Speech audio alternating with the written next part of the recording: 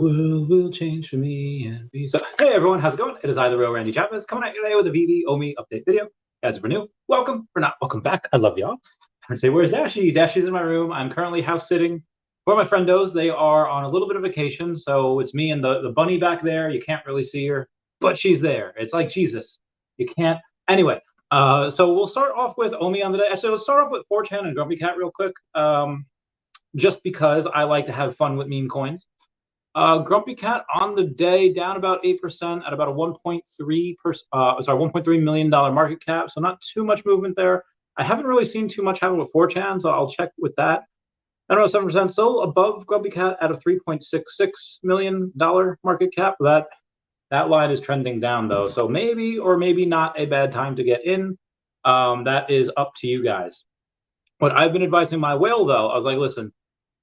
He keeps telling me, like, yo, Chavez, I want to make money. How do we make money? I was like, sir, there's multiple different ways to answer that. You ask a professional poker player, what's the best way to, what's their favorite hand? What's the best play to play a certain hand? Like someone, like I know, like Tammy Hannah hates pocket tens. I love them. She might be a little bit better of a poker player than I am. But I went over this in a video yesterday. Oh, shout out to Bill Gardner. I'm coming up, so it's better get this party started. Thank you for the $10 super chat. If you're new, welcome. Not welcome back. What else I do? Oh yeah. Comments, likes, and subscribes are free ways to support the channel. Non-free ways are Patreon, smashing that super thanks button down below, super chat as well. Yada yada yada. Okay. Yeah. So OMI, I went over this in the video yesterday. There's a decent reason why OMI was up 7% and then 2%, and it's only up about 0.6% today, but we are above that 00064 mark. That 64, it's been 63 for a little while. Might go a little higher for a couple of reasons, and so I know a buddy of mine. I can't say who the name is. I can't even say where it's from. I'll probably give it away. Millions of followers on Twitter and other places as well. And he has a theory. He's like, I hope they never come out with Veveverse. And he has a lot. He has like not double the amount of OMI I have, but he has a lot of OMI. And he's like, I hope they don't come out with it. And I hope they do this. I'll tell you why. He's like, I hope they just keep releasing trailers and teasing, because every time they do, you'll see OMI go up. And I was like, oh yeah, I want the Veveverse to come out at some point. He's like, yeah, but the teases, that's what gets it pumped. And I was like, okay, we'll see. And lo and behold, it's been teased the last couple of days, and finally the beta is going out. So it started at San Diego Comic-Con, where you had a couple of people, and this has not been shared with the public. You had a couple of people that saw the Marvel version of the Veveverse. So like everyone's going to get their home space, everyone's going to get their home room, whatever it's called, and you can make it whatever you want. Like it doesn't have to be Marvel, but in order to get it at San Diego Comic-Con, we had to make something specifically for Marvel. And so it was loaded with some mighties. There were comics on the walls. There was whatever. So anyone who saw it was able to go and describe what it was. But we've seen like no public reactions, even no public pictures of that. So it's been very, very curious. Only the people at San Diego Comic-Con were the ones that were able to see it. And since then, again, like this is not even privileged. It's public information, but so few people know about it. I guarantee the people that saw it, they're like, oh, people are going to freak out when they see this, because it's such better quality than what we're used to. The public Veveverse that we've seen was at DCon last year, and it was good. It was fun. It looked like it was made on Unity, but the stuff on here was super, super 4K. It was super amazing. It's the highest quality you've ever seen on anything on Veve in the Veveverse, and it's everything. Like it's I don't care what your collectible looks like in the showroom or on the app. It's gonna look heckin' amazing over in the Veveverse. So that being said, that's part of the reason why. So I go and tell him like my new whale, which after he went a little crazy this morning and bought sub 100 set of the Wreck-It Ralph, I was like, and he's asked me like, Chavez, this didn't sell out. Not everything sells out. Why you tell me to buy this when it doesn't sell out? I was like, all right, listen, obviously some things are better than the other things. Some things are more speculative than others. Obviously someone like Luke Skywalker is going to be a lot more popular than some decon stuff. But there's going to be some decon stuff where those artists are going to blow up, and it's going to do whatever. So I was like, listen, you don't want to invest based on what we know and have today. You want to invest based on what's going to happen in the future. And I tell him this, and he's like, okay, so what's going to happen in the future? I was like, okay, well, think about it. I've talked to him about Web3. I was like, listen, a lot of Web3 peeps are here, and those are people that are super nerdy. They're super into tech. They're super like purist, and they're mostly males in their 30s and 40s, 50s, and there's very few women here. Like I showed my YouTube analytics where there's like 1% of women that watch me. There are probably a bunch of women that watch other people. Like if Taps was here again, to get all the women viewers, but it just goes to show that this is a heavily dominated male field. So when you have things like Alice in Wonderland, you have things like Encanto or Moana, they're not doing well right now because no man in their 30s really gonna buy those things. So I tell him, I was like, hey, listen, if you have any inkling on the people that's going to like this stuff, which again, anyone like Animal Crossing, that's kind of like a unisex game, both guys and girls can play it, but more girls play that game than I think any other video game outside of like Bejeweled Blitz or something like that. Like girls love the crap out of Animal Crossing. What do you think the Veveverse is going to be like, where you could rearrange your furniture, you could rearrange your collectibles? That is peak vintage stuff that women love. So I was like, okay, so yes, most of this stuff that has not sold out on the app, that is doing very poorly on the app, that's for the audience we have now. That's why RoboCop does really well. That's why Star Wars does really well. That's why a bunch of these amazing, manly things do really well. But what's going to do well in the future?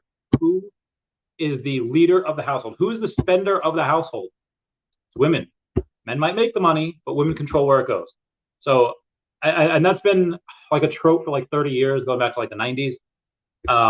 But it's true, like markets, women dictate markets. So when you go and you take a look at who's going to be here, I was like, hey, Wreck-It Ralph, people might buy it for the kids. That is a little bit nostalgic. Some guys do like that as well. So he went hardcore on them. He went hardcore on the Incredibles. He went hardcore on these. And there's just one person. It's just one facet of this. And I brought this up a couple of times, but when Veve Magic, I really have to get her on a podcast. Again, she met someone at San Diego Comic-Con on like a Friday or a Thursday, whatever. A couple days later, she meets him again, and he's like, yo, I spent like thousands of dollars. I'm Diamond 1 now. And she's like, I just showed this to you 2 days ago. How are you Diamond 1? And it's like, I spent thousands of dollars on this. And again, these just all of these things separately, you're like, oh, that's cool. It's a one-off. But all of them put together, it's like Gangs of New York. The 5 points might just be points, but you put them together and they make a fist. Got to pound people. I'm sorry. Okay, moving on. We have a bunch of other things to go, a bunch of stuff to go over here before Lori gets here. So we have somebody that has a 100 Fantastic Four common, Fantastic Four #1 commons, which is absolutely bananas, absolutely bonkers that you have people that stack, and that's like not a cheap comic. It's not like a $4 comic. Pretty expensive. More specifics.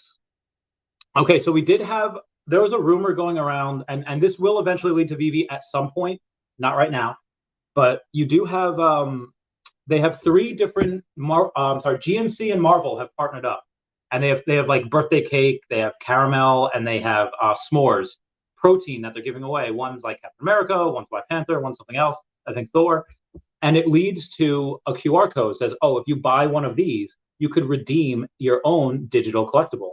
So I had a couple people message me, and it's like, yo, is this Veve? Is Veve? I bet it's Veve. So I do take a look at it, and I go and I take a picture of some of the replies from GNC themselves.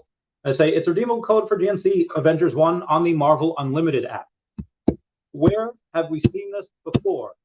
Moon Knight, She-Hulk. We've seen this a bunch of times before, and it's going to be in the new Daredevil Born Again series, where you have all those QR codes that you're going to be able to scan, you're going to be able to get comics, and that's fine for the Marvel Unlimited app.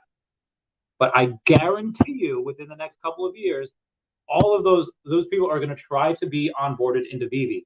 Marvel has a very, very specific want and need to get them onto Veve. Yeah, sure, they have them right here. They pay X amount of dollars a month, whatever, cool. But a bunch of these people, again, the nerds of the world, like moi, like, why did you get the number 41 logos? Not my smartest move. Overpaid for them all. I mean, will that pay off in the future? Yes, absolutely. Guarantee you I sell those for 6 figures at some point. But, as right now, there's probably better things to get. Things that have a much better chance of not having sub 41s on them. But it's for clout. It's because it's cool. Because nobody else can do it. And it's a huge flex. And People do that all the time with like Lambos and Ferraris just so they can get cool Instagram posts. Yo, do it for the Vine. Like, where do you think this originated from? Do it for the Vine. Do it for the Instagram post. A bunch of these people, especially people that don't have much else, this is what they do. And they're going to go super, super hardcore on them. And what else are they spending money on? Okay, watch The Big Bang Theory. You have nerds that pay their rent and they get food, and then everything else goes towards comics. Everything else goes towards Comic-Con, towards real fun toys, science toys, nerd toys. And that's what you're going to get here. Speaking of which, yeah, so it's Avengers digital comic from 2023, number 1. It'll be viewed in my library, but again, that's for Marvel Unlimited app right now. That is not for the that is not for Veve yet, but I do believe that'll happen at some point. In the macro, we have Sam Bankman-Fried, who donated $93 million in stolen customer funds to U.S. politicians. Today, the U.S. government dropped a political campaign financial criminal charge against SBF, meaning they are not charging him. What has been happening is SBF had gone and said, oh, I'm going to donate a bunch of this money to these politicians' campaigns. What happens? Well, Washington decides, oh, we're going to send $500 million over to Ukraine. How many billions of money going to Ukraine? What does Ukraine do? Well, we have a run rate of X amount of million or X amount of billion per month. We could only spend so much of this. Let's make our money work for us. Let's go to the number 1 or number 2 company in the world where our money should be safe. Let's give it to FTX. And then, boom, like, it's a vicious cycle. Let's give money to the politicians that take the U.S. taxpayer money, give it to Ukraine, and they get it in form of kickbacks of Jesus, tap dancing Christ. Our government sucks. Moving on here. Crypto T says BlackRock is terrified of Bitcoin. Why would people give them money to manage when Bitcoin outperforms all of their funds? And people will find this out. We'll find this out in the next couple of years. You have Fidelity. I think Lori Brenner's actually been talking about this. I'll ask her about this when she gets on. You have Fidelity, you have BlackRock, and then you have Deutsche Bank that are all offering IRA rollovers. A lot of people, when you have an IRA, an individual retirement account, you cannot take money out of that account, or it's going to be taxed like a motherfucker. So they're offering tax-free IRA rollovers to go from your normal IRA into a Bitcoin Ethereum IRA. And right now, everything's going to be hunky-dory. Everyone's going to be like, oh, look what my IRA did. Thank you, Deutsche Bank. Thank you, Fidelity. Thank you, BlackRock. And they're going to see gains like they've never seen before.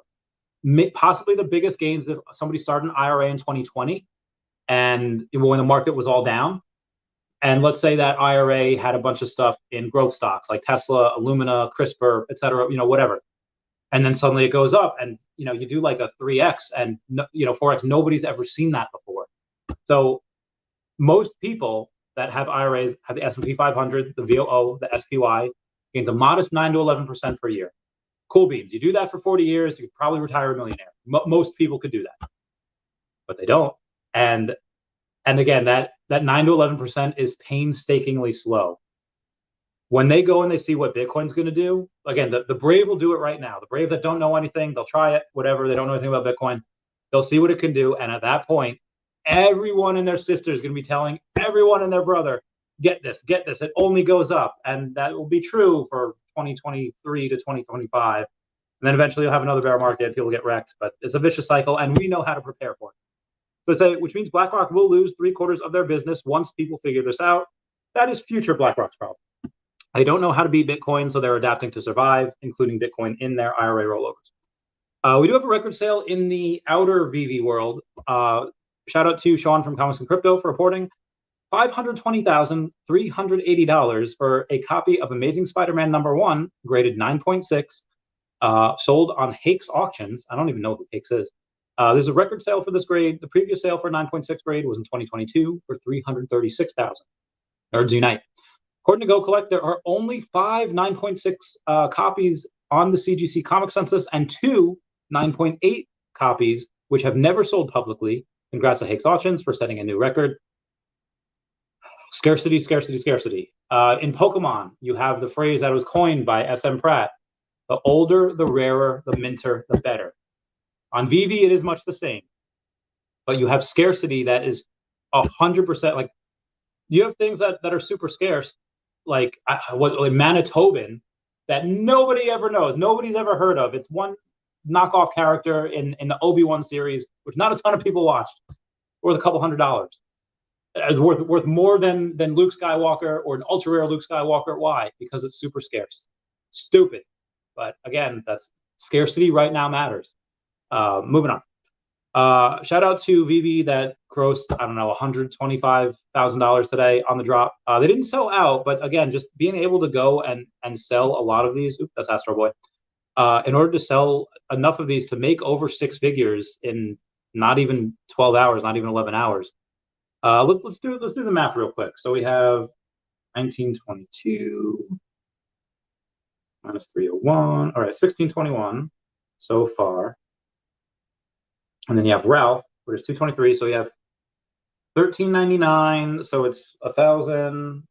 That's 1,176. So it's plus 1,176. So 2797. And then the Vanellope, which had 909, was 134. So it's 209. So it's 7 plus 75. So 775. So plus 775. 3572 times 40, you're $142,000, which is pretty heckin' good for a drop that, again, isn't as nostalgic as we would like it to be. I don't think it was really a thing until like the mid to late 2000s. So I think it did really well. But also part of the reason for this is you have the pencil airdrops that are going to happen. And be advised, guys, if you buy this off the market, you could buy a Fix-It Felix for $19. You could buy that off the market, but you don't get the airdrop unless you buy it from the store. You have to click buy it now, and you have to spend the $40. Is it going to, if you don't like Wreck-It Ralph, is it going to be worth it?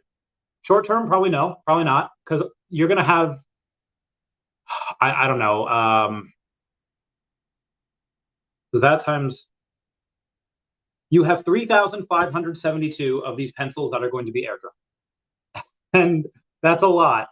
What are they going to go for? Like $6, $10? So if you get a Ralph, I think even he's like 25. Currently, short term, no, it probably won't be worth it. You could probably just buy the pencils off the secondary market. Once you get 5 of them, 1 from each drop, by December 31st, you'll qualify for that crafting event. But long term, again, these are very, very scarce for the amount of people that are going to come in long term. Again, Moana, Alice in Wonderland, Encanto, and Wreck-It Ralph, all stupid undervalued. And talk about undervalued. Minnie is still like $100. That's a first appearance Minnie. That's like one of the mascots in the Fab Five of Disney. You almost can't think about Mickey without Mickey and Minnie. Like it's almost impossible. There's like 2,000 of her, and people are sleeping on her. Jesus Christ, that is so stupid. Moving on here. We've got Evan Curtis, who has been in OMI for a couple of years. He made his first purchase over on Veve, the 1976 Spider-Man, first ever purchase on Veve, so shout out to him. Saying he's been purchasing OMI since February of 2021. Decided I'll be concentrating on comic books until Veveverse is rolled out. Excited to see the upcoming years. And this happened after the Bloomberg posted about him. Says, I'll be dabbling into collectibles now. I remember being the Bloomberg lab during college. So shout out to Bloomberg for getting us someone else. Diet. Sorry, crazy stuff. Veve Digital Collectibles had posted. Been a while. Let's catch up, shall we? Join us on Monday, 31 July at 1 p.m. Pacific Standard Time, 4 p.m. Eastern Standard Time, for a chat addressing waitlist issues, MCP, Veveverse beta, and more. So there are a couple of things that's going on. And in case you haven't updated your app recently, there was a new update yesterday or 2 days ago. And that is for people that it wasn't anything crazy. It was just minor bug fixes, minor things. So they didn't have anything crazy. But again, it was still an update. So definitely go update that. What do we got here? It's the whale stuff. So Dr. Prophet shared his email saying, you have been selected for Veveverse beta access. That all of that is rolling out, and I did talk about that a little bit before, but something else I really want to go over is that do not expect videos or pictures of things to surface right away, because there is important information. There's a follow-up email, a secondary email that people are getting after they get the beta invite that says, we welcome your feedback about the Veveverse during this beta phase, but you won't be able to share any images, videos, or information with anyone outside of the Veve team without our approval or direction, whether on social or otherwise. This is very important to both us and our licensors as we look to continue to evolve the Veveverse further during the beta phase to create the best possible experience for our users when it's launched. In order to participate in the beta phase, you will need to sign the Veveverse beta. You'll need to sign the Veveverse beta like a not DNA. Do not share, whatever that's called. So I'm just letting y'all know. Mostly correct stuff. All right, so if now that we have, it looks like Veveverse is happening, MCP points are going down. I mean, like going down, we're going to have a use for them. A lot of people have been asked, okay, what are the best way to stack MCP points? Well, there depends which strategy you do. You could do a bunch of the posters if you have a lot of money. Posters have, like the Tomorrowland, the Disney posters, they're all secret rares. And they give you a lot of MCP points. If you're wanting to complete more sets, there's the Decon UK mascot, which is $10 for complete set. You have a Deadpool chimichanga truck, $12. You can complete 2 sets for $21, for like $22. Pretty heckin' cheap. Speaking of posters, there are a bunch of poster sets from James Bond that are like $30. And you can go and do that to stack MCP points if you want to go and complete these sets. Those are the cheap sets. Getting, I think, uncommon or rare comics can be really good, but obviously they, only so many of those you can buy. Then the price goes up. But yeah, I think one of the other better ones is the DC Christmas cards. It's like the Justice League Christmas cards. I think would cost you less than $150. And again, they're all 3 of them are secret rares, so you do have incentive to do that. Moving on. Airport. Ecomi has just updated its secure wallet app for the first time in like ever. So to shout out to them for going and updating that, because I know people have been hot on them for a while. Okay, so surprising sales. I noticed the other day that there were a bunch of low mint sales for Monster Hunter. And apparently Monster Hunter is extremely big in Japan. Like, it's one of their favorite games. So as Japan is coming on and as Japan is being onboarded, I think they'll do Japan first before China. That's going to be very huge. So obviously Ultraman, obviously you have Astro Boy tomorrow, which I'm going to go for. Hopefully I get them on the drop. If I do, great. If not, I mean, there's not like a small amount. There's a good amount. There's like 3,300, 3,400, however much of him. So there is a good amount of him. You should be able to get him for less than $50 on the secondary if you don't get him. So yeah, some people might stack. Some people might go for super low mint, whatever you want. I might stack instead of doing low mint. But again, the reason I would do that is because what do people do first? People go in and they buy what they like. And then once they kind of learn the ropes a little bit, oh, sub 100s, yes, I'll do that off the stuff I really like. And it could be off the stuff that they like, or it could be off the stuff that they think is going to, achieve higher value. But I'm trying to think of percentages.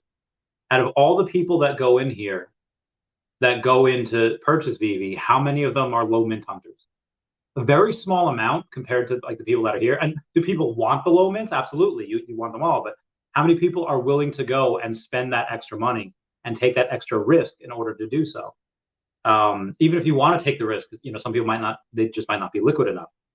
So right now, what I would do, or what I'm doing, not what I'm telling y'all to do, is if I have the chance, I'll stack a couple of them, and this way, they'll be easier sales. Well, hello, Lori. Well, hello, the Queen Veve. How are you? I am well. How are you? I am doing all right. We were just all hanging out here, going over some of the news.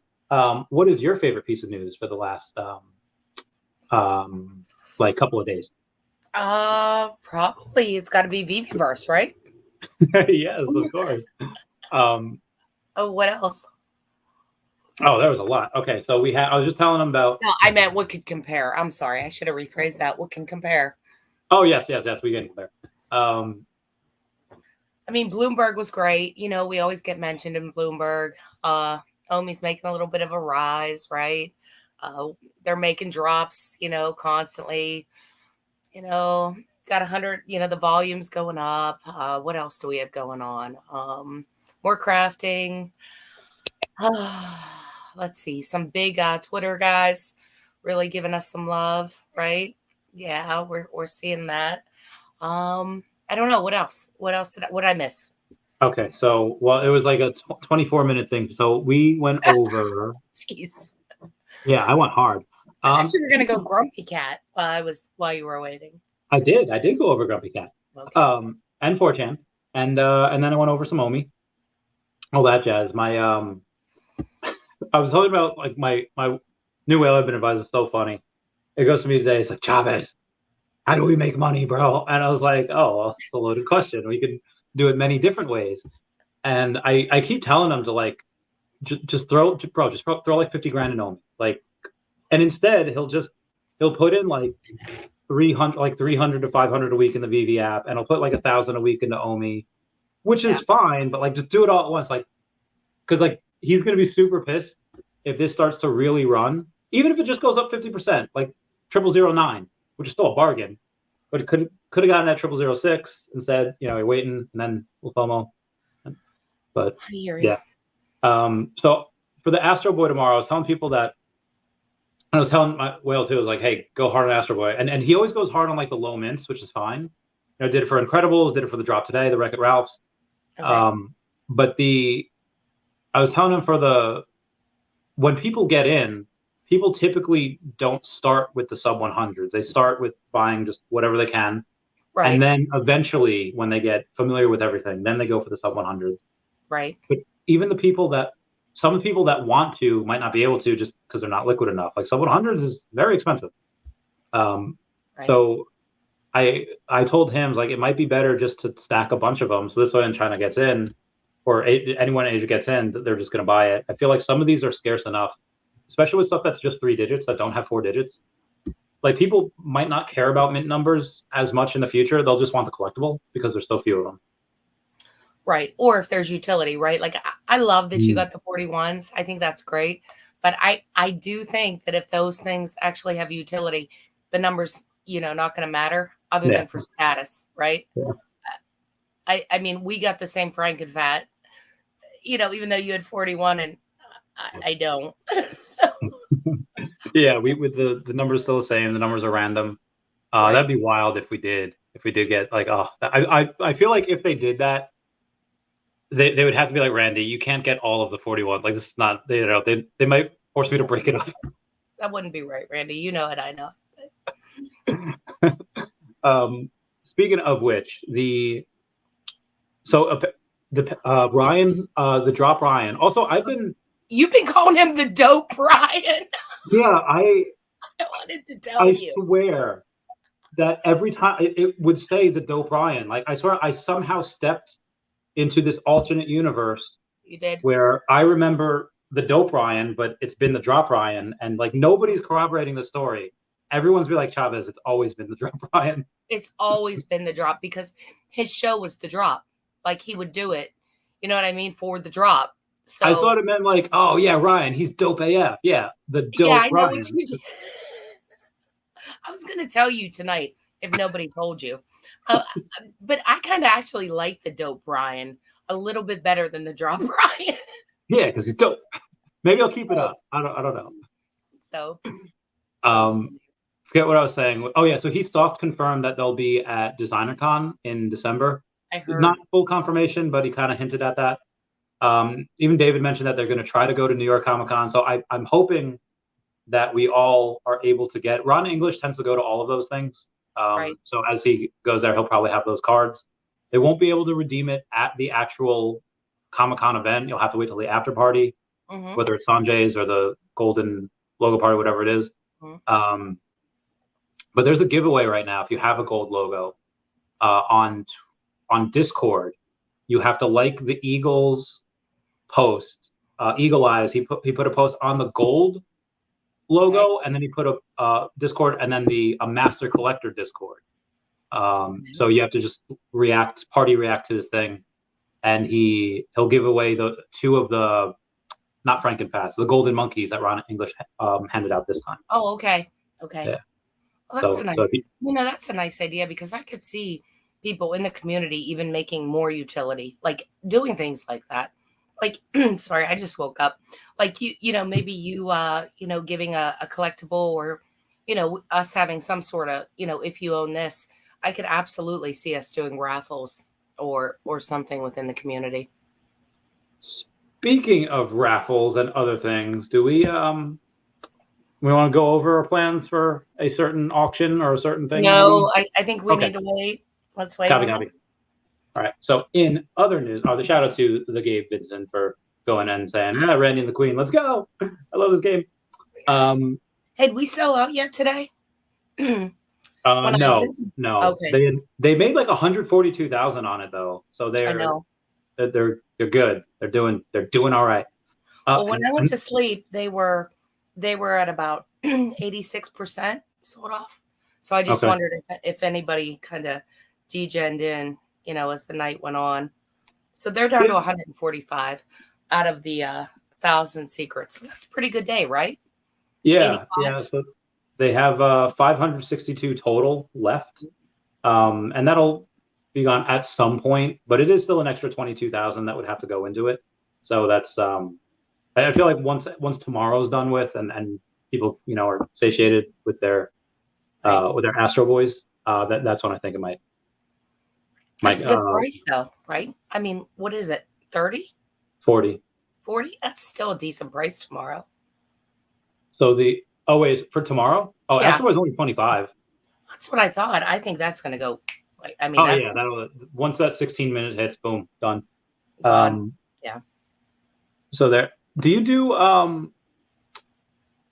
if you get one? Let's say if you're selected for waitlist and you get one, do you also go for the rebound as well, or do you be like, nah? It depends on what it is. Yeah. But I've never been selected. So. Oh, really? I was selected today. Me too, and I didn't buy one. No, I never. I think I got a Red Hulk, and I don't know if that sold out either. So I don't think I was Red Hulk sold out. On the first. Did it really though? Like right away? It might not have been right away, but Red Hulk did sell out pretty quickly within a day. Yeah. Well, that's what I mean. I don't think there was competition. So I did hit that one, and I hit the one today, but I don't think there was competition. So I've never really hit one, like a sought after one. Like I didn't hit Iron Man. I didn't hit Stanley. I have had no luck with waitlist whatsoever yet. So. Oh man. Well, tomorrow's the day. I forget what that's called in like sports, where it's like if you have like a certain percentage, like let's say like shots that you make, let's say you're 50% on your free throws on whatever. If you miss the first 5, it's all good. I'll make my next 5 because that's a percentage. So hopefully you go. If and I you strike out twice and I hit once, I'll still have a 333 batting average. Yeah. Yeah. Okay. We'll go with that for now. Exactly. Yeah. The wait list has not been kind to me. Now my son's been crushing it. He gets picked every damn time. Oh, nice. How's he feeling? He had like 3/4 of a tub of ice cream yesterday. He was telling me. Oh, I don't know. You know what? Whenever you're that age, you could eat. He can just. Yeah. Oh my God, Randy! He eats pounds of meat at a time, like pounds. Nice. Like I'll make like 5 pounds of chicken breast, and he'll eat like he'll knock half of it off and just eat. Growing boy. But now he's doing good. But he did really great. He hit the Iron Man. I had him flip it. A lower 100 number. He flipped it for 400. I know. And my husband's like, tell him to drop it to 375. He can't compete. I'm like, you know what? Screw it. Just leave it and let's see what happens. And like 2 hours later, he comes home. He goes, Mom, it's sold. It's sold. So he was just over the moon selling his, I can't remember, but it was sub one. It was between, 110 and 140. And he got it off, and I'm just like, he's so happy. Like, and he did that all.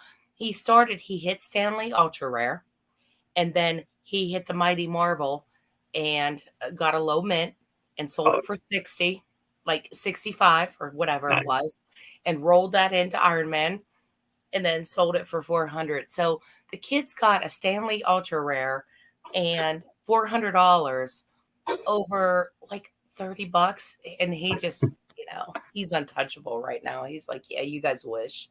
I'm like, We do. I kind of do.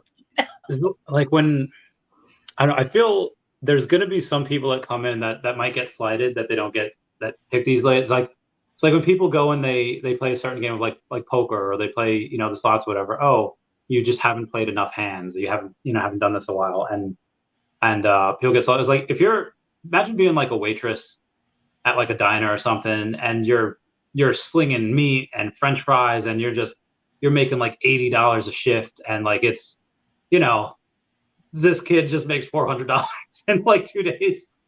I know, right? And I'm like, this wouldn't happen if you weren't lucky, because this was all luck. But I don't know. He's loving it. He's playing the game. He's having fun. So we'll see where it rolls into. But yeah, I have been unlucky.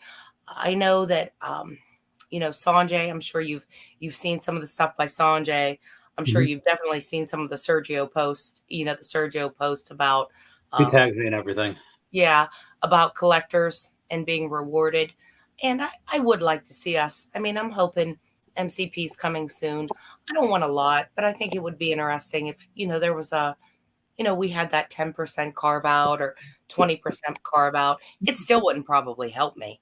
I'd still probably be left out of that. But I have seen a lot more people kind of raising the flag on, like, hey, reward us, Are you master collector? Yeah, I am. Oh, okay. So I feel like it'd help. I feel like you'd be able to go and get a couple of good things on there. It could. How do you feel?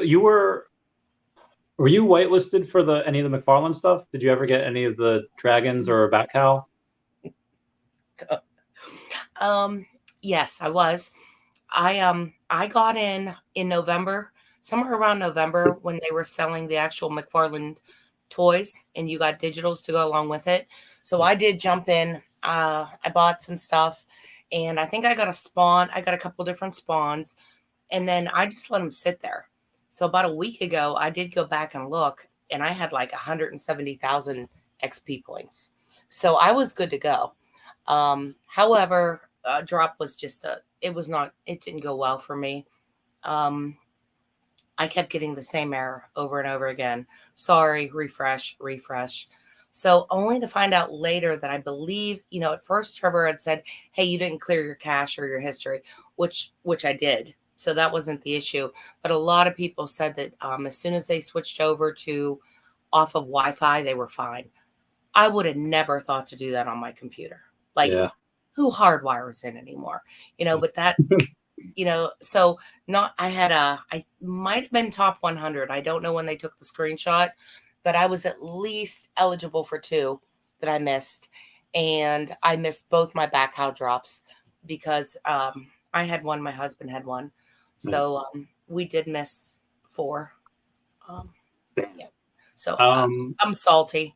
And I'm not, I don't want to even say anymore because I didn't even go on Twitter yesterday because I was just like, you do have the space that you're doing on Tuesday? Yeah. We are going to have Trevor on Tuesday. Yeah. Okay. It reminded me of your text of one of the things you're going to ask him. You're on fire with those. I am. I'm going to ask him why we can't make our 6-inch Superman any bigger. That's what I'm gonna have. But that's not what you said in the text. In the text, you said, like, why can't we go any bigger than 6? Why can't? Where is it? Why can't you go any bigger than 6 inches? Yeah. And then it was something about, I definitely asked him why can't get bigger than 6 inches, which was hysterical. And then you said something about a V card. It said I meant to say your VV card. And I said you'll get a V card. And it's like that's probably not a good thing to raffle off. I don't know if David still has his V card. And then today you just asked me if I was shit. So I'm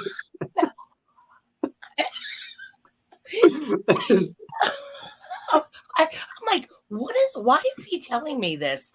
And I'm like, why is he telling me that people are telling me shit? And then I go back up and I'm like, oh God. You know what the problem is, Randy? My vision is not good. I know, So I I was just use teasing that. you. So to sit there and try to text is so small. And I need to check it, but I'm in a hurry. I'm excited, whatever. And I do it quick and I go back and I'm like, oh God, no. Oh God. You're like, well, some people think I'm shit because, and I'm like, why are you, Randy? Do you need counseling? And I look back and then I'm like, Randy, are you shit? I meant to say, are you sure? By the way, I wasn't sure what you meant to say. I thought it was like invite. You know, I was thinking like IT, and then something. I don't know. Like, are you hither? Like, I don't know. I was trying to think of what could autocorrect to that, but I think it was sure. I think I was going to say, are you sure? Um, but yeah, it's, the price you pay. Oh, geez. So what do you think? What do you think about Veveverse going out today? Who else have you heard? I know, our friend Dr. P Mhm. has it. Who else? Do you know if There, anybody else? there was somebody that had messaged me. I don't know if it was his or not, Hmm. because Vivi had gone on and they had tweeted out before. It's not a. It's not a. It's not based on how much you spend on the app, but it says it's based on your activity in the app. Not just. I was like, why didn't I get in? Because I Oh, literally go in. every I'm on day. there hours a day. Me too. But they said it's based on particularly your activity in the showroom, and I'm never in there. So it's like, I'm never in this show. No, I'm not. so I think that's what they want to do. They want to get like the vaultaholics that spend a lot of time in the showroom to absolutely Smart. deck out the. So and then somebody had mentioned to me. I guess Because he then spends we'll a lot see of their time in the tweets, showroom. right? And they'll look really good rather than you and I like placing our Batman, our first on the blockchain, Todd, in the middle of the room and then just like it being all off kilter and, sending that out versus something that like Vaultaholics will do that'll look, phenomenal because that'll be obviously better for business, right? I mean, you want to see the guys that make it look good, not you and I with our feeble attempts. Um, yeah, I have like Catwoman and then like a couple of the Labbits. Like my vaults. I'll show it before the night's over. You'll just be like, yeah, I could see why you didn't get access to the Uh, universe. so I I'm really lose excited it. about this I lose because some pictures. Like they go into the wall, and then I what can't find my collectibles. oh, because they're behind the I gotcha. do that all the time. Underneath, I lose shit all the time. So I okay, see that could be an issue. yeah, that's probably an issue for me Um, at least. what I really love about it is the people that have been extraordinarily dyspeptic about it. Super fudders like, oh, BBverse will not come out until 2025. I Why do guarantee you it. have a British accent when you say Yeah, I don't know. It's just what I do when I'm a fudder. And obviously, in general, I've just been a little more Pollyannic, but especially blockchain today when they, Randy? yeah, what? Blockchain Randy. Yeah, blockchain Randy. Uh, like I said, just very excited that they're rolling it out at least to beta. And I know they've tried this once before and it kept crashing, but it's because everything is going to be so much better than what we saw at Decon. The stuff at Decon looked like Unity Engine. You know, it looked like our collectibles, Right. but the stuff that they showed at Comic Con was just absolutely out of this world. And I can't wait for. I don't know how you're going to be able to deride it. I don't know how you're going to be able to go and like poke fun at it or like I don't think it's possible. Like Oh, and come on. You yeah, know where there's a will, where there's a flutter, there's a way. But I'm not surprised because I don't think Dan would have put himself out there. I yeah, mean, there's no way I think Dan would have made that mistake again, Randy. I think he would have gotten absolutely crucified. So I think they were already like they had their finger on the button or knew everything was going out when Dan had said that a couple days ago. There's no way that I didn't know that wasn't coming, because Dan would have been just. I think even in some of our texts, you saw, do you guys really think it's in 2 to 3 weeks? And people were like, "Ugh." So I was glad to see that. Plus, the team's going to have a space, right, on Monday. yeah. So that's There would exciting. have been a deluge of complaints if the invites had not gone out. It would have been It would have been horrible. That's why I was kind of sure. I'm like, okay, Dan and David have to have learned their lesson by now. Like, Yeah. even when David was on the Queen's Court in January, February, he started dropping dates, and I'm like, David, dude, stop, just stop. So when I heard Dan say that the other day, I'm like, yeah, there is no way Dan would do this. He's not that dumb. And it's like whenever they tweet, they speak, they're in a space, do a video. I feel like everyone's just preening on every word that they say, and they're just hoping for any sliver of any inside info or any sliver of things and any alpha that they're doing. I think obviously that's why Omi's running too, because now we're a metaverse project. We'll be listed as a metaverse token. So I'm pretty phenomenal. excited. That's so bullish to me right there. Yeah. So bullish. I'm excited. Astro Boy, though, you touched on Astro Boy.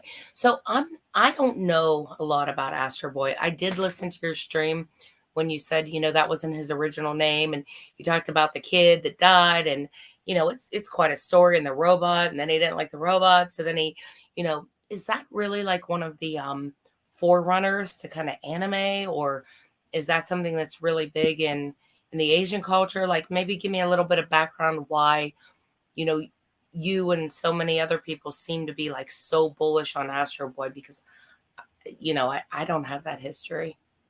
It's so there's an episode of Power Rangers Dino Thunder where the new Power Rangers are learning about like the history of the Power Rangers, and then they find out like, oh, their professor, who's the new Black Ranger, he was the original Green Ranger, and they're like, oh my God, our teacher is the oldest living Power Ranger. And then like the waitress that he knows comes up and drops this line. It's like, not the oldest, just the best. And like gives them a wink. Maybe this is a bad. All right, so it's not that it's the best anime, but it's one of people's first animes that, had existed. The first mangas is one of the first ones that came out really right after World War II. Wow. There's a really weird TikTok I saw where people were just saying, World War II has given us hentai. Like dropping the atom bomb has given us, and they make this too early for that, Randy. Not yet. Just wait. So it's not like everyone's favorite thing. Like, oh my God, this is my favorite thing ever. Many people be nostalgic about it. It's like my friend that I used to work with, Mr. Jones, the civilian guy who worked with us in the military.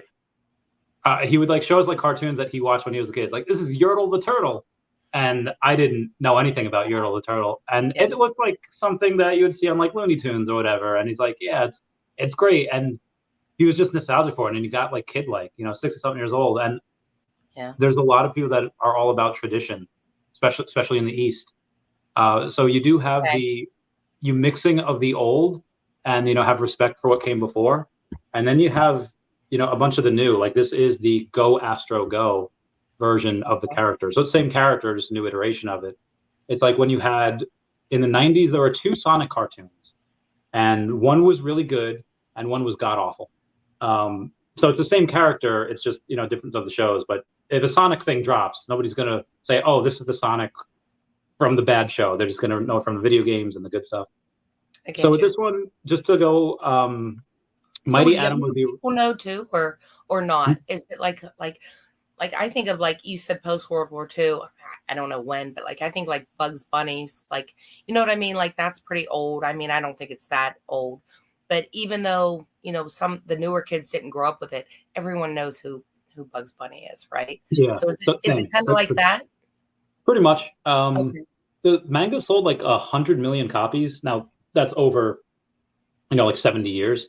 But still, it's a very long. Still, even at like 10 million or 7 million, a decade, that's still going up to 100 million. It's pretty legit.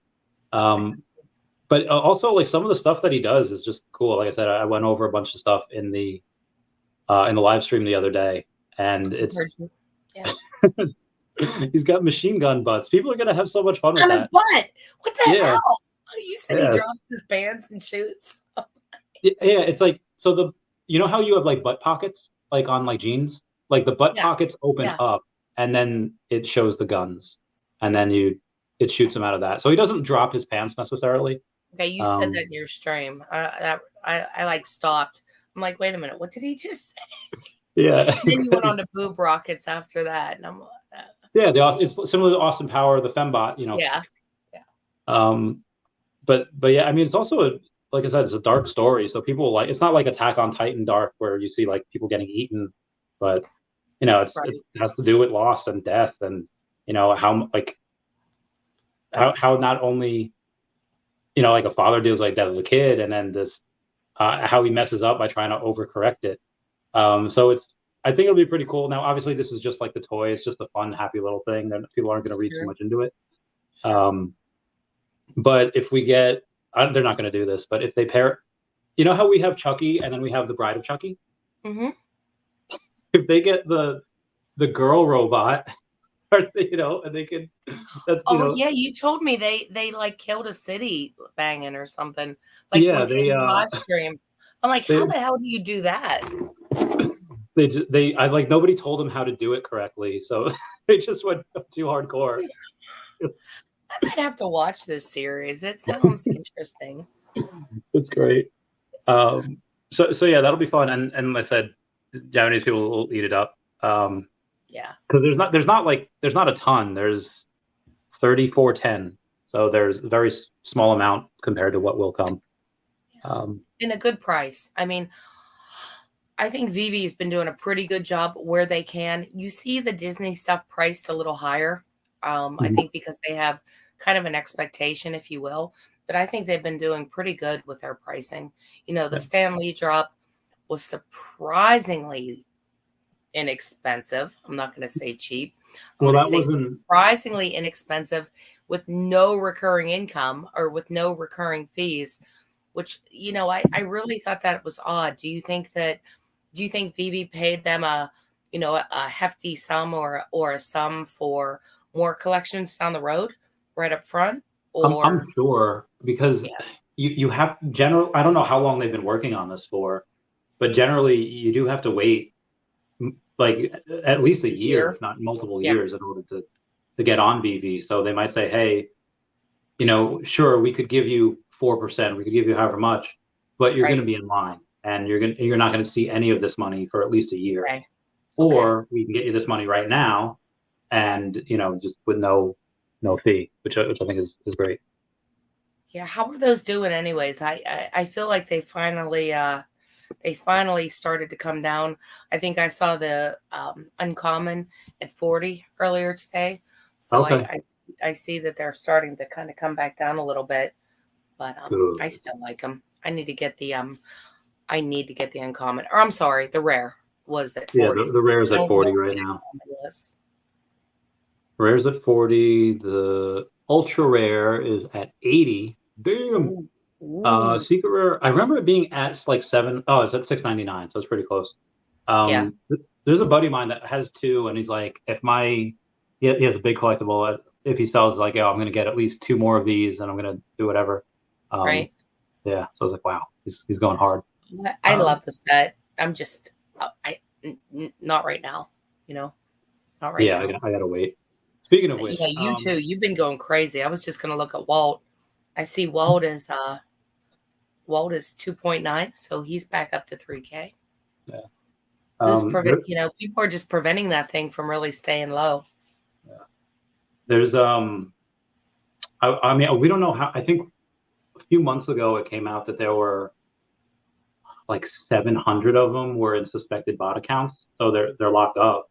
So you have between that and what Dr. Profit has, you have 25% of them that are locked up. So you have a really less in supply than what people think. And and I mean, when I think it saw its rise after the Apple keynote when they were showing all of the Disney stuff. A buddy of mine bought like 4 of them. I was like,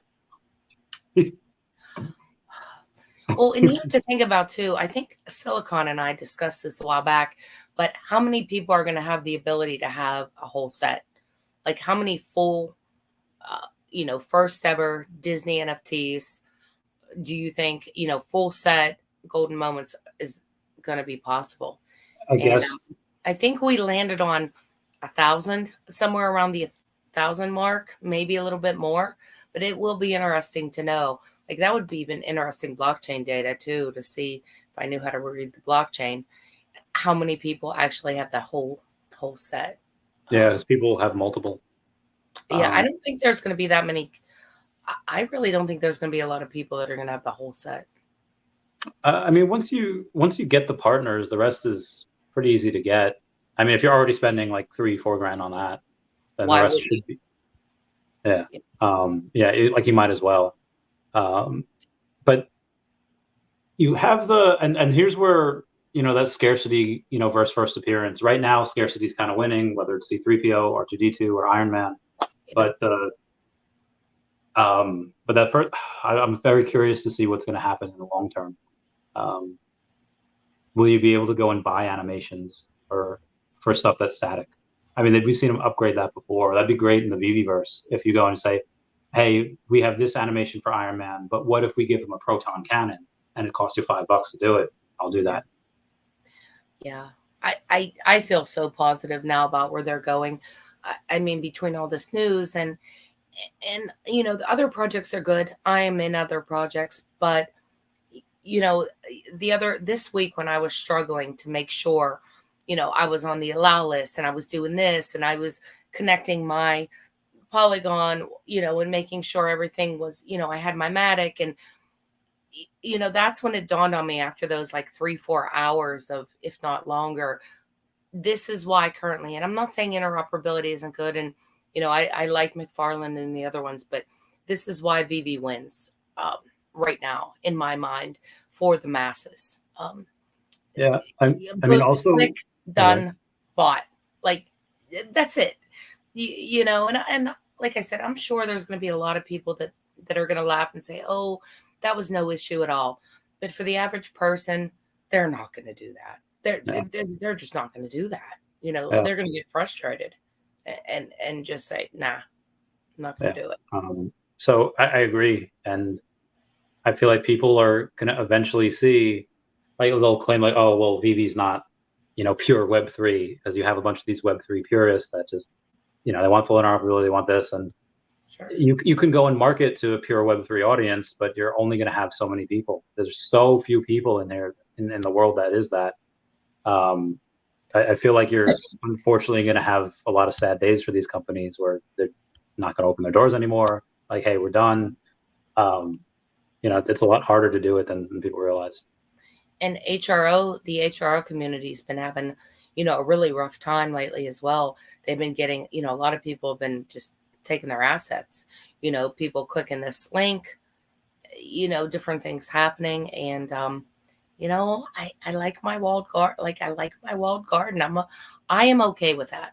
Yeah. I do understand how there's a small percentage in the world, like if we're talking big audience, like maybe it's 40% in the current audience, but in the big picture, I think more people are don't want to go through, and I don't know how much interoperability is going to really matter. Why leave home if you're getting what what I mean? I don't know, but yeah. You know what I'm trying to say here. Why go buy a new cow when your milk's free at home? I don't know. That's a bad analogy, but you know what I mean. I don't know if we're gonna have to leave or if we're gonna want to leave, and if we want to sell, we could still we could still do what we want to do. I don't know. We'll see. I don't think it would be. I don't think it's in people's interests to go and put it outside the app also, because then you're not getting MCP points for it. You're not getting, you're not saying you're not getting points. You're not having, completed sets. So it's, and every item that you go and you get, I mean, people don't have unlimited money. Most people don't. So, okay, if I have something that's going to be $50 on one app, or I could use that $50 in gems on Veve, I mean, where do you want to go? I mean, if it's something you really want, then yeah, like go wherever you want. But I feel like you're going to get a little bit behind, because you could be a bigger fish in a very small pond on other apps, or you could be a slightly above average fish on the Veve app, and which is more important to you. You want to have more eyes on you, and then that's each person has to answer that for themselves. But I feel like a lot of people are going to ask that to themselves and like, oh yeah, Veve. Yeah, I'm liking it. I'm really liking it. And the variety, my goodness, the variety. I looked down the other day at the brands when I was in the app, and I remember when there were like five, you know what I mean? There were like 5 boxes there, like, and now you just scroll and scroll, and it's just brand after brand, and I'm like, I say Veve is becoming that, they're becoming that Walmart, if you will, Yeah. So it's really exciting to me to see that. I don't. So I think the only other, I mean, as far as the opening of NFTs, like the animate, like Cryptoys has a pretty cool animation where it has sound. It's got like Yeah. this cool Yeah, thing, and it's fairly prodigious. But outside of that, I don't know of any other company that has like a really cool opening, that has like a really cool like thing like that. Have you experienced that? HRO for their Batman drops for their cards had like a vault, and it did something kind of Oh, that's cool. And cool. I'm trying to think. I think the Pops, the Funko, I think they do something kind of cool. When you open your pack. But to me, I mean, that's really cool, and I do like it, and I think it's interesting. But then it's done. You know what I mean? Like, then it's over. So yeah, it's fun, and I think it's definitely something Veve should put on the list. But I don't know how much difference. Am I really going to go to another site just because the unboxing is super cool? That's a good point. I Yeah, care. I guess. I care about what's in the box. Yeah. You know what I mean? But So there's a lot of people that, or a lot of other companies, I guess people that work for the companies are excited about these other companies. Like, hey, this company's having, like, I think McFarlane's doing like a Bane drop. And yes, I've been wanting Bane on Veve for a long time. right. But a lot of these other companies, I don't want to say one trick ponies, but when they're Yes. looking at Veve, that's so grandiose, and everyone else is, I don't know, like how do you compete? Like I feel like it's not really fair. So you have to compete with Veve not being super buggy anymore. You have to compete with like a powerhouse now. Well, that's going to be tough, right? Because what most of our main competitors, all their IP is DC, right? I mean, Yeah. HRO's 100% DC. McFarlane, I know they have the dragons, but if you looked at kind of how the Spawn did and how the dragons did and the activity in the secondary market, it it, it wasn't real popular, which, whatever. But most of the traffic happened whenever they had DC. We have DC, and who else am I missing? Who else has DC? Um, The Palm, Backhouse, yeah, the house. Backhouse, Plum. So you're looking at three of our main Veve's main competitors. They all have the same IP, as do we. So now you're looking at DC, being on 4 different platforms. Uh, I mean, they're a little loosey goosey, right? They're just kind of spreading their IP to whoever wants to kind of pick it up. Yeah. Um, yeah, I think you have to have more, or you have to be really good, or it's going to be tough to compete if you're just DC. Um, when there's I so much more. I do like how David, he retweeted the other day. Um, I think just, I don't know if he retweeted Todd McFarlane or if he retweeted someone and just said, "Oh, hey, this is really cool. I'm inspired by Todd because of his bat, originally," and he just gave that kind of gave credit where credit is rightfully done. But I haven't, to my knowledge, I'm not sure I've seen other companies do the same to Veve. I feel like a lot of other companies, if they reference Veve, it is really with Cryptoys. derision. Cryptoys is very complimentary of Veve. Okay. Um, Will actually on the interview that he had on Queen's Court had gone for the drop and secured the drop the day before. He Mhm. knew exactly what was going on. He came from he's a big collector in Veve, and he really gave credit there. But other than that, yeah, I'm with you. Um, yeah. Yeah, I was like, we wouldn't I feel like a lot of other people they just talk about Veve with derision, but that's but I'm glad that Cryptoids has been very complimentary of them. Ooh, you got so Yeah. much fans over here. Everyone always wants the low mints. What has been your most recent low mint purchase? Do you hunt for those, or is that something you're just like, I'll get them later? I used to. I don't anymore too much unless it's a good deal. Yeah, I don't low mint hunt anymore. I like the Disney 330s. That's probably what I have the most of. Oh, so you've been stacking those. I wouldn't say stacking, but like I have the bottle. That was my last the Disney, the bottle for the Oh yeah, the crafting. potions. Yeah, yeah, yeah. It's the potion, that's it. I think that was my last 330 mint that I picked up, but I like 330 mints. Those Yeah. are probably my favorite. Um, I have quite So a few posters, in 330 the in general. outside of Veve, there's a couple of things that have happened the last few days, particularly Alien. Blockchain Bullfrog says, with all the hype, I hope Veve drops some Aliens, Alf, ET, Mars Attacks, Xenomorph. I feel like we've spoken about Aliens once or twice. We And have. on Congress, my friend Nancy Mace, love her so much. She's Congressman of South Carolina's 99th district, was asking one of the retired Air Force, I think it was a major, it was a Yeah. pilot, and she said like, okay, have we recovered UFOs? He says yes. It's like, okay, have we recovered the bodies of the pilots of these UFOs? He says yes. He's like, were they human or non-human biologicals? And he says the species um, that we got were non-human biologicals. Aliens. I what do you think? Should Veve ignore? Should Veve embrace? Should Veve go and say like, hey, I'm gonna strike while this iron is hot and give us some of those ET or Mars attacks? I think they have to ignore, like you said, things are in the pipeline for a year. I don't know if they could get to anything. They did drop the alien posters, right? Yeah, that's true. But Not the same. I I don't even think, even if they wanted to. I mean, maybe if something was in the pipeline, they could move it up. But you know what I So, mean? like 2 months ago, maybe 3 months ago, Elon Musk was at an event where he was just exposing everyone to that sartorial charm. He came in with like armor to an event, and everyone was like, "What is this?" I thought it was really cool.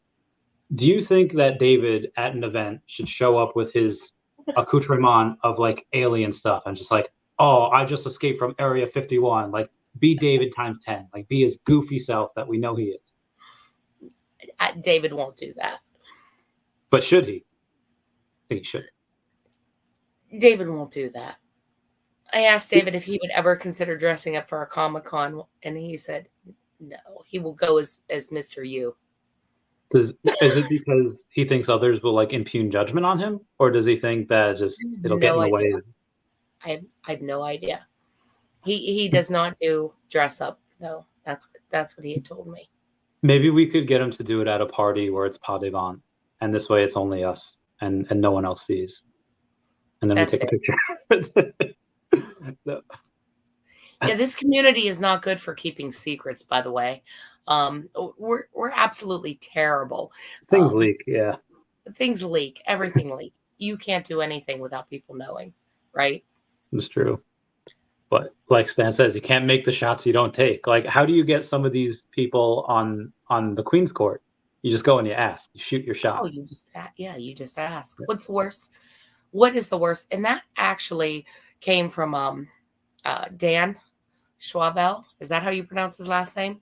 Uh, Shot up. Schwabel.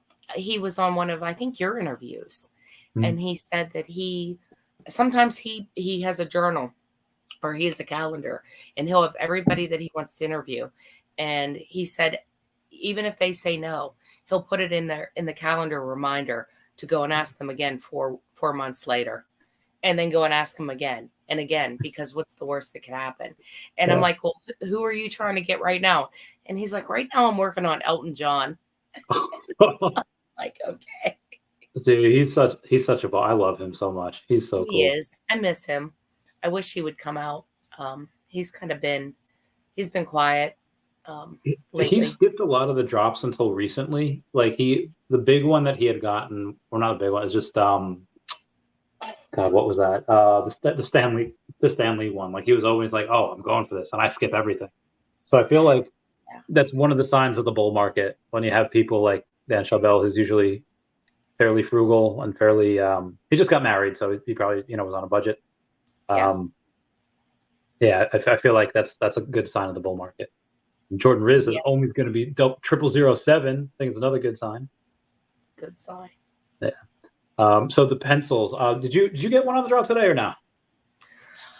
I did. I have never seen a more confused group of people in my life. It was, oh my God, you should have heard it Twitter Spaces today. People were like, so if I hit the buy now 5 times, I'll get 5 pencils and I'm already guaranteed my desk. And it's like, Oh no. no, no. But of course I had to, I'm a Disney person. Like I love the IP. So yes, I went for it. Did you see the animation on Wreck-It Ralph?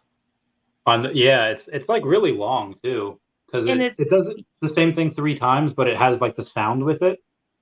he So dances, he break dances, he does splits, he shakes his, takes his it's booty. really, I like it. I was totally surprised when I saw it today. Yeah, it was. It looks like it's the same thing 3 times, but it's in conjunction with the song, and the song like does it. So Yeah, it's good. yeah. So yes, I got my first one and I have 1 pencil coming. So do you think, here's what people have been saying, they've really been harsh, like, oh yay, I get a desk. Just what I want, Um woohoo. McFarlane's getting a Bane, but Vivi's dropping a desk, and it's like, so what do you think about it? Like, what's your theory? I've heard a few, speculation nation theories on it, but do you have any theory as to why we should be excited and go spend? Which I also thought it was brilliant that the only way you can get a pencil is if you buy it on the drop. You Yeah. can't go because they know, right? They probably knew this thing was going to go down in the secondary market, Yeah. but there's no snapshot. It's like if you got it on the drop, you get it. So what's your, if any, speculation on why we should be excited over a desk? A couple reasons. All right. One's probably a bad reason, but the 3 of them that I'm thinking of is that you can go and get most likely a pencil. I'm going to say for $10 on the secondary, because people that just go and buy the drop a bunch of times, like the people that think I'm going to buy this drop 5 times, so I get 5 pencils, and suddenly they realize, oh, I don't need 5 of these pencils. I only need one. But you only get 1 pencil too Oh, per you only get person. 1. Yes. Oh, really? Yes. Oh, I thought you got. Oh, okay. In which case? No. So No. let's say, out of the ones that were sold today, let's say half of them were by separate orders. Let's say, one person buys, 3 of them, Sure. every third I'm person. with you. Yep. So, figure that's about 1,600 individual pencils, and then you have, out of that, are they all going to keep them? Are they, I feel like you're going to have a decent amount hit the market at a fairly low price point. Yeah. So I don't think that people will really need to spend $200, because if all of these are going to be $40 each, Right. for each one, $200 is a lot for a desk that might only cost like, $150, Right. if that, because like we kind of saw that with the Thanos, where you have, hey, let's craft $1,300 worth of stuff for Thanos. Right. That's like, but again, that's short term. Obviously, long term, that Thanos is going to do super well. Oh, I But still think that's a good investment at $100. Yeah. I 2,500 of those. Come on, but Yeah. go ahead. Okay, so go ahead. So I think that's a good reason to be excited for the secondary. Also, this might get a little too, what's that Christopher Nolan movie where it's a dream within a dream and a dream and a dream? I don't know. I forget. Anyway, Leonardo DiCaprio's in it. Anyway, so we have these 5 pencils and we'll craft a desk. Okay. What other drops could we get where we get, maybe it's Pixar drops, and then we get like a lampshade to put on the desk? And like, how about like, oh, for any of them that have these things, we now have a whole room worth of stuff, worth of crafting.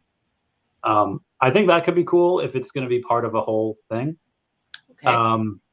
But you're going to have some people that are going to get these and they're going to think this desk is going to be worth like $1,000, and they're going to have roiling antipathy when it's worth like 100, because it's, I just feel like it's going to happen. But also it's cool. I don't, outside of the posters, this is the only drop I think where it's going to be crafting from 5 different drops. Like you'll have airdrops for getting all the Hulks. You have airdrops for getting like certain Marvel Mighties. I mean, the gauntlet, you had 5 stones. Oh, that's true. You have 6 stones. The gauntlet, you had 6. Yeah, right? That's a good point. That's a good point. I've heard people speculate. This is just speculation, too, that maybe you can do something like it could be a creative tool. That was kind of the speculation. Maybe at the desk you could do your own. It might be something good for people that develop, or there might be some sort of feature that you could do if you have a desk and some pencils or something. Or I don't know, but I'm still struggling to find why we should be excited for a desk. So, but I'm still buying. I still want the desk, but I don't know. It just seems so simple that really, are we struggling? Are we really getting hyped up over a desk? I mean, I'd be fun. I would like it. Or maybe like if you get it suddenly, like if you get one, you can take one of your collectibles and have it be like a sketch. Like, oh, you have this collectible, but now suddenly you put it on there and then it becomes a sketch. And yeah, that's something like that, right? Like something that you could do with the desk, and then there's my husband. Well, you're going to be able to put Walt next to it and he's going to jump up and get in the desk and make you a Mickey poster. And I'm like, what the hell are you smoking? He was saying yes, but like, could you imagine? So yeah, I just have to wonder, are we missing something, or are we really excited over a desk? I don't know. Accessory. Yeah. I mean, it's cool. I mean, maybe they're taking a page out of like the government's handbook where it's like, oh, there's something that's real important that we don't want people to know about going on over here. So let's make them focus on this. So that this way their attention is diverted. And I don't know what that would be. I'm just throwing that out there, why they would hype it up so much. But at the end of the day, it's cool. It's fun. I just don't know if really a desk is something. I don't know. It's interesting. But, so I don't know. Are they going to make, like, if they mimic today's drop, right? 150K, times 5 is what? 750K. Yeah. Plus the secondary. Like, are they going to make $1 million on this? So you have it's effing genius. That's all I'm going to say. I think. Oh, I just farted. Sorry. I think why. No one heard it. You don't have to tell us when you do that. Sorry. I had a big glass of milk and it made me gasp. So typically when you have, and I'm not saying this is Veve at all, but when you have different companies that want to go and really keep people's attentions, like, have you ever heard of Amway? Yes. Okay. So they have a multi-level marketing gig where you can go and basically start your own business under their umbrella, and you get access to all their products. You get access to their Amway exclusive products. You get access to their partnerships that they have with Best Buy, Bass Pro Shops, Vitamin, whatever. And they have meetings like twice a week, one to onboard new people and one to go and say like, hey, here's our goals for the week. We have people speak, do whatever to get people hyped up. Right. And they do that so they get people coming around, get excited about the things they talked about previously. Right. So maybe what Veve's doing, like they're doing with the Hulk, is like saying, oh, every time we get a new Hulk, people might FOMO and buy the other Hulk that had dropped previously, in which case they might have forgotten about him if they not do this. So if they're doing this with the Pixar stuff, maybe they're doing this because, hey, Encanto didn't do too well, Alice in Wonderland didn't do too well, and now there's nothing to remind people that these are still there and they're still on the store.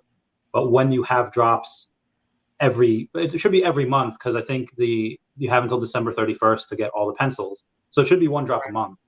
Correct. It's a constant reminder of the other drops that might not have sold out. I could just be taking this out of my butt, but I feel like that does make some poetic sense. I could be 100% wrong, but maybe that could be some of it. I don't know. Total speculation. Like I said, we're getting excited and dropping like, $500,000 for pencils and a desk. Oh, I guess you get the collectible too. I'm excited for the ones to come, right? I mean, I think, no offense to Wreck-It Ralph, but that's probably the least popular of the 5, right? You have Lion King, you have Frozen, you have Aladdin, and Peter Pan. Yeah. So, and that one's at, almost, so pretty much 80% sold out. So I don't know. I'm excited to see the Lion King and the Frozen one. Those are the 2 I'm really excited for. You want Mufasa. I know. Mufasa. Or you know what would even be better? Who's the hyena that goes like Mufasa, Mufasa, Mufasa? That would be sweet. That's Cheech Marin, right? Yeah, that would be so sweet. I would love that. I mean, that'd be great if you could have, like, if the voices were the same and you could buy the voice and you have Mufasa talking with Darth Vader, because they're both James Earl Jones. Right. I would lose my freaking mind. Well, did I tell you I bought a Tarzan? Because I bought a Tarzan out of the store, which, by the way, I also want to ask you, when do you think they're going to do the next burn? And on what collectibles do you think will be coming next? Because they haven't done a burn in a while, right? I mean, they did that one, but I went in, I totally forgot about it. And I'm like, have you ever scrolled through the collectibles and went, what is that? Like, you might not have, but I was like, what is this? And I go on it and I launch, you know what I mean? Like, I open it up and it's Tarzan doing his, and I'm like, oh my God, that's awesome. I have to have that. Because it was exactly what I remembered, like always growing up and always hearing, like it was the same voice. It was the iconic, you know what I mean? It was the iconic Tarzan. And I just wanted it for that reason. So I know what you're saying about if it was the same voice, the same character, so I bought it. And I'm like, I don't care that only 400 other people went down the Tarzan path with me, but I like it. And damn it, I'm keeping it for sound effects. So what do you think about burning? That one's like really doing poorly, but yeah, they've done a few different, which is, David was so excited about Tarzan. Told me, I think, at last year's San Diego Comic-Con, and he had I guess because it's like over 100 years old. It's like, yeah, Tarzan. Like, he was super proud of it, and then it's like, oh, feels bad. But they've done multiple burns before. One of the things I was really curious about was the Captain Americas, that like thousands were supposed to have been burned, and now it only shows like 50 or so have been burned.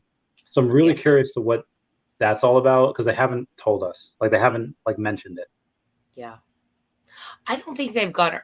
Well, that's a good point, because they did get around to the other ones, right? They finally updated the poster, the Doc Ock. Some of the other ones are absolutely updated. So what happened with that one? Why haven't they updated that one? I don't know. I don't know either. And the one with the Thor Love and Thunder poster, there was only 534 of those that were minted or codes were redeemed out of the 1,090. They still haven't told us if that was going to go back to Marvel, if they were going to be burned. So like, like a lot of people are just like, what's going on with this? I was like, I don't know. Yeah. But yeah, the next one, I'm hoping it would be some of these comics, like the Uncanny X-Men number 64, or Right. the new Fantastic Four, the little chibi ones that came out last week. If they were to burn those, I think the Fantastic Four would be the scarcest comic in the Veve app if that were to happen. I think that'd be really cool. Weren't the chibi ones the ones they gave out though? Yes. Or no? Yeah, those are the ones that you got just from Marvel, or you got just from San Diego Comic-Con, or it could have been a combination of both. Don't you think though they might continue to give those out if they had a set number of them? In New York. Well, I mean, they probably did have a set number of them, but when you give out the referral codes or the redemption codes, how many people are just going to keep that, forget about it, lose it? They just throw it away. They don't know what it is. Well, you saw that, right, with the logos in San Diego. I mean, do you ever look back and say, like, oh, damn, I should have tracked some of those people down and been like, I will give you like $200 right now if you pull that little code out of your bag. Because didn't you say about 110, 120 of those are unclaimed still? So, yeah, still. There are, what people do at Worlds each year. Worlds is the Pokemon championship series, and it's in London, it's in New York, it's in, wherever, all over the world. And what people do, and those cards, the most, and this is why I love the Veve logo so much. The most expensive Pokemon cards are all given out for free. They're all trophy cards. Now you have to be at a specific place, specific time. You have to win. So the top cards are top 32, top 16, quarterfinalist, semifinalist, finalist, and then champion. Okay. And people with a bunch of money will pay thousands of dollars to go to pay the airfare, get a hotel, and just stalk these people, stalk the winners. Hey, give you $100 for this, $300 for this, $500 for this, because they go for thousands. Especially when you get them graded, they're not going to get any less than a 7 because they're not played with, they're not anything. They automatically put in holders. Right. Some get 9, some get 10s, and they're that champion's like they're the one of ones. So I think that if they ever do something like that again, I'll 100% and hopefully Omi's up this time. Hopefully I'm liquid. Yeah, I'll do that. I'll be that guy. Yeah, people will be happy because they get an extra couple $100 for free. Meanwhile, I redeem for thousands. Yeah. Yeah, I think a few people tried to do that with the comics, but I definitely think if they would do that in New York, you would definitely see people stalking people, or just like, hey, I'll buy that Funko for you. Just give me that card. Yeah, and you have to. This is where psychology comes in, and you really have to find out what drives someone. Everyone has the weakness, whether it's money, power, women, minus food. But like I cannot tell you the amount of secrets I've given up because of a free lunch. Wow. Or if I'm super drunk. No, that's a combination to my safe. You would be a terrible spy, Randy. I actually, so I tried out, not for like a spy. It was this thing called I'm forgetting what it was called now. I have the card in my wallet too. It's in the military. Oh, OSIs, Officer of Special Investigation. Okay. And so in order, like this is like a higher clearance that you have to get.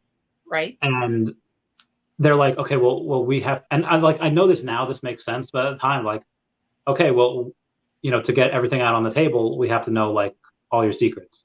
And I was like, I don't wanna. And they're like, red freaking flag right there. And I was like, so they didn't specify like what the secrets are, what bad things, and I didn't know at the time, like, because I was very heavily involved in Occupy Wall Street. I was very heavily involved back in the day in like these super conspiracy theorists that the government's doing this, the government's doing that, Alex Jones, all, so like I was like, oh, if they find this out, they're gonna put me in a hole, and like I'm never gonna see anyone. But obviously they do this just so they know like there's no surprises. They know that, okay, sure, you were in this stuff, and a lot of times they'll use that. Right. But at the time I was just like, I don't want to say, I don't want to like, and then the meeting was like cut short. It's like, you're not, Like I'm almost You're not positive they would have watched. you're not OSI material. Yeah, so that was interesting. I thought Um, maybe like Natasha, didn't you have a Natasha? yeah, and Yeah, she was. I'm pretty sure she could have been. She wasn't, but she would have made. She spoke three different languages, knew yeah, Sambo. She knew. Yeah, it was fantastic. Um, I would say though, if there's, but like the figures would be like, it's stupid stuff. It's not like I've never given out any like actual secret like government stuff or top secret government stuff. right. It's all been like, hey, it's like spill the tea type of deals. Like you Like, hear did they what. want like your sexual secrets, or did they just want like?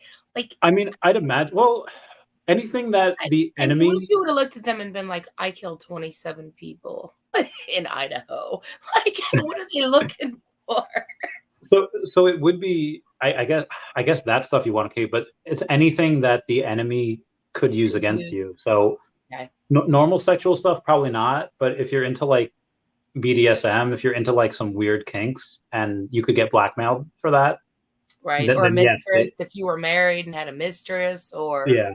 yeah, I Um, get it. Yeah. like the confessing to murder, I guess you Joking. probably should keep secret if you did that, because then they might actually throw you in jail. So like, or if you're important enough, because I've heard stories, and they're well traveled. I don't know if they're true, that sometimes operatives go and do wild stuff that they had no authorization to do, but because they're the best at what they do, they're in a hole for a couple months, and then they bring them out to play Yeah. again because they're really good operatives.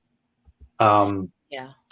I so mean, yeah. obviously you wouldn't say murder, but I'm just trying to think secrets that could be used against you. Like, oh my goodness, I don't think most people have you know what I mean? Like, I'm trying to think like what kind of secrets, like, unless it's like, something with your family or your wife, or, I'm just trying to think like what else could it be other than like if you were married and, you had a mistress, or you had a child somewhere that, you didn't tell it, Mm.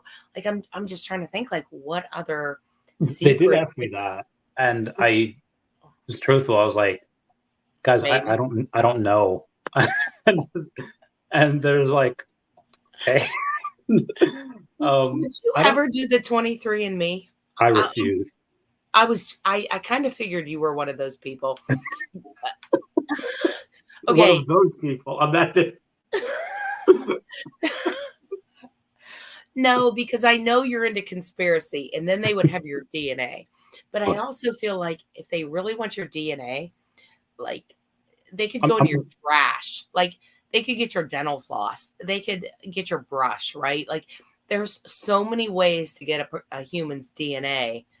So, I'm you know sure what that I mean? I'm sure they have it. Like I cannot prove this, but I'm almost positive that like they collect your DNA and they store it. Like you wouldn't like you wouldn't not want to store it. That's a free chip that you can play if I'm the government, and keep it super under wraps. But that's chip that I would play. But Right. there's a They I found that serial killer, right? I mean, you yes, remember yes. that story. They found it because one of their relatives did a match, or not a match, a DNA in me, or a 23 or something like that. And they found that DNA matched, the killer's DNA, right? And then, obviously it wasn't a direct match, but then they went and did the history and narrowed it down to two brothers. And they went to each of their, to the trash can. And that's kind of how they found the killer. So, to me, I just feel like that's not a risk, because I think if they want your DNA, they can get it like Yeah. so easily, unless you're one of those really fanatical, like I burn everything and, I never leave a glass behind. Like, unless you do that, they can get it. So what's your reason? I'm just curious. Why do you refuse then? If you're pretty sure that, your DNA can be attained anytime. So I am adopted, Okay. and I don't want, and this is like the most selfish, like rapacious thing that I could probably Okay. say. Like I don't want um I don't want people coming out to like asking for handouts and using like tugging the old heartstrings, like, hey, I'm your sister. Hey, I'm your brother. And then Gotcha. like I've never had that. I don't know how I'd react. Would they be able to manipulate me? Or worse than that, like would they be able to go and pretend to be my friend, pretend to be whatever, and then because I mean, like, what if they're really talented at that? What if they're really talented at being a really good actor or actress, and then I trust like I feel like I feel like I'm a fairly decent judge of character, and I feel like I can trust very easily up to a point. Mm-hmm. And yeah, I just that, and then also, what if I do have a kid out there? What if someone's like searching and they're waiting for a hit, and suddenly I get it, and then suddenly I have like 3 little brown children come up to me like, Daddy, and I've literally just had to catch my breath because Andy, Brandy, and Candy Chavez. Yeah, so that's definitely the big parts of it. Yeah. I would be leery, like as a guy, especially, like, it depends on where you dabble and what your habits are, but I can imagine how scary that would be, like if in your past maybe you weren't as safe as you should have been, or you had one night stands here and there, like that would be like, obviously a woman, of course, Yeah. we know if we ever had a child, but like to me that would be hella scary, as a man, not I mean, not knowing potentially, like you said, like there's a what's out couple there. of so I was always clear about my intentions and always clear about what I wanted from like, hey, I'm not looking for a relationship. Hey, I'm just looking to have fun. Right. But I always had burner cell phones, and I always, like, not always, but a lot of times I was not Randy Chavez. Like, oh, hey, my name's Andy Sanchez. Oh, hey, my name's like Andy Sanchez. So they, Pedro Escoto, like I just, because I also did some private investigating, and there was like, God forbid someone gets like your name and cell phone number, they sell it for $100, and now suddenly you're caught up in something. Right. So those are like kind of like the real like human reasons. But then also I've told you like my alien theory, right? And then like that I think that potentially could be part alien, and the 23andMe would ruin that. Did I tell you that? No. Okay. So I read this in like the 90s, where it was just in a newspaper that because it's illegal to sell human organs, Right. scientists were taking pig fetuses and injecting the pig fetuses with human DNA because they're very, very similar to ours. And when those pig fetuses grew up to like big pigs, their hearts would be compatible with humans. And this way, you're not buying and selling human organs, you're selling pig organs. Right. And it's just a way for people to get, more transplants. It's supposed to be for good. I'm sure Right. there's a lot of money. Gotcha. So my theory is that, what if there are beings out there, most likely carbon-based life forms, because that's what most of the elements is out there, most abundant form of the universe. They wanted to do something like that. Let's say there's an organ shortage, and let's say those beings are as similar to us as we are from pigs or as we are from chimps, where they go and they experiment on humans that would not be missed, like short women in Peru, and they inject alien DNA into their fetuses, and this way, when those humans grow up, the human organs are compatible with alien organs. Okay. And I feel like it would be I feel like it's easily explainable, because all of the intelligence that separates us from chimps or pigs really come out of that 1 or 2% DNA. We're mostly the same. So the only Correct. difference how our DNA is out of that 1 or 2%. Correct. So these aliens are probably super intelligent, super smart. And this was probably just like the most autistic way of me explaining why I'm so different, and why I'm so like different. But if I go and get a 23andMe done, and it shows, oh, here's all the things that make you up human, and it equals to 100%, then I know that I'm just freaking weird, and I'm not alien. And I'd like to think that I am part alien. So it would also ruin that particular dream. So you really don't believe you're part alien. Just in your head, that would be totally destroyed if it was proved you were really human. Y'all can go ahead and unsubscribe for me now. Like this is, but yeah. I don't even know. I don't even know what to say to that, Randy. So that's the other reason. So like I said, I had a couple of good reasons for not doing that, and then one reason. I don't even know what to say to that, Randy. I really don't. Inception, that was the name of the movie, with the dreams within a dream within a dream. Oh yeah. Yeah. So I forget what we were talking about before the 23andMe and how we got on that subject. Yeah. I think we were talking about what they might burn next, if they're going to burn anything shortly. Oh yeah. Me. What about this? Let's talk about this. Let's talk about them not updating their circles in quite a while. Do you think part of the reason that they haven't filled in the circles is because I don't know if you remember a while back, but Reese basically said everything hinged moving forward on the wait list. So do you think a lot of, at least this is what I think. Let me go back to what I think based on what Reese said.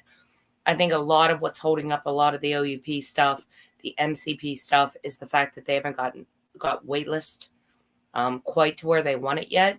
And they're still working on basic, wait list working correctly and everything working out. And then once they do that, they'll be able to parse out 20% and they'll be able to do their golden tickets and they'll be able to move forward. So that's just going back from talking to Reese. What are your kind of thoughts on why we haven't seen any progression? Do you think it's still hinging on wait list? So definitely that's part of it.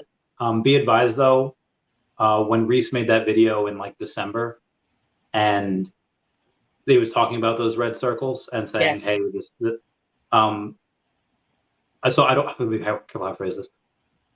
Most of those plans that he showed, most of those circles, most of the things that were on them, are in the loyalty program. Yes. But those particular circles, like the OMI development roadmap, you really shouldn't pay attention to that anymore. That won't be updated. That's going to have something new. So if you're still like refreshing that every day, sorry, we want to tell you this, that. Yeah, don't do that. That was really short-lived, if that's the case, because that thing only came out like 10 months ago. Yeah, like it's not that old. But it's for a good reason. Most of those things are still happening, and they're adding other things on top of that, but they just haven't told us what that is yet. So it is good in the long term. It is good. But yeah, most likely they'd have to have wait lists in order to get other things going. They probably need to have an OMI spot wallet in order to do like some type of staking or something like that. Right. And I feel like too, if they do the MCP, like with the golden, are they still the golden tickets or the bronze tickets? If they started to try to implement that, you can't do that until you carve a certain percentage off the wait list, right? Yeah. So until the wait list is where it needs to be and people aren't complaining and people aren't getting false green trucks, it's going to be really hard to move forward until you get the foundation down, right? So that's kind of where I'm at. So I think, I think that's really going to help once they get that perfected. Nice. Agreed. Maxwell says, stacking more OMI, baby. I thought it was the dope Ryan too. Must be the Mandela effect. Ha! It wasn't just me. It wasn't just me. I'm like, who? At first, I'm like, who is the dope Ryan? And I'm like sitting there trying to think, and I'm like, and you said it, like you used it in like 3 videos in a row. And I'm like, wait a minute, he means drop Ryan. Slightly embarrassing. See, that's one of those things I wouldn't tell OSI. Like, oh no, I always knew it was the drop Ryan. Oh my God. I like dope Ryan though better. I'm gonna start calling him the dope Ryan. I'm gonna be like, I'll keep it up. According to Chavez, you're just the dope Ryan. So please, he might take that the wrong way. Please don't. Nah, Ryan. I had Ryan on the court a couple weeks ago, and he was great. I mean, I really enjoyed talking with Ryan. Like I'm sorry, my computer's going crazy. One of the things I addressed with him was increasing the size of the blue logos, and he was really straight up with us, and he said, "Look, I feel like mint size, once you publish it, is like a kind of a grail standard. So he's like, yeah, I don't think we did so great there. And I think moving forward, we probably don't want to do that again. So, I thought Ryan it was a good interview. He was really upfront. He took some of the criticism, really well. And, he was like, yeah, I don't think we handled that properly. So, big shout out to Ryan for, keeping it real and not trying to say, well, he didn't do that. He didn't make a bunch of excuses. He's like, yeah, that was probably the wrong move. And we probably need to do better moving forward. End of story, and I like when they do that, So, Agreed.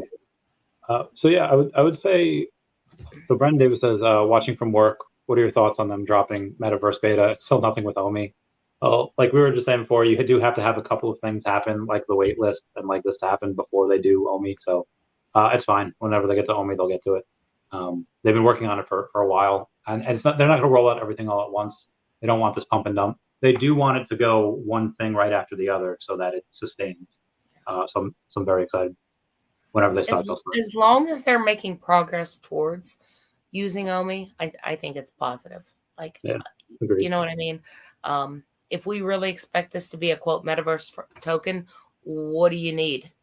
A metaverse. You know what I mean? Yeah. Yeah, I'm still good. Right now, we are really debating.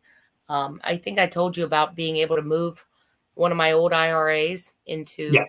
iTrust. So I'm like super excited. The money's supposed to be in there Monday. So it's like I'm watching Bitcoin and it's 30 and I think it was down to like 29.1. I don't know what it is today. And I'm like, so now I'm starting to think like back to everyone saying Bitcoin's got one more dip, like I think there are still people saying 25, but then, right after that, they're like, but don't quote me, not financial advice. But I'm watching it and I'm like, okay, I'm kind of glad it's taken a week because, I was ready to go at 30 and now when I'm looking at it, so now it's like, I think I'm going to just buy one Bitcoin as soon as I can and then maybe just kind of wait. I don't know. What are your thoughts? Do you think, like on Bitcoin and Ethereum, we're going to see one more little kind of step down, or do you think it's going to go sideways until it? I think in 2 years, whether you buy it 31, 29, 25, like in 2 years, it probably won't really matter. Yeah. But historically, September and December have both been fairly bad months for Bitcoin. So if you want to play that game and try to wait until September, buy it. So in November, buy it again in December. You could do that. Yeah. I really don't try to get that cute with it. I kind of like to buy and hold. I've tried to do that stuff before. I learned my lesson. I'll just buy and hold. That's usually it for me. Because even if you succeed, you have that capital gains tax, that short-term capital gains tax. I just really don't want to deal with that. Because I don't want to go and make a move in November and then suddenly tell that, I have to pay taxes for that in 5 months. So it's I hear you, but I guess I'm going to be in a different position because it's IRA. So I'm not going to have to pay anything on it. You know what I mean? Like that's a whole different game. And I just love the fact that I'm seeing Fidelity and some of these bigger names finally stepping into the platform, getting on board. Like my husband said, one of the things he said, he goes, I think this cycle might be different because I think you're going to actually see more bank money. You know what I mean? You're going to see actual bank money rolling into this cycle, whereas we never had this before. But I mean, even whenever I was talking to one of my Raymond James, they were like, yeah, we're going that direction. You know what I mean? Like it's coming soon. And you see Fidelity going in that direction. So I'm pretty excited for the next couple of years. I'm very excited for that too, especially for you. Well, you got, that money to go in there. You're going to be very happy. You're going to be, yeah, you'll probably be probably be seen by like all of your friends. It's like, you see what Lori did? She's super smart. She so smart. No, I think that's pretty cool. I think there was something where they said if you own one Bitcoin you can pretty much, now, and you have like, I don't know what they said, like 15 years, you're going to be able to retire, like no problem. That was kind of, Yeah. just, so we'll see. I mean, who There's knows where it's going to go? there's a dude on Reddit that I'm talking to that might come on the podcast the next week. When he was younger, he was like a teenager.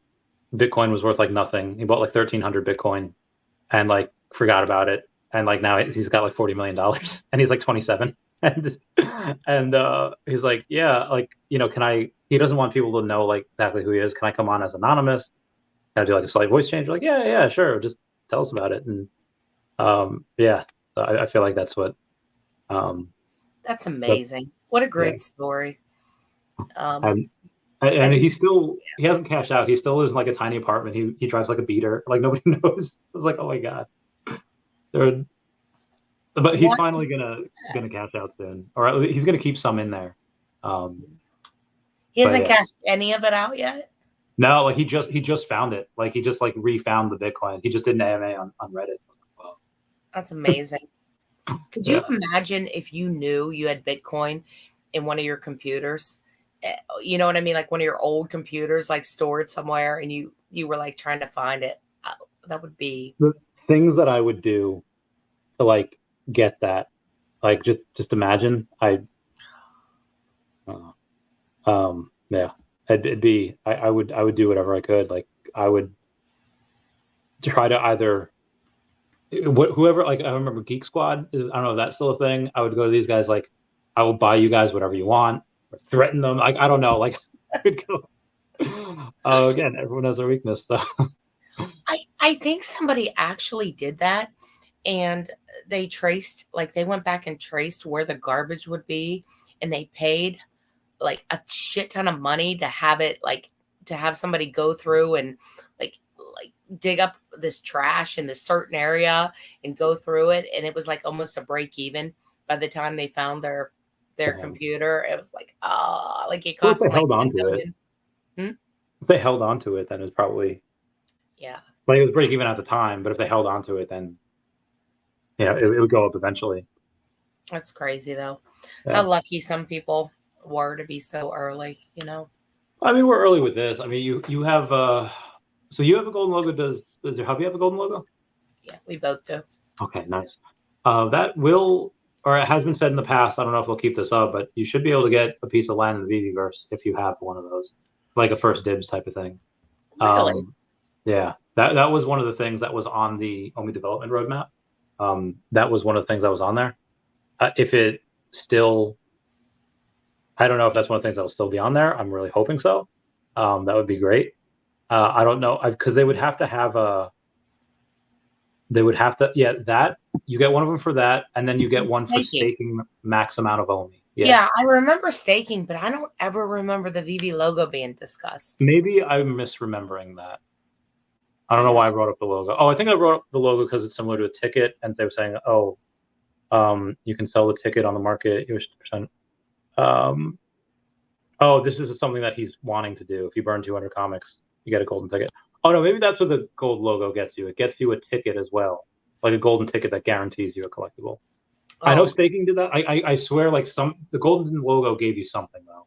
I don't know. I don't remember. But I think what you're talking about, the 100% was staking, because I remember somebody asked straight out, does staking guarantee you land? And I can't remember who said, but was it Reese? I think Reese said. I think it was Reese. I think it was Reese that said, "Oh yeah, if you stake your OMI, you're gonna get first dibs at land," which is gonna be hella crazy. Yo, Jay Kill says he found out his grandfather had a secret love child because of 23andMe. Whoa. See, I asked my grandparents before, like I asked my grandmother straight up. I did. Now keep in mind, this was like 5 years ago, so grandma would have been like 84, and I said straight up, I said, because I did me, my mother, my son, and my grandparents, my mother's mom and dad. And I said, Grandma, before I do this, because I gave it to him as like Christmas gifts and, whatever. I'm like, you good with this? Like, just between me and you, like, I don't like. And my grandma's like, yeah, we're good. Because seriously, what if like, could you imagine? Like all of a sudden, I mean, I'm sure that happens more than you think. Oh, bombs are probably drops. Just like, oh damn, where you have no whole other family. You got to. Yeah. There was a Yeah. there was a prank that it's on TikTok. This girl did to her boyfriend. He was like this super like Italian, very proud of his heritage, and she's like, "Oh yeah, you're Greek, you're Filipino, like you're all this," and then he's like, "Wait, I'm not Italian." And then eventually, after he's like freaking out, it's like, "No, it's fake, it's fake." I think he was about like he was on the suicide watch or something, and he's like, "No, it's fake." It was, yeah. People get really crazy about where they're from. Yeah, I unfortunately did ruin somebody's life by accident. When I had my grandfather do it, he found a first cousin, and the first cousin reached out thinking he was related on the mother's side, only to find out that he was related on the father's side. And then as we dug into the family history, we found out that his parents were neighbors with my grandfather's uncle, and they all Oh, lived in the same area. So the guy's like, so wait, so what you're, because I had like figured it out by then, you know what I mean? And I'm like, he's like, so wait, so what you're, wait a minute. And like, that's what he kept saying, like, okay, so what, wait. And then he's like, so that means that's not my dad. And I'm like, yeah, your dad's not your dad. And here, one of my great uncles, now we don't know which one because they're all dead, yeah. but we have three that it could be. Two of them never had children, and one has three children, but they're not taking the test. So Mm. the one that we think it is, the player, Uncle Steve was the player, but his daughters take it. So we don't know, but we know 100% that this guy belongs to his dad wasn't his dad. And I'm like, well, do you want to get to know your family, etc.? And he's like, his dad was dead by that time, and his mom. They were both, they were dead. And he's like, I don't know, let me think about it. And he really hasn't reached out, but he's like, you know what? That was always my dad. Now his sister flat out refused to take it. She's like, I don't even want to know. I just want to be blissfully ignorant and just think that my Completely dad. unaware. I So, yeah, geez, I don't know if I could. Yeah, no, ain't about that. Ain't about that life.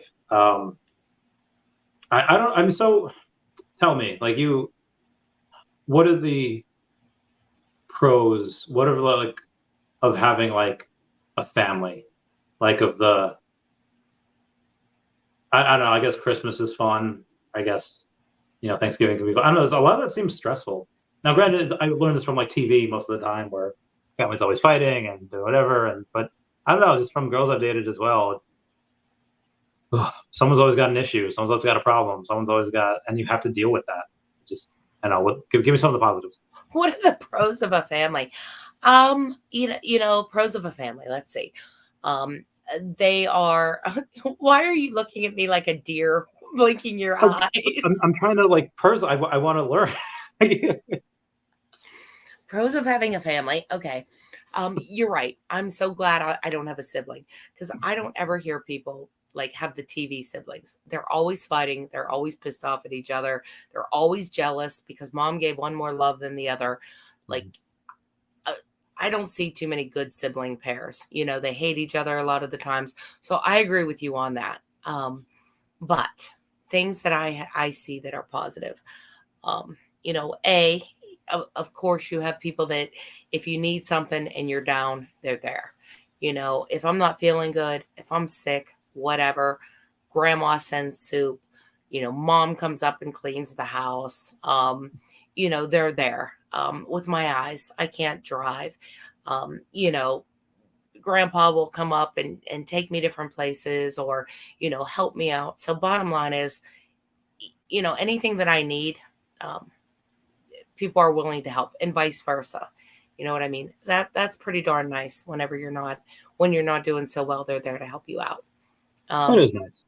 if you get in a sticky situation financially and you're good paper, as my grandfather says, it is nice to have different places you could pull from if you need to. Yeah. I know, like when I started college, my money was delayed by a couple of months, so it was without a hesitation, my grandfather covered it. As soon as the money came in, I gave it back to him. That's always nice. Just God, I'm trying to think. You put me on the spot. Like, what else is good? I mean, I guess just having people that love you, and I don't want to make you feel bad, but they say it's not about how many people you love, it's about how many people love you. Um, Good point. so that's nice. When something big happens in your life, whether it be a promotion or a windfall, or hell, even your birthday, there's going to be people there that are happy for you or that can share that moment with you. That's nice. But I think friends can be just as important as family. I think family is what you make it. It it doesn't just have to be your biological family. So it Reminded me sounds of a like quote. yours are your friends. So Yeah, Carrie Bradshaw said that on Sex and the City. He says, like, your real family is the one you make your own. I was like, thanks, Carrie. yeah. Yeah, it's very insightful for Sex and the City. So that reminded me, this wasn't a joke. This is actually very sad, but this is like it's a few months ago. Me and a couple friends were hanging out. And this one girl, Ashley, and she's very pretty girl, and she's married now, but she had she's had someone, always been in a relationship, and Mhm. and she was saying, like, to the group, I forget what we were even talking about beforehand, and she's like, you ever just like lay in bed with someone that you really love and they wrap their arms around you? And this guy Mike was like, no. Aw. I feel so bad for laughing. We were crying. Like, he was smart about it. He was laughing too, but it was, yeah, it was funny. I think if you have a partner, though, of some sort that you love, you can get a lot of what you need too. But I mean, Yeah, when you have really good news and you want to share it with someone, and there's no one to share it with, you need someone to kind of be excited with you and have fun with you, and just the idea of having a common bond. I mean, we'll get around and talk, and it'll be like, do you remember this? Do you remember that? And even just stories like that, and that camaraderie is nice as well. I mean, to kind of reminisce and tell stories and remind you of your youth. And, remember whenever we took a sled and went to the top of the 40-foot hill or 50-foot, and we got totally messed up and we came home. And, I mean, even things like that are, it helps you remember like who you are and where you've come from. so you So, had a sledding accident 40 years ago in oh my Pennsylvania? God, the things that I can't believe we're not dead. I mean, at least people in my generation, like, Yeah, you guys are insane, Gen oh my X. You like Lord. didn't Gen wear X is, seatbelts. You were, oh, you'd pile up in the back of a pickup truck, as many kids. You'd fight over the wheel well. Like, oh my God, if you got to sit up high, you would get yelled at though if you actually sat on the side of the truck. I do remember the parents didn't like that. Like, they wanted you at least inside the bed of the truck. Um, no seatbelts, like no seatbelts. 3 across. I mean, you always had 3 across in the front seat. Like, yeah, remember, like, it was just one big, you know what I mean? The cribs, the lawn darts. I mean, the cribs, people would always like, there used to be a lot of deaths and stuff with like the cribs, cement playgrounds, like cement playgrounds. Like, yeah. Fall off those monkey bars. You breaking oh something. God. Um, what else? Like Drinking so from the hose. Apparently, you're not supposed to do that anymore. or just being dropped off, or at an event when you were like 11 or 12, but because you were with a 13 and 14-year-old, like, go ahead, have fun at the local carnival, we'll pick you up in 4 hours. It's Did parents like, not do that anymore? huh? Did parents not do that anymore? I feel like at that age, like, okay, yeah, as with his friends. No. Not like they used to. I mean, Mm. Randy, you'd be out, there's so many helicopter parents now. I mean, I don't know about you, but you would leave in the morning and it'd be like, bye. Yeah. And you come home, you might check in if you're hungry, but no one called you. There was no cell phone. There was no tracker. We would go into the woods, like into cemeteries, dig shit. Like, Wait, you oh my said dig? God, You dig shit up dig shit up. I in the mean, cemetery? You're not supposed to do that. there was this one cemetery that was on the side of the hill, and you used to have to walk up it to get to like the other part of town. And one time, like because of the erosion, because Western PA is super hilly, probably a lot like New York and the Catskills, but there's hills everywhere. And because of erosion and shit, part of the graveyard fell down. So we would like take the back way up. And I mean, there was one time my foot went through a casket and I was like, oh, Did you feel it? oh, there wasn't any, like I pulled it as soon as I felt the crack. I pulled it and just ran. I'm like, oh, fudge. Oh my God, swimming in the river. Like it, and we have real rivers in PA. Like, I'm not talking like a little creek that's like 2 foot deep. Oh no, like with like, oh my God. Like the current could have pulled you under and you could have died. There was undertows. There was no life jackets, drunk people driving the boat, drunk driving was totally acceptable as long Yeah. like oh my goodness, they would just pull you over and just like not me, but like the next generation. If they thought you were drunk, like it depended on how drunk you were, they wouldn't even give you a ticket. They'd be like, okay, we'll follow you home. Keep it on the road. Like, oh, I'm just trying to think like so many things just were There's so different. So there's a many. place in, I forget where in Pennsylvania. I guess it was close to Reading. It was maybe like an hour-ish away from like Hershey Park. I don't remember. It was like dad's family that, so it was my dad's aunt, so it was my great aunt. I guess when they like 50 years ago, 60 years ago, when her husband and their two friends, like they lived like maybe 20 something minutes away, but there's still an outhouse on her property. Like that's like how old school like it was up there. Like technology was a good 20 years behind. There was no lights, there was no road lights, and apparently they used to just drive drunk all the time on the, and there weren't any like, you go down like a hill, there weren't guardrails at the time, there probably are now. But yeah, how the people didn't. No bike helmets. No, Yeah. are you kidding me? A bike helmet? Get the hell out of here. No Nerd. shin guards. No, like, I don't know. It's just, I just look back and I look at the things now and I'm like, what a difference. You know what I mean? Like, totally different world. Or even things like, going across like old bridges or, walking miles and like I would never think to let Max, even now, like walk, over on the other side of town, like 3 miles away. Like, no, you could get hit. Don't do that. Just no, I'll drive you. But Is it like a dangerous part of town? no, it's just there's certain parts where it's a too late. There's just not a lot of. I mean, I Walking. would let him. Let's put it that way. I would let him. I wouldn't have let him maybe 2 years ago, but we're talking 7, 8 years old. It was nothing to, Well, I guess he has a nothing. incentive to behave because you would just let him rot in jail for 3 days until he goes and.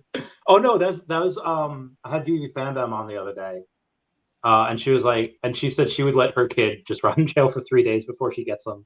That wasn't you. Never mind. I'm sorry. 'Cause, yeah, Why? we were talking about kids, and she's just like, my kid knows that like I'm very fair, I'm firm but fair. But if they mess up, and like I'm not coming again, like they will stay in jail the weekend. I was like, oh my god, that. Man, that's hardcore right there. Yeah, I was like, they could do something to him. He's small, and she's like, well, we shouldn't have messed up. I was Oh like, shit. yeah, I'm sorry, that Yeah. wasn't you. That was. No, I think I would go bail him out. I think I would bail him out. Now the second time, if it was the same thing, I get her. I get her on that for sure. You might have to learn your lesson the second time if you mess up. I don't know. Have you ever been in jail? Um, not for a not official. So there was a I don't even know if I could talk about this. There was an unofficial job that I was doing where I just had to pose as a prisoner just to see like what was going on, and it was just like a holding cell. It wasn't like a hardcore thing. Mm-hmm. It was just to see what their process was, if everything that they were doing was up to code, and everything they were Okay. doing was, which mostly was fine, but it wasn't like a real life thing. I never like I gotcha. public intoxication, although I probably a couple times probably should have gotten ticketed for that. Oh, that's another thing. The parties in the middle of the woods, like, Oh yeah. and fires and grain alcohol. I don't know if that was something that, like, somebody would pay for the clean garbage can, Mhm. and then somebody would pay the local drunk to go get you a fifth or two of grain alcohol, Yeah. and you'd put the grain alcohol in your Kool-Aid, your sugar, and the hose, and it was a party. Like, it was a party for like $20, That and sounds great. it would get like 30, 40 kids just wasted. Like, what? We I used to don't do know. those in sumps. Huh? So not in like fields or the woods. There's these things called sumps. I assume they're around in where you are as well, right? So it's where the all right, so let's say like a road over here, a road over here, there's like a soccer field over there. It's like a sump where everything goes like downward, and I guess it's where a lot of like the drains let out. Okay. So that's where we would go, and every now and then someone would bring like a couch, someone would bring like whatever. Um and we just hang, and that's where we would go, and they're just like, oh, here's the plane, drink to the plane. Um yeah. No, we partied a lot in the woods, in the woods, because it was harder to get caught there. You know what I mean? The cemetery was also a very popular place because Could I, imagine. it just went so far back, and like the police didn't patrol it. They wouldn't go all the way back in and patrol it. They just go by the main entrance. You Yeah. know what I mean? So we go way back. I don't know. And even the stuff parents would allow back in the day, like, I mean, even like cigarette, like, I go in and buy cigarettes at like 12 years old, and even no one would even question me. And even if they questioned me, all you'd say is, not that I was buying. Well, I was, but those are for my dad. Those are for my Yeah. grandma. Yeah. They're like, here you go. Oh, you want to use your coupon, honey? Sure. Like, no one even cared. So just so different. I wonder what it's going to be like in 30 years. I guess um, after seeing what it was just like 30 years ago. You know what I mean? I yeah, I remember, we could get cigarettes like at like when we were kids to get it. Oh, we can get it for, our grandparents. Whatever. Um, Yeah. we There was also a lottery. It was like a local lottery that they would do this Mhm. was in Woodside in Queens. I don't know if it was mob run, and I don't, because I know I wasn't supposed to tell my mom about it, but that they would go and like they're like, here, play these numbers, and like, okay, and then you get a ticket, and so it was like a local lottery, Yeah. that wasn't by the state. And I thinking about it now, yeah, yeah, grandma gave me a lot of freedom when I was younger. Oh, our nuns and priests used to do it. The Catholic Church used to run stuff all the time to support charity. But I remember they would have like at the local events and stuff, they would have a spinning wheel, and it would have colors on it. And you'd go and you'd put your money, it would, like, on a wooden, like, legit, it was like wooden, and it was painted with different colors. And you would go and you'd put your money up there, and then, the priest or the nun or whoever was running it would spin the wheel, and it paid, like, whatever odds, and anybody could play. And it's like, but it's to support the church, but like, I was like 6 years old. Like, give me a buck on blue, father. Oh, or bingo. We used to be able to play bingo, no problem. So I don't know. It's crazy. I don't know. The It's What's it going to be like like I said, in 20 years? What are we going to look back on and go, do you remember in 2023 you were able to, blank? What's Yeah. it gonna be? Probably just like I think at that point all crypto will be tracked. So like they'll be like, oh, you guys were able to give each other crypto on hard drives or give each other crypto, without the government knowing. Yeah. Yeah, like because like for like the last 10 years, like most people did not pay taxes on crypto. Like they didn't. They got it, they sold it. Yeah. Heck the government. I feel like everything will be tracked. I feel like like even now, every now and then you'll find someone that doesn't have a cell phone, they'll just have a house phone or whatever. But for the most part, everyone has that. Everyone has a recording device. They're all on social media. I think Middle America will catch up a little bit in terms of, they'll be like kind of where we are now. They'll just be getting headsets. They'll just be getting whatever. Yeah. I mean, in 20 years, most likely you'll have contact lenses. If they'll have glasses where things can be translated in real time, so you won't really have like a language barrier anymore. It'll just be, hey, I'm able to go and this person's speaking Mandarin and I'm speaking Spanish, but we can understand each other because of that. So I think that'll be interesting. Oh, kitty. Yeah, I'm kitties. Let me I'm see. really curious to see where healthcare is going to go, because if you let's say you have and obviously I think now you kind of have to be rich enough to do it, but you could have, for people that are super healthy, Yeah. whether they want to go and just work out or they want to get a certain physique or they just want longevity, they can go and get blood tests done, say, okay, this is the diet, this is where you're from, this is where the diet you should be eating for maximum, whatever. And eventually I think like it won't just be for diet, it'll just be for, hey, what are you predisposed to? What are you, some vitamins that you should take, or maybe vitamins that you shouldn't take, based on your life. So I feel like doctors might actually be. You'll still probably need doctors, but a lot of it could be done via AI. So That's a lot a of good kids. point. Like monitoring they're even getting to that point right now, like monitoring you remotely for different things like blood sugar, and you go in once a day or whatever with your blood pressure cuff, and they send the results back. I mean, I think we're getting there. I think also genetics.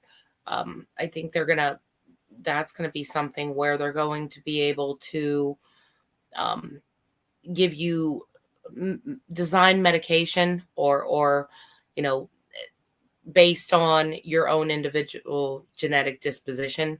I think they're going to get more into that, like treating different cancers, etc., especially specifically for a person versus just a broad fix. I think that's going to become more popular. I wonder where they're going to go with organ transplants. Back to your kind of pig thing. Um, I don't know if they're going to design necessarily artificial hearts, but I think we're going to be able we're going to be able to have organs that aren't necessarily human. Not that they're going to be alien, but I think they're going to be much. I mean, there's so many people on the transplant list for different things.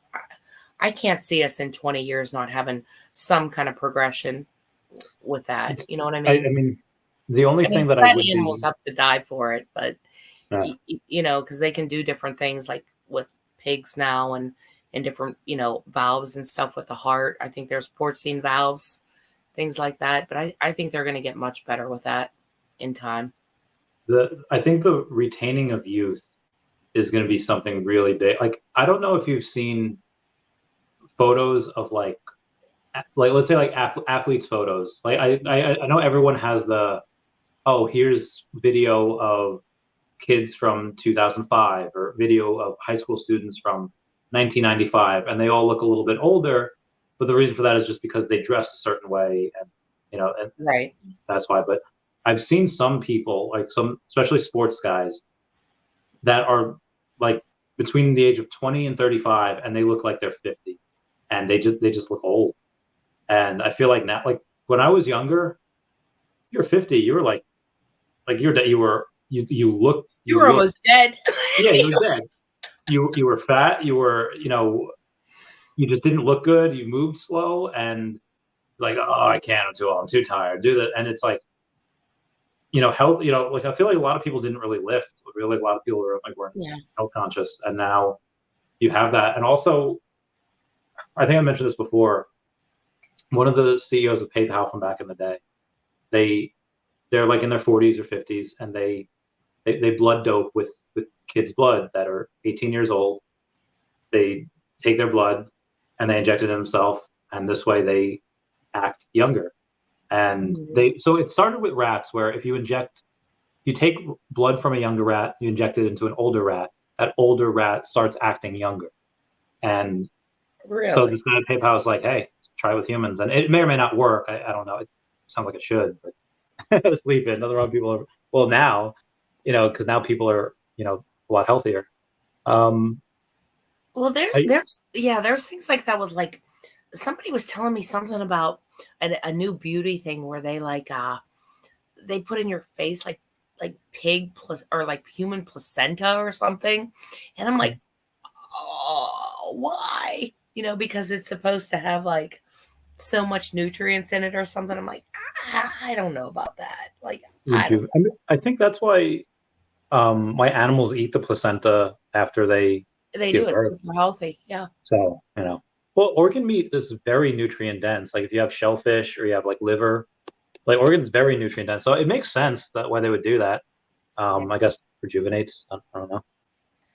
Yeah, I'm gonna stay away from placenta for now. Sleep is like you say, I'm putting rat blood in my body. So yeah, I'm saying that you look very young. Like if you were to tell me 3 months ago, like ask like, oh, what's the, like, I wouldn't have thought you were able to see Empire Strikes Back in theaters. I just would not have thought that for Sleeping. And then when he said he did, I was like, wait, you saw that in real life? Like, wild to me. Yeah, what is Sleeping? He's around 50? Is he around like 50? I guess he's maybe like 51. Let's ask my collectibles. How old are you, Samara? Oh, what's up, my collectibles? You hit me with the tough question right away. How old am I? I was born in the 70s. Let's say that. You look great. Like, yeah, you look, yeah. Oh, thanks. I appreciate it. So do you. So do you guys. You look young. You look very young. But you know what? He has that attitude. I think that's another thing too. Like, you always are so positive, and I think part of that keeps you young too. Usually you're in a good mood, pretty positive. So, I mean, we're talking about toys. It's amazing. And I don't smoke, actually. I never really got into it. I only drink when I party, which isn't that often anymore because I'm older. Right. Yeah, and I try to exercise, but but yeah, so I just try to, stay. If I could grow a full beard though, Randy, I could try. And I would look really weird. I look like my dad. So I try to, and the hat makes me look a little younger too, because if I take off the hat, I'm, if you see me in person at DCon again, yeah, I'm not as young as springtime. Yeah, Randy, that beard makes you look younger. I don't know if you've heard that or not. I think you look a lot younger with your beard. Oh, thank you. I don't know why, but mine would be gray. Like I would be grayish down here now. Oh yeah, my hubby's. Yeah. I get some red in my beard. Like I get like red hairs, and I don't know where they're from. The alien DNA. I have something came up in my Facebook memories today. I was in I was in Kuwait, and I was trying as hard as I could to get really, really big, because I wanted to cosplay as Bane in 2016. So I took these months. So March, April, May, June, July. These are 5 months apart, these pictures. This was me like in early February of 2016. So I was super skinny and super young. And then this is me like 5 months later, nice. Just super large. Yeah. But I feel like I look so young here. I mean, it was 7 years ago, but and I feel like is that all natural, Randy, or did you use anything to enhance your performance? I had what's that called? It fills your muscles up with water. Creatine. So I had that, and then I had this. So if you guys have 30 seconds, look younger with no beard. Thanks, man. I have my diet here because we have like 30 seconds here. So for breakfast, I had 6 hard-boiled eggs, 1 cup of oatmeal, a half an ounce of peanut butter, and 2 small bottles of whole milk. My after breakfast snack was 2 pieces of chopped chicken, 1 cup of rice, 1 ounce of peanut butter. My second breakfast was 6 hard-boiled eggs, 2 cups of oatmeal, 2 bottles of whole milk. And my third breakfast was 6 hard-boiled eggs, 1 cup of oatmeal, and 2 small bottles of whole milk. My lunch was 2 pieces of chopped chicken and 2 cups of veggies. Wait, you had 3 breakfasts? So I was on the midnight to 12 shift. Okay. And from 10:30 to 12:30, they had what's called midnight meal, which is just breakfast. And then the DFAC opens up from 4 to 8. So I went at 4 to get my second breakfast. And then I went at 8 to get my third breakfast. So I had breakfast, that was 3 times a day. Okay. And my during and post-workout meal was 2 servings of Gold Standard protein and 1/3 serving of Mass Weight Gainer. And then my before bedtime snack was 1 serving of Wheat Thins and another serving of Gold Standard protein. So I was eating that every day. The mixable, was that back when you had to do the blender stuff? Because that was almost intolerable. Like, people have it so easy now with the just protein you open and drink. But back in the day, it was the nastiest. Like, everyone had to have like a shaker, and you had to, oh my God, I used to gag that down.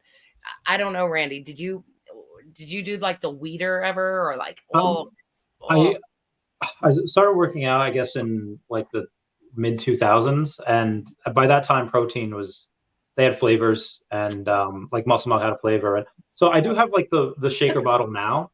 Yeah.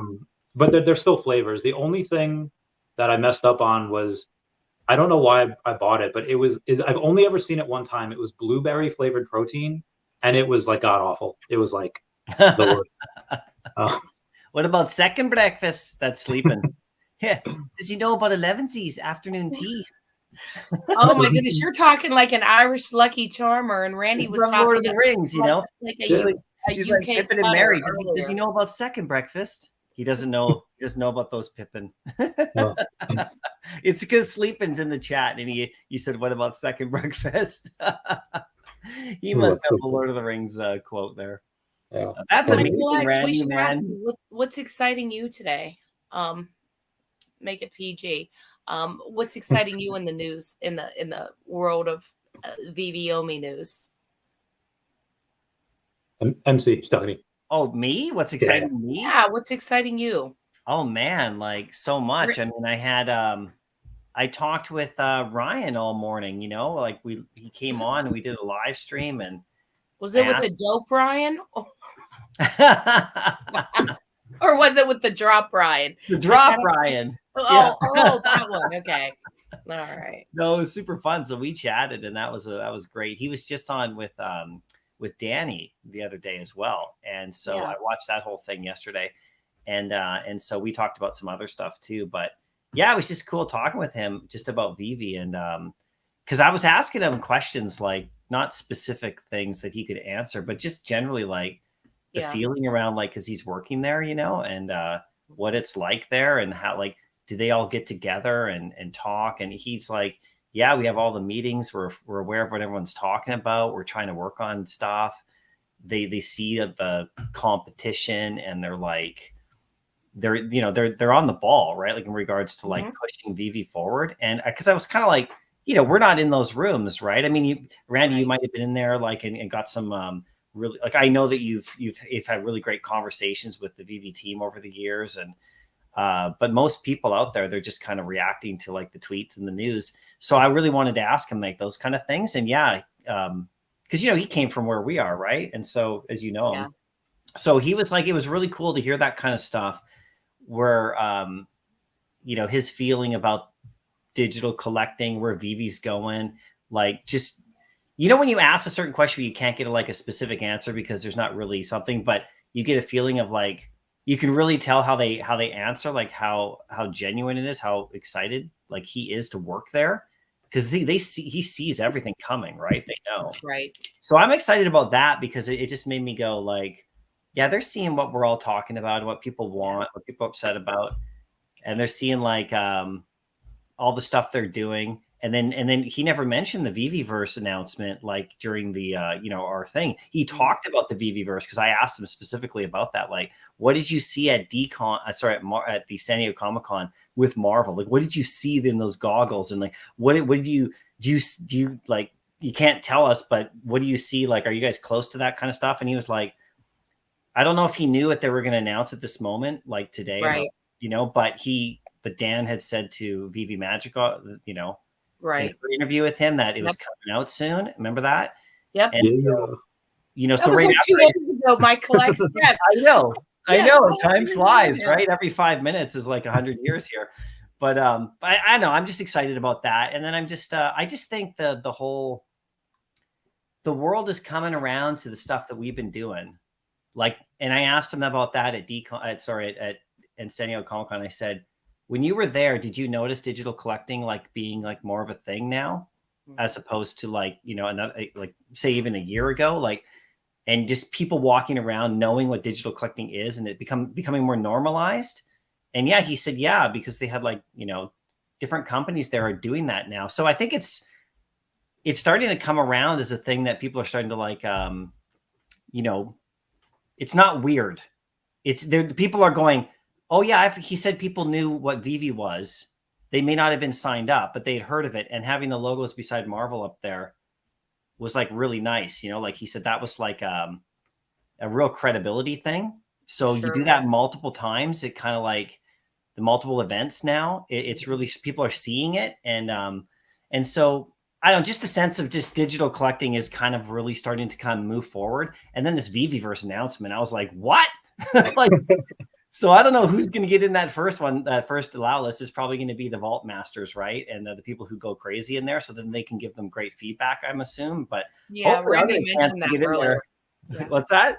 Randy had mentioned that he had heard, right, Randy, that the more you kind of play in the showroom, it doesn't necessarily go to, even though Dr. Profit got it, but he might play a lot in his showroom, that they really looked at people that would actually use it and actually play with the stuff in the showroom so that they could get good feedback. So you're spot on, Michael X. Yeah, I think that's why I read that from that tweet as well. And yeah, because they're the ones who like really want to build in there, and they can go, hey, what about this tool? This isn't working. Right. And the rest of us, I just want to walk around and also, did you hear how he said the file sizes are smaller because of our phones? So in the Veveverse, everything's going to look 10 times better, like not 10 times, but everything's going to be higher quality because your phone would overload if you had it. Like, you know what I mean? This kind of notion, I didn't know about that. So there's all this stuff, and it's just it's pretty cool. I'm very excited. I wish they're doing amazing, right? I mean, yeah, okay, baby moon people. You'll probably have 3 of them here on the stage, but we can also give feedback, right? But it seems like they've just been cranking it out, like they've been quiet. Pretty much, the team's been keeping a low profile on Twitter, but I mean, to me, they've just been banging things out quietly and slowly, and one thing after another, right? I mean, what are we going to get next week? Omi to NFT to Omi to NFT. Is that next or? Yeah.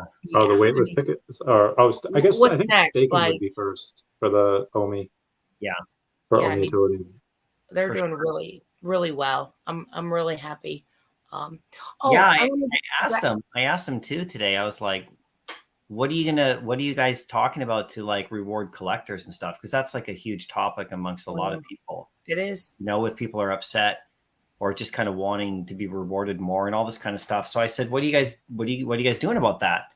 Like you guys are talking about it, obviously. And he's like, he just says, from what he's seen in the MCP program, that's going to be really big. And then of course, with the Veveverse and the drops and stuff you can do, he said, that's going to start making a lot of sense to people. So just having a bit of patience while they roll that out.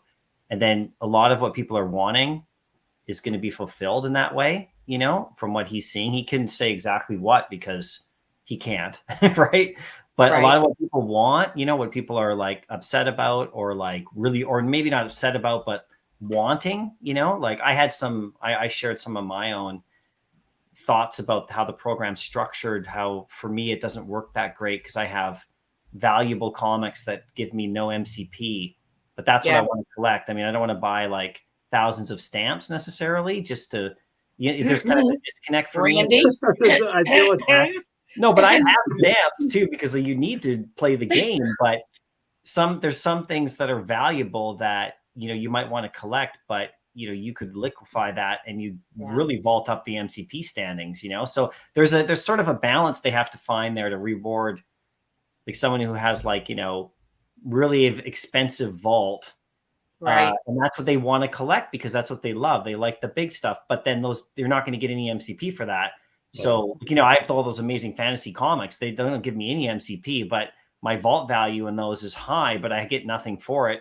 So I feel like I'm a master collector, but I'm nowhere near the status. So there's something kind of missing there. So we talked about that, and he's like, yeah, they're, like it's going to evolve, right? But stuff like that makes me excited. Yeah, I mean that's what for the people that do like break. I'll be right back, Randy. Hopefully, MC, you got it from here for now. Oh yeah, man. Yeah. She's been a trooper. She's been on with me for 2.5 hours so far. So she needs a pee break. And I need more coffee. We need to do a super stream soon, Randy. Yeah. I have the house to myself this weekend. We could do it this week. I mean, I don't know. I don't know what would be a super. Start from here. You're already started. Yeah, I guess. But I was up for a good 14 hours before I started this. I want to start as soon as I get up. Yeah. Like I worked out. I did some legs. I'm going to be tired soon. Yeah. I gotta make some more food soon. Anyway, we have so what MCP, that first thing with OMI, like if you don't have a ton of MCP points, if you have a bunch of OMI, you'll be able to stake and then double your MCP points or increase your MCP points by 30%. So I feel like that's going to really help. Yeah, that's a good avenue to go. Yeah. Yeah. Yeah, for sure. So MC, there's a quote by Lee Iacocca that says, "I hire people brighter than me, and then I get out of the way." Yeah. After your conversations with everyone, you had Ryan on, you have Alex on all the time. Who is, and I'm not saying like the people you don't mention, you're calling like da-da-da, but who are the people that you're most impressed by on the team? Like, wow, these people are insanely intelligent. I just think each one of them in their own right, like Corey really, once I talked to Corey like in person at DCon and found out about his background, like his service, his history, his work experience, and like his knowledge level, I was like, wow, this guy's like legit. And, same thing with Ryan. He comes from like a marketing background and like, social media and all that kind of stuff. I asked him today, why did you want to work at Veve? Right. It's a pretty simple question, but like people like that, they have a choice of where they can work, like they can do like all sorts of stuff. So, them being there and actually recognizing Ryan was actually impressive today too. Cause he was like, he mentioned that kind of thing, right? There are people that are really smart and you just got to let them do their thing. And also there's companies that they actually look at. This is actually one interesting thing, Randy, that you might like. He was talking about there's companies out there like, just for example, I brought up AI. I just asked him, so what do you think about AI in the digital collecting space? It was kind of one of our last questions. And what he said back to me was like, well, there's companies out there, like small companies that specialize in like really amazing stuff that we pay attention to because you have to pay attention to AI and all that stuff. And, sometimes those kind of companies, they get bought by bigger companies, and the people that work at those companies, it's because they're so great at what they do. Bigger companies acquire companies like that, and then they work on what that company needs. Right. And this is like smaller companies get like Absorbed, partnered up and absorbed, but not like disappeared. Like they like this. And so that's what his response. So that means it's like Veve's understands that they're not going to be the ones to like reinvent the wheel on some of these things. But if they work with these companies that are experts in those areas, they already recognize that there's smarter companies out there that specialize in the things that they want. That's what that tells me. And Veve's like looking at it like that. Maybe they work with a company that is like really specializing in AI, and that helps them with the Veveverse stuff, as opposed to like building a whole team out yourself and trying to find staff. Yeah. Maybe they acquire somebody like that. He never said that was going to happen, but I think they recognize they're smarter people. And so that, they can like work with these different companies and stuff. So, I just think all of them are like showing me that they're quite, quite in tune with what they're doing specifically. And, I find them all pretty humble. like in regards to understanding that, you know, there's people out there that aren't happy with certain things. So we don't see those meetings behind the scenes. And I asked him about that. Do you guys are you guys listening to the community? Like, do you guys see like, and I know they are, but I wanted people to hear it. I wanted him to say, yeah, we get together all the time. We're like, he's talking about him, Corey, Alex, Dan, like marketing wise, you know, this kind of stuff, and others. They meet all the time. They read feedback. They hear everything. They're in the spaces listening. And then they're trying to figure out the best solutions for some of this stuff. And so, you know, it really just makes you know that they're kind of like on the ball. And even though in the past there's things they haven't completed yet, or they're behind on or whatever, they're still on the ball and they're still moving forward. And you can see it now more than ever. I think someone in your chat said you can see it like with Mitch on, and yeah, you can just see that things are progressing really rapidly, especially in the last like 2 to 3 months. I don't know. So yeah, they've been doing exceedingly well at that. Yeah, there, Lord of the Realm. There we go. That was the comment I saw over on the side, but yeah, forming the Veve Avengers. You have a I'm really excited. David, did you see that interview with David and New Zealand Binance a few months back? I did actually. Yeah, I watched that. Yeah. And they had mentioned, or David had mentioned AI and like how he wants to incorporate that with collectibles. Yeah. And I think that would be really fun if you're saying, hey, it's not just Captain America as an NPC with 3 lines of dialogue. It could be Captain America with ChatGPT behind it saying, answer everything as if you were Steve Rogers. And then you get to have a conversation, and that's so wicked awesome. Like, there's some people that would never leave. No, it's wild because like when I asked him about that, he just said, yeah, they're paying attention to that stuff because you got to, like, in this day and age, in this industry, like, so I don't know what it means, you know, for the future. I mean, it's a ways out maybe, but I didn't think the Veveverse would be announced today. They're going to start letting people in on Monday. Like, that's crazy, Randy, right? I mean, can you believe that? Like, I mean, knew it was coming eventually, but yeah. I mean, I don't know. It's not like I thought it was going to be months and months and months, but when I heard Dan say that it was coming soon, they're going to start letting people in the next like little while. I was thinking a couple weeks maybe or something, you know. I was like, oh, okay, we're gonna see something, and then like boom, you know. I was just concentrating on like the Spider-Man comic that's coming on Sunday. That I'm, you know, the little Spider-Man comic, the noir Spider-Man, right? And then this comes out, and I was just like, whoa, right? So, I mean, the whole space is just changing so rapidly in front of us. It's, you know, we've been around a bit, all of us, right, Lori? I mean, we've been around, MC. Yeah. Yes, we have. We've all been around. Gen Xers. Yeah, but we saw the internet being born, right? Oh, there's Bill. There he is. I love it. Oh, Bill Gardner, you are such a huge supporter. He's awesome. We love you. Yeah. I did a vid about that comic too. I just haven't unleashed it yet because I want to give it some time for the other stuff that I freaked out about. Otherwise, so we're getting an exclusive sneak peek. Like, is that what I'm hearing? Like, my collectibles sneak peek in what's coming? Well, that comic? Yeah. No, are you reaction to it? It's a good one? It's how much it's worth. Bill picked up a 9.8 of that comic, and it's a good one. It's a nice one. Yeah, it's a new one. Yeah.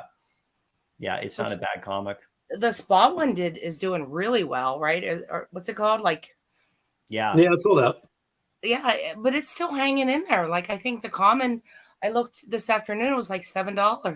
Oh, yeah. Well, there's only 5,000 mints, so that definitely helped. Yeah, it's solid.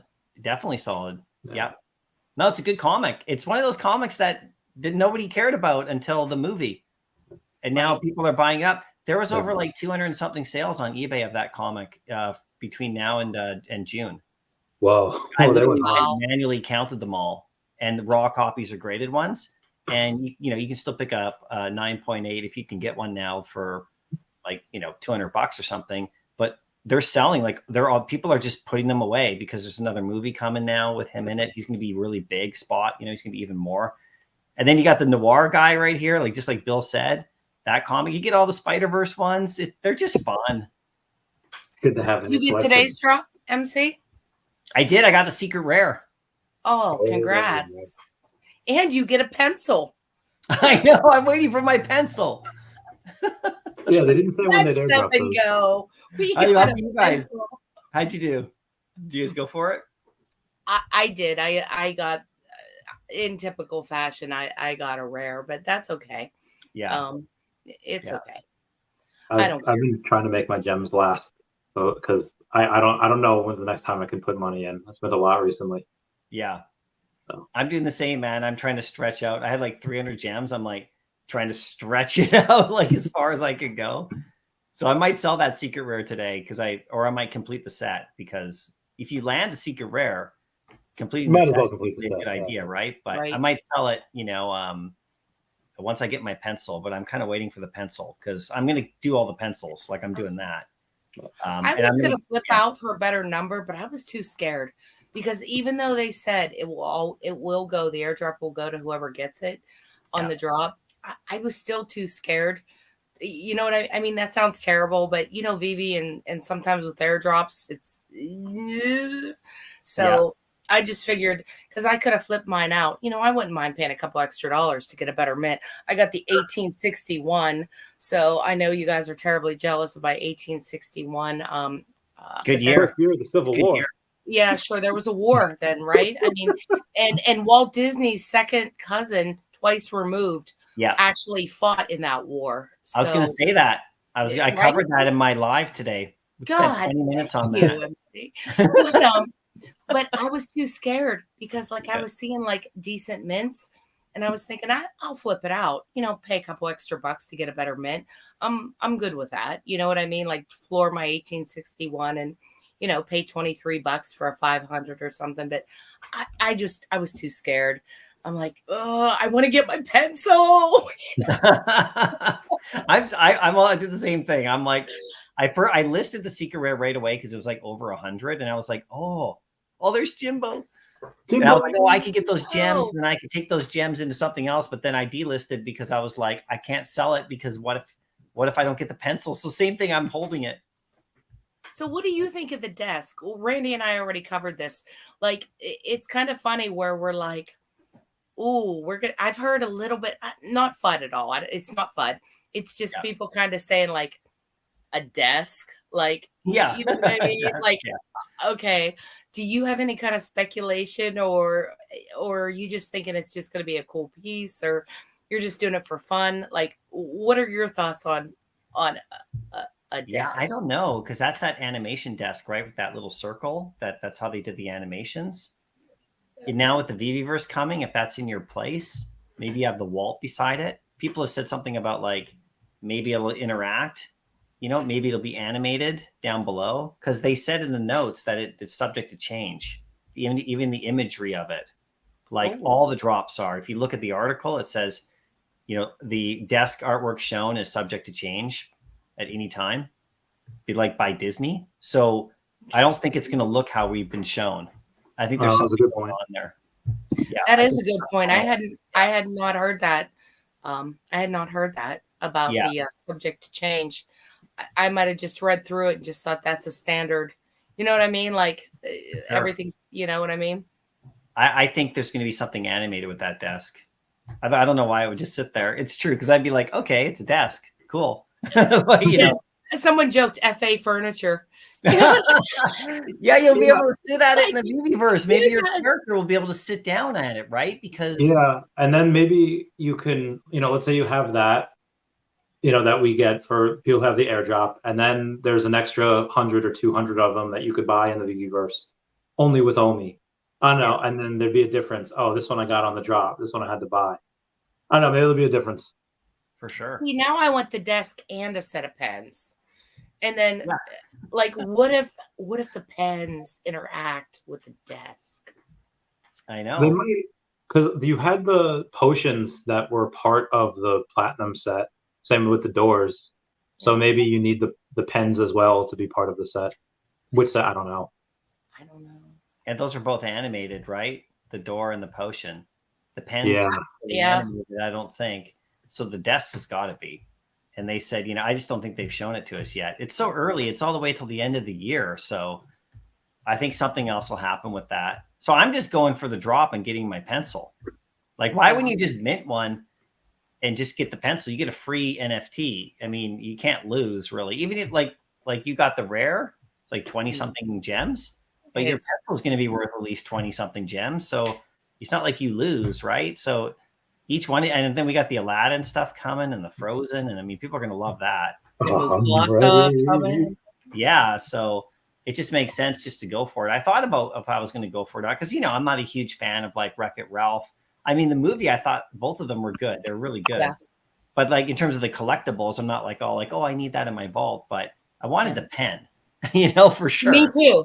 But I like the animation. I mean, I'm going to be honest. I didn't look at the animation before the drop. Sure. So today, after I got it, I played it, and I was like standing outside like my husband went in the grocery store, and I played it, and like it just started going crazy. Like I'm like, look at this thing, and I was pretty impressed. I was excited with the animation. Brandy, what are you doing? Oh, I'm just switching seats because the other seat in the kitchen was a little hurting my butt top. Not have a seat with a cushion, so this is much better. Well, I did not go for the last Disney drop. I did not get a Miguel. I did not get a Woody, and I did not get a door. I did not get any posters. I did not mint any posters, and that was probably the first Disney drop I didn't touch. Yeah, and even looking at the prices now, I'm like still like looking at them like, geez, you can get that whole damn set for less than. I think you can get it for less than $100 now. Like between Miguel, Nemo, and Woody, I don't know. That was the first one though I stayed away from. So yeah, I went for the door, but I didn't get one. Like I just I went for it. I didn't get it. Yeah, after that I was like, okay, I'll just watch this now. Because if I got the door, then I would have activated the other stuff, right? I didn't go for the platinum moments themselves because I wanted to see what was going to happen with them. Those posters are super scarce. Oh, they're crazy. Yeah. I made the mistake of the first platinum moments. I got the Mickey platinum moment. And then, I got the potion in the market because I didn't get it on the drop. And so my plan was to mint the Mickey poster, right? The 100 poster. And so I held on to both of them for like 2 weeks. And I was just sort of watching the prices. I didn't do the mint. And then I thought, well, maybe I'll just buy the poster after instead, because that's what I wanted, right? So I sold the potion. I sold Mickey, and now the posters are like $400 or something, right? $400 or $500, and I don't have any of it. And I totally screwed up because I said to myself, I should have just stuck to my plan because I was pretty vocal about my plan. That was my plan. I was going to get Mickey, the potion, and do the poster, right? And then I detoured from my plan like 2 weeks in. I must have let people talk me out of it or listen to people in the community or whatever, right? And then I just didn't do my plan. So I'm just going to stick to whatever plan I just do what I want. Nobody swore you got a Mickey. For some reason I could have swore I thought you got a Mickey because you really wanted that. Platinum, and I got the potion. I was going to do the And there was one live stream I was doing where I was literally on the verge of hitting the button to do it. And then I just kind of like, well, I'll just wait another day or so. And then a couple days, and then something dropped and there was something else. And I should have just did it and just put it away because I really like that poster. I think that poster is amazing. The 100 poster. And then of course the price. So yeah, Randy, the scarcity of these ones, just look up other stuff that's super scarce. It goes up in value, even if it's not something people totally want. So I'm still you guys are going to make me degen into I'm looking at it too, Queen. I'm looking at it too, but they're so cheap too right now. I don't even know what they are. I think they're like at $100 right now. The posters. The posters? No, they're not. No. The second set. The second set. Hold on. Yeah, they're low. Look at the Woody. Look at the Nemo. They're super cheap. Well, think about it. $77 for the Woody poster. Right? Yeah, and there's how many of them? Like 100 and something? 75 for the Nemo. Wow. Yeah. And when's it over? Isn't it done like August? But you can continue to burn. Yeah, 99 for the Miguel. Yeah. It ends August, first week of August sometime, I think. Yeah, I think you're right. But Yeah. the thing is the thing that I like so much about Mickey and Minnie, other than the fact that they're pretty much the Disney icon. Well, Mickey, of course, is the icon, is that 100 in it. I mean, Yeah. the collector part of me, Yeah. I don't know why we see like a gold logo or we see a silver or we see a, maybe Michael X, you can explain this with collector mentality. It just makes, I don't know, it's just something in our DNA that goes, oh, that's a 50th or that's 100 or I don't know. It just seems to make any collectible, whether it be physical or real, just seems so much better. Well, you have the 100 pop behind you, don't you? The Disney 100. Yeah. Yeah, Oh, yeah. So that's all it is. Like, have you seen the Disney 100 Spider-Man pop? I think. Oh, yeah. It's like yeah. regular sized Disney 100 edition. He's kind of like almost crystallized, but with color. You got to look it up. It's super cool. And you can get it at retail places. And, so they're doing there's Disney 100 like pops, or like they got the silver swoosh on you know what it looks like, Lori, you got it right. I mean, it's I do. They're amazing. If you're into pops or anything like that, you can pick a few of those. And there's lots of Spider-Man Funkos, right? There's like tons of them, but that one is like kind of stands out from others, so yeah. We got one, like, there's like $15 at, we still have Toys R Us, right? So I just picked yeah in Canada. We still got them up here. It's a different company, right? Even though it's the same name, they're like separate from the US. So they didn't fall here. And plus we don't have as much competition up here. We don't have Target and, Kmart and all the rest of these. We have Walmart and all that, but we don't have you guys got so many great stores for toys. I mean, Toys R Us just couldn't survive. So, but we still got Toys R Us. So at least in most cities. And, but yeah, that's where I found that Spider-Man pop, a Disney 100. And there's some Star Wars ones. I mean, they're going to stand out over time. I don't know how much valuable they're going to be, but they're going to stand out compared to the 50 other Spider-Man pops you see. Right. Right. Yeah. And like I said, when I go to the cons, like even just us going to the con, like that Pikachu up there, like it has like 3 different stickers, like 3 different designations. And it's just like, that one's like 5 times more because it was a this exclusive. And I'm like, I don't know, something about that 100 and the fact that those are the only posters that have the 100 in them. I just, in full disclosure, I own a set. So, which I will hold on to. So even if those things go up tonight till $700, I'm not going to, get rid of mine. Yeah, you're on the floor. I'm not, we're not going to sit here and pump it up and then I'm going to flip it. I promise you. Don't even do that anymore. Remember, there was a whole thing, people all pumping and dumping. Like people don't really even people don't really do that. On I'm sure it's still done. Particularly people that tend to. I won't say it. Never mind. Yeah. Say it, Randy. No. Anyway, the pen under Elsa's shoes might go with the pencil. Quick change of subject. Said the pen under Elsa's shoe might go with the pencil. I thought that. Or you could take it out of her shoe and there it is. If you have Elsa, you could use the pen in her shoe with the desk. Ooh, that'd be dope. Soft. And what if we get Elsa because Frozen's coming, like animated, Yeah, makes sense.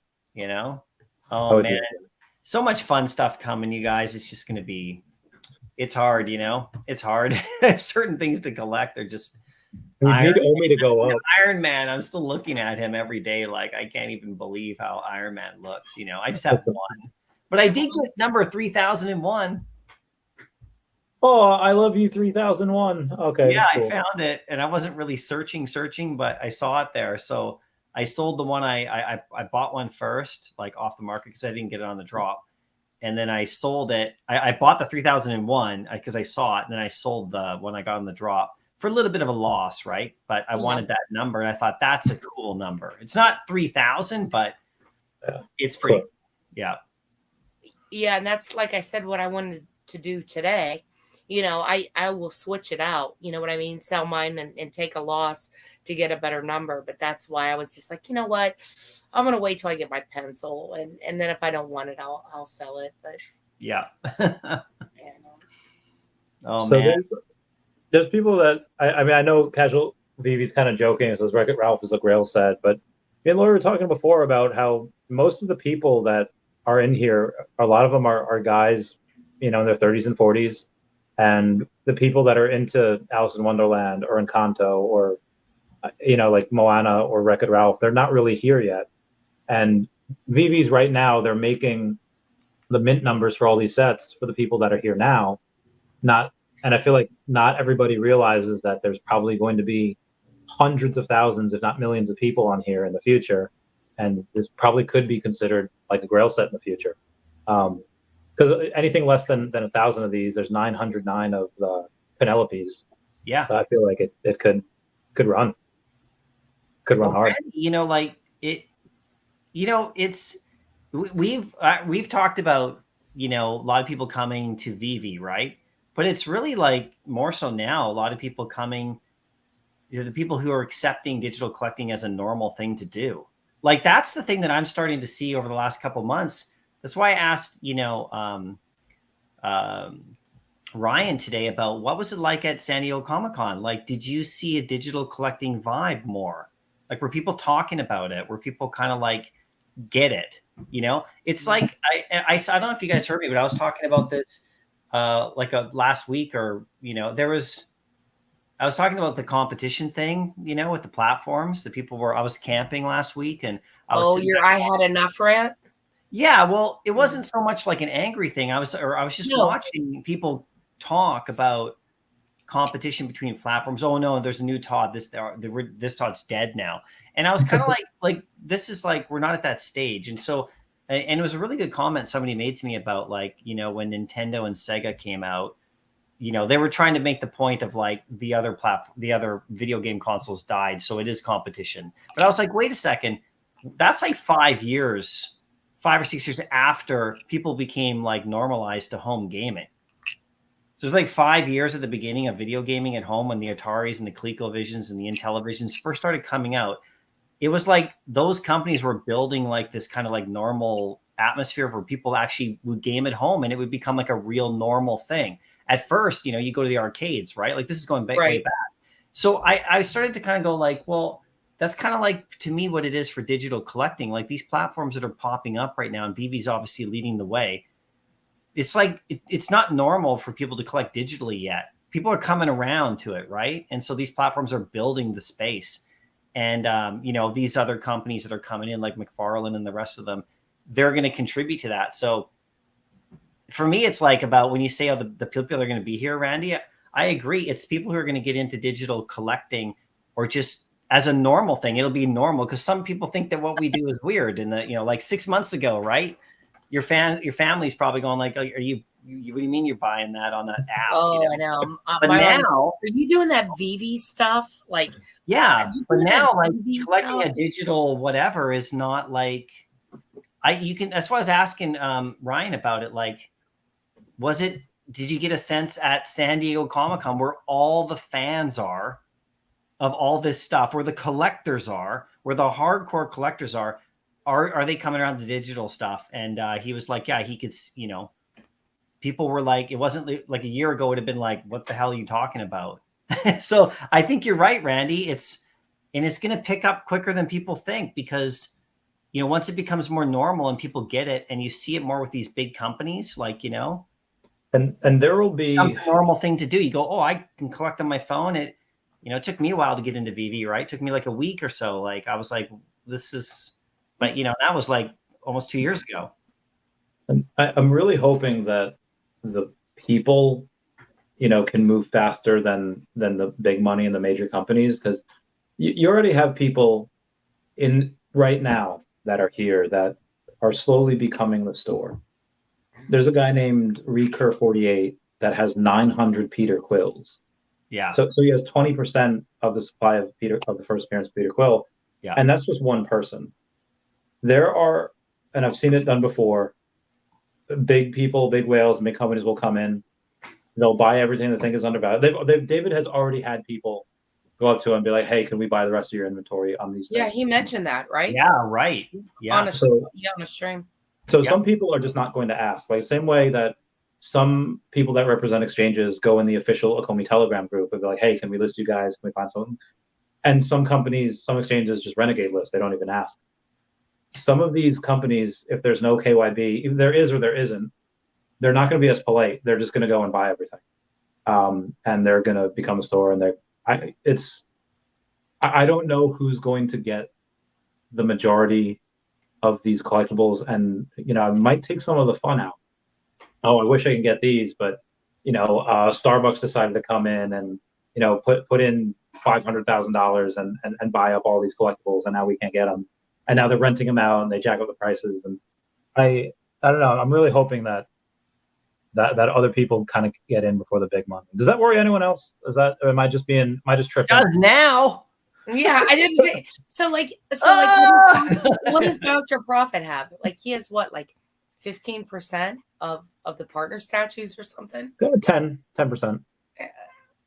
He has more than 300, doesn't he? He's got 400. And I guess when you take the amount of waltz that are in suspected bot accounts that are locked up, there are 700 of those. Mm-hmm. So take that out away from the 4,300. Then then he's got like 12, 13%. Yeah, so he might be the premier partner statue sales. You know what I mean? Like you might have to go through him to get your partner statue. He's how people track. There's a Nancy Pelosi stock tracker because she notoriously trades on inside information, and people go and they track her stock trades and they buy what she buys and sell what she sells. People will start doing that with Dr. Profit because he's and my friend Raythax as well. They've never been wrong. Like Profit, buying ETH and Bitcoin at X amount of, like 10 years ago, despite everyone, including his wife, telling him to sell in like 2017, 2018, and didn't. And now he's worth how much he's worth. I think you'll get people tracking that, because he buys the partner statues, he buys OMI, he buys all this other stuff. You'll probably get people tracking that. And yeah. Well, you should probably listen to somebody like that because it's that whole thing of, and I remember Crypto Rain was talking about this over on Jordan's channel. He was like, when you're listening to people like for advice, listen to people who are really good at what they're doing. Successful, right? Yeah, he's like, I don't know about you guys, but like I follow these people who they invest like really well, like even like outside of Veve and the digital world, like in real estate, he said too as well. Yeah. Like, I mean, why would you listen to somebody who's broke, it's like, you know what I mean? And I don't want to be like I'm not a rich guy. So I do try to follow the whales. Like I try to see what people are doing. I generally find with collecting, it's like, well, I'll just get the stuff that I really enjoy. And, but I have a good sense of stuff that I think that goes up, like stuff that I think I should go after, that I think is going to be valuable later to help me fund, that's what we do. Right. I mean, collectors don't hold. Collectors buy and sell and work their way up to bigger stuff. I mean, unless you just open up your wallet all day and every day. A lot of people like who are, who collect, they keep the things they love that they cherish, but they buy and sell and buy and sell and buy and sell. And I'm not talking about in Veve, right? I'm talking about outside of it. So, right. That's how I was able to acquire a lot of like really good physical toys, and stuff like that. It's just flipping and buying and selling on eBay and everywhere else. And so because, I mean, that's healthy. That's really healthy for a market though, right?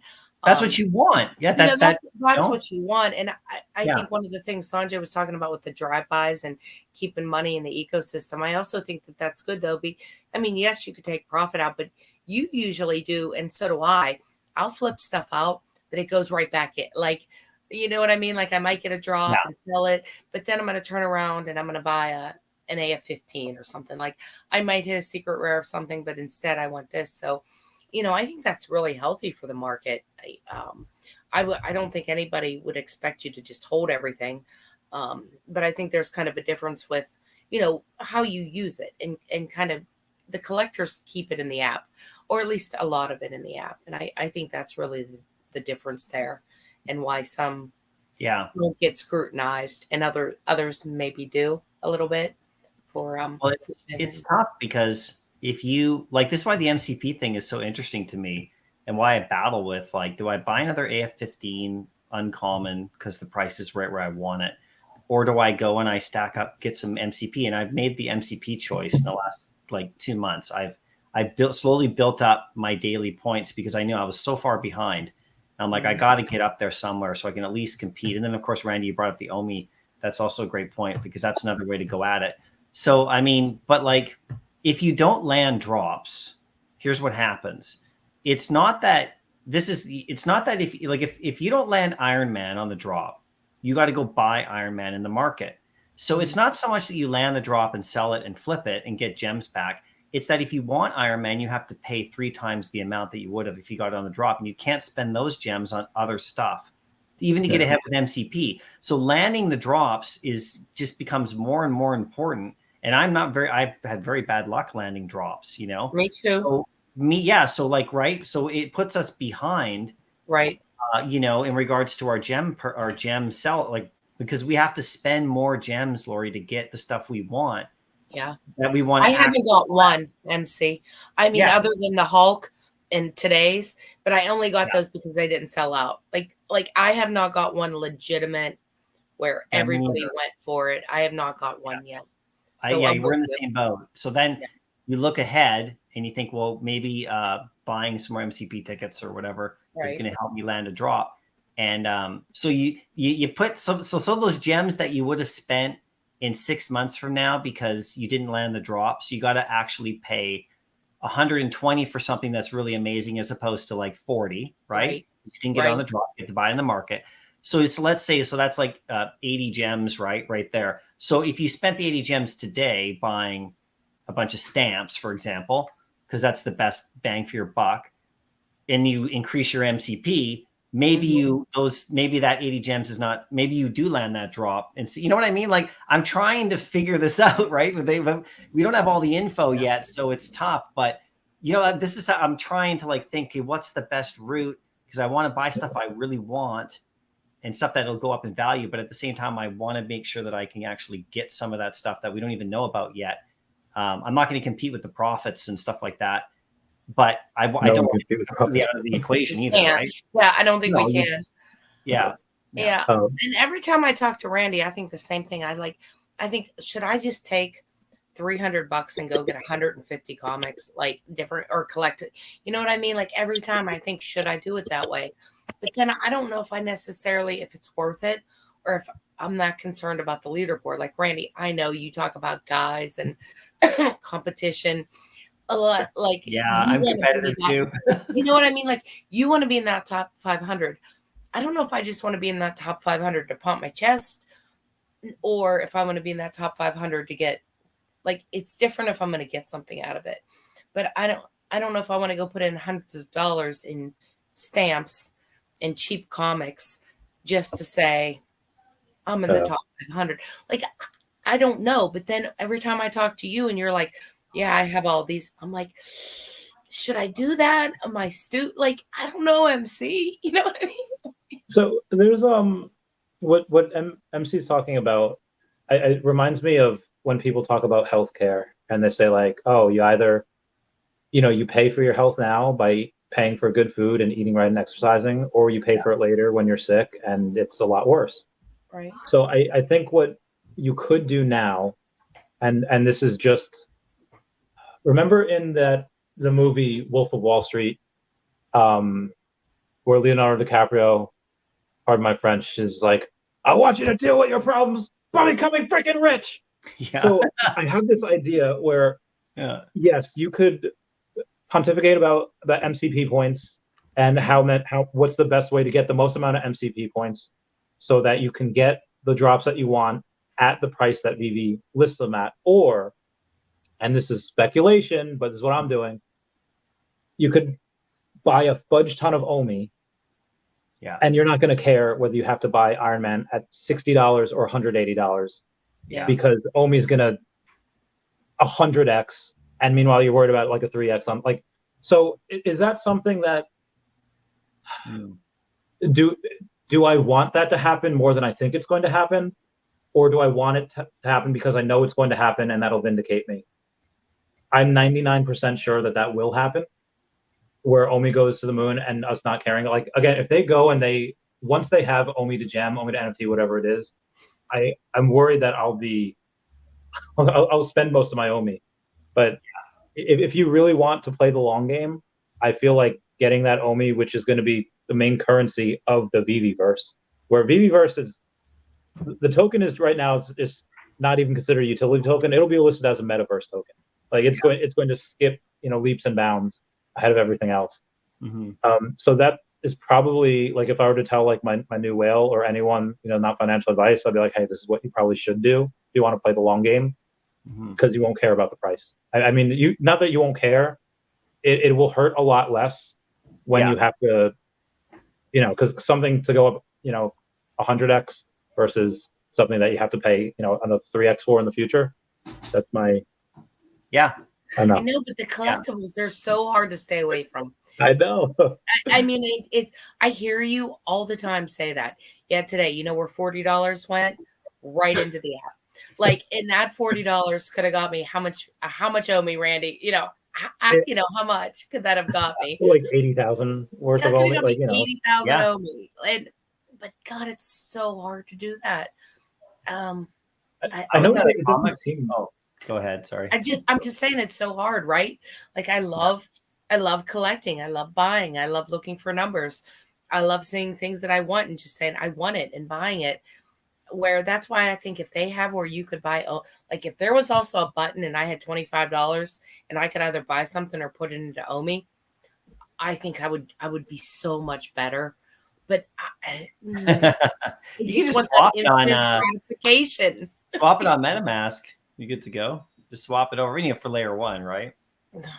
Yeah, I mean, I've been trying to buy people's Omi on the app for layer 2. Yeah. And I have a getting to a decent amount on the app. Hopefully it's enough. In the future, I hopefully that's enough. But I kind of I don't regret this because I don't necessarily believe in regrets. But the amount of money I spent on the number 43 Luke Skywalkers and the number 41 logos, I'd have 200 million Omi, if I didn't do that. And I really, really, really want to get there. I don't know. But so Lori, same thing. Like I so you did it. You went with a set of 41 logos and Luke Skywalkers in lieu of that much Omi. It's incredible though. That's those sets. Oh, the logo set, Randy, is like, that's just insane. It almost didn't happen. Like it was. Yeah, I heard you talking about it and some of the. I mean, it's just. But that kind of stuff is like. I mean, that's kind of what it's all about too, right? I mean, we're talking about the best ways to get ahead, but I mean, owning some of those things, it's kind of what collecting is about. Like having, like Lori, the flex part. Sometimes, like if you've been collecting a long time, just knowing you have it is enough. Like there's certain things that I have physically in my collection that are not on display behind me, but I know I own them. And it's a weird thing. It's a weird thing in your mind when you're like, I got that. I got it. And it's almost like, it's there. And then you can tell people about it every now and again and show people that you got it every now and again. Right. But it's just something knowing that you got something that you've been wanting to get. And it's a real satisfying sort of thing. And then, you can always sell it. Like, you can always liquidate something amazing if you really needed to. And that's what I think about the collectibles. It's like they never, ever, when you buy a collectible physically in the real world, I'm finding the same thing with Veve. I mean, they will go up and down in value and all that stuff, but you're kind of parking money there. Like, I never feel like when I go to a comic book shop or something and I buy a Star Wars action figure that I'm spending my money like the same thing as if I went to Subway and bought a sandwich and downed it. To me, it's always like I'm just buying it and I'm parking my money in it. And sometimes it goes up, but most of the time I could just sell it back. If you're experienced, right? You can just sell it back. So I feel the same thing with Veve. It's like if I go and I put $50 in in gems and I buy, you know, Hulk 1 or something, I mean, it could go down to 30, right? You know, Right. but I don't feel like I'm like losing that money. You know what I mean? Like it's not gone. Yeah. It's just there. Just so there's fees that kind of chip away at it if you make your decisions to sell and buy. But that's how I always feel. So when people start collecting, you start realizing you have a really valuable bunch of like stuff that if you really needed to sell it, you could. And the best thing about the digital side of it is that you can sell it in 2 seconds. Like Randy, you could sell those 41s literally in 5 seconds. Yeah. Like if you price them right, you put them in the market, you don't even have to like advertise. Just put them in the market, boom, you watch your phone, done. And then like, you know, maybe you take a bit of a hit or maybe they've gone up a lot and you actually profit. But that's the crazy thing about what we're doing now. I mean, if I have the physical stuff I'm telling you about, okay, I want to sell something, big process behind that, right? You know, listing it, photoing it, you know, shipping it, blah, blah, blah. So that's why I never feel bad about putting money into Veve now that I can actually take it out. And I finally got the okay, you guys. I'm one of the people who never usually gets the early bird access to anything. Like, you know, oh, here's the email. You're a part of the beta program. Like I'm not usually that person, but I did get my cash out option. So did I. We can cash out. We just can't hit a drop to cash out. I know. I haven't cashed out. I have the, you know, I'm like, well, I'm not cashing out because I don't want to sell anything to cash out because it's, you know, I don't need the money to, but I finally got it. So now it's cool because now you can cash out. And to me, that's one. Yeah. I'm sorry I'm talking along here, but I hope you don't mind. But there's one last point I want to make. The ownership thing with interoperability and everything too, for me is another issue because can I turn my collectible into cash? Because my cash is interoperable. Like I can take my cash anywhere and buy whatever I want. That to me is the base level ownership. So it trumps like, you know, anything else, like being able to move it around. Like, so yeah. Now that I have the ability to do that, because I was in Canada, even while, you know, we had partial cash out, I couldn't cash out since like December. So I can sell whatever I want now on Veve and I can take the money out and I can go buy whatever I want in the real world with it.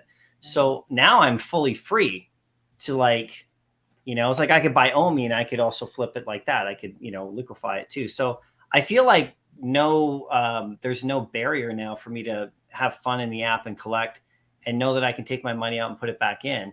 And I don't mind having my stuff on the app. Like I'm not worried about moving it around. Although I do have a McFarlane Todd. I like that I can sell that instantly for Matic. And then I can turn that into Canadian currency and send it to my bank account like that. Right. So I do like that too. So, but yeah, I don't know. I'm just kind of blabbering on now. I hope I'm making sense. You made some really great points because, see, I kind of took the opposite approach only because it was such a risk. This is still so risky to a lot of people. I always took it like whatever I buy, I don't necessarily expect to get it back. Like I really like you reminding me of that. Only because it's so kind of speculative and still risky, you know, high risk, though high reward. And I'm okay with that. So a lot of the times I was kind of feeling that whole don't invest what you can't afford to lose mentality, which I do, which I absolutely do. Like, you know, if all of a sudden I opened up and Veve was gone and everything was gone poof, life would still go on. You know what I mean? Life would still be okay. So I guess I kind of trained my mind a little bit different, I guess, than how you're seeing it, MC. But sometimes I'm reminded of that when I look at my vault value. I'm like, okay, you know, it's not as bad as you think, or whatever. Like when things are down, and that's a really good point. That those are still assets and they're still holding. But I guess I was kind of approaching it as, you know, don't put in anything you can't afford to lose. Yeah, that just generally goes with anything, right? Like if I buy a comic book at the comic book store, I have to make sure my rent's paid first or my mortgage. But I mean, like, I never feel like even with Veve now, just with like, you know, you said earlier that, you know, moon boys and all that kind of like people look at us as like that kind of thing, or people look at, you know, and of course, like, you know, we're critical too. Right. But it's like, I'm more like, I'm not a Veve moon boy. I'm a digital collecting like moon boy. Like literally because I'm in HRO and I'm in DC and I'm in McFarland and I'm on Cryptoys and I'm on, Me too. Chico and Rocco and I'm on Veve and I'm in Top Shot and I'm on So Rare. Like, right? And I want all of it to do well. And I went into my comic book shop today, guys. This is funny. This is the first time, okay? This is a monumental day. So I went to I went to the pharmacy to get some stuff that I needed. And I went to the comic book shop that's in that little mini mall. It's in my town. And I always go there and I always, flip through things. And I was in there for like half an hour enjoying myself. I had my little Tim Hortons iced cappuccino. And I was like, put it there. And I'm like flipping through the comics. Oh, I like that one. I was putting it aside. Oh, I like that one. Oh, okay. And I was putting it aside and I was kind of like, and then I had a nice little stack, maybe 6 or 7 comics, nothing major, just like kind of back issues for $1 or $2, $5, $10, whatever. And I was like, oh, these are nice. And so then I picked them up and I'm like looking at them, flipping through, and I'm like, okay, this is going to be like about $65 or something like that. And I'm like, what can I buy in Veve for that? I put them down and walked out. It's the first time that's ever happened. And It's not because I'm against physical collecting. I was just like, if I put $65 worth of gems in Veve right now, there's things I want. You know what I mean? So I'm already starting to phase into digital because I can sell it right away. Like Randy, you can sell those 41s, like he said, in a second. Yeah. I have a Boba Fett that's like $18,000 that I'm trying to sell, not because I'm trying to get out of it. It's time for me to sell. You know how hard it is for me to sell that thing? It's so hard. And when I sell it to whoever I sell it to, unless it's in person, and I have people that I know that I could sell it to, but that's also, a thing. Like when I sell it on eBay, because I have it, if you guys want to go to my eBay, you'll see it listed there. Mm-hmm. It's like about 11, 12,000 there. So I brought it down a bit. That is like freaks the shit out of me because I got to ship it. And something, dude, like, and people don't know that kind of like at the high level. I'd much rather have a AF-15 secret rare because I could sell it. I could list it competitively. Somebody in the app and our great community will go boom, and suddenly I have the gems. And it's just do the other thing, guys. I swear to God, if everybody wants to appreciate Veve more, go buy a very valuable physical collectible from a Comic-Con. Go to a Comic-Con and buy an Amazing Spider-Man 1 grade number 2 for $8,000. Okay. Take it home, look at it for a while, enjoy it for 6 months, list it on eBay and sell it. And then hold your breath when you ship it. Well, can't you ensure that? And you will appreciate Veve. But MC, can't you ensure that to get it like we had a card. Yeah. Randy and I ran that auction. Well, you remember the auction, like without signature. Pharmacy. What do you say? Yeah, what he's getting at. I went to the pharmacy. I caught that too. I'm like, what kind of drugs were you getting? But that was really scary, shipping that card because the card was valuable. And then once Al put his signature on it, then that added value. And like, that was a big fear for me. Like this was promised as part of a raffle.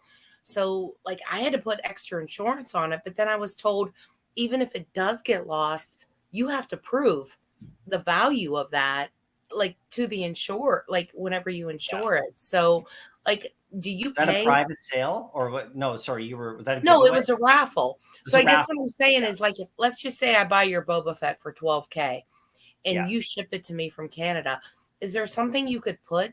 Like, can you insure it such that, if the mailman, or the UPS guy steals your package or it falls off the truck? Yeah, I'd have to upgrade to like, courier service and stuff. And like, kind of like, like UPS sort of like overnight, like high, like it would cost me hundreds and that's how I would ship that thing. I wouldn't ship it through post, I would ship it through like and then I would have insurance on it. It would cost me hundreds, but he factored that into the selling price, right? The thing about it is like with so somebody wins a raffle, you send them something valuable, they get it and they go, Lori didn't send it to me. You can say, fuck you, right? If you sell on eBay a $12,000 toy and it gets to them, there's eBay's the middleman holding your funds. So if they say, they didn't send me a Boba Fett, they sent me a Funko Pop. Yeah. Oh. And there's nothing you can do to prove that that's not true. It's their word versus yours. They side with the buyer. You just lost your Boba Fett. They get refunded your money. You're fucked. So I mean, I really recommend everybody to go to a Comic-Con, spend $8,000 on a comic, a really high level one, list it up on eBay, and tell me how much you like digital collectibles after that. Because I think you'll love Veve really, really a lot. Normally it goes well. Normally it goes really fine. There's not but there are scammers out there in eBay that will just like buy something valuable, pretend that you sent them something different, and nuke their account after all your money's gone, your collectible's gone. Oh, it's really scary. So I just want people to that's why I'm so digitally inclined. There's I don't some people don't want to scare people, but it's true, right? I mean, no, that's great. That's great. And that's if you're brave enough to have something worth 5 figures in your house. The only thing I've ever had worth that in my house was Dashi. Like when I bought my trophy Kangaskhan, it was a little bit more. It was 80 grand. I'd never had that in my house. I immediately drove the 2.5 hours. I was in the city. I immediately drove 2.5 hours to my bank, and I put that in a bank vault. Oh God, yeah. So, and that's the thing. Like, okay, well, what's really the purpose of having it if you can't really look at it? And then, you had it. You could look at pictures of it. Yeah. But with Veve, you could look at that all the time. You could appreciate the artwork. You can look at that and smile. Like when I'm on Lucy, I love looking at Pokemon cards. They're beautiful. The art is great. But if they're too expensive, I get worried about that. God forbid they flood. They're finally having things now with insurance. It's getting a lot better. You can insure Pokemon cards. They are alternative assets. And here's something I think Veve could really do, like something that is probably not needed. But they could have have insurance on your NFTs. Like God forbid like a solar flare coming in and your stuff is gone. Like, oh, well, refund the value. Something that they'll never need to pay out on, but they could just keep cashing in on. Oh, it's like $8 a month or whatever. Like God forbid. But yeah, so there's a lot of reasons to go for digital. But my collectibles. Oh, go ahead. Sorry, Randy. I was saying if let's say if we're out of left field, but let's say if we're on the Truman Show, if each one of us is our own separate show, all of the My Collectibles fans that are watching MC in his daily life are going to remember that moment, the first time when it happened, when he put his physical comic books down in order to get the digital stuff. There's going to be something on that show called this is before preferential digital collectibles and then after preferential digital collectibles. We notice two different eras for MC. Yeah, and I find that's not because of I'm drinking the Veve Kool-Aid, but it's a lot of the stuff I described. It really is because it's the I mean, it's just the way the world's going, and just it's so easy. It's just so easy. It's not just Veve, right? It's just it's so easy. I went camping. I had everything that I have with me. And if I lost my phone, I would just log in on another phone and it's there. It's not like you know what I mean? And so, yeah, you leave your house and if it burns down, all my great stuff is gone. And it's not so much that too. Here's another thing to think about for collectors. And this is important to some people. If you send something in the mail and it gets destroyed and it's like a vintage piece, it's gone from the world. So if you people like me care about the physical stuff I own, like this comic here on the wall, right?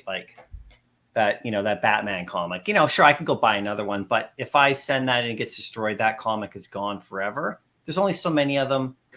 And so, if I send something really valuable and really important, to a certain collecting community, like an old Star Wars toy, that's just one less that exists. And so it sucks, right?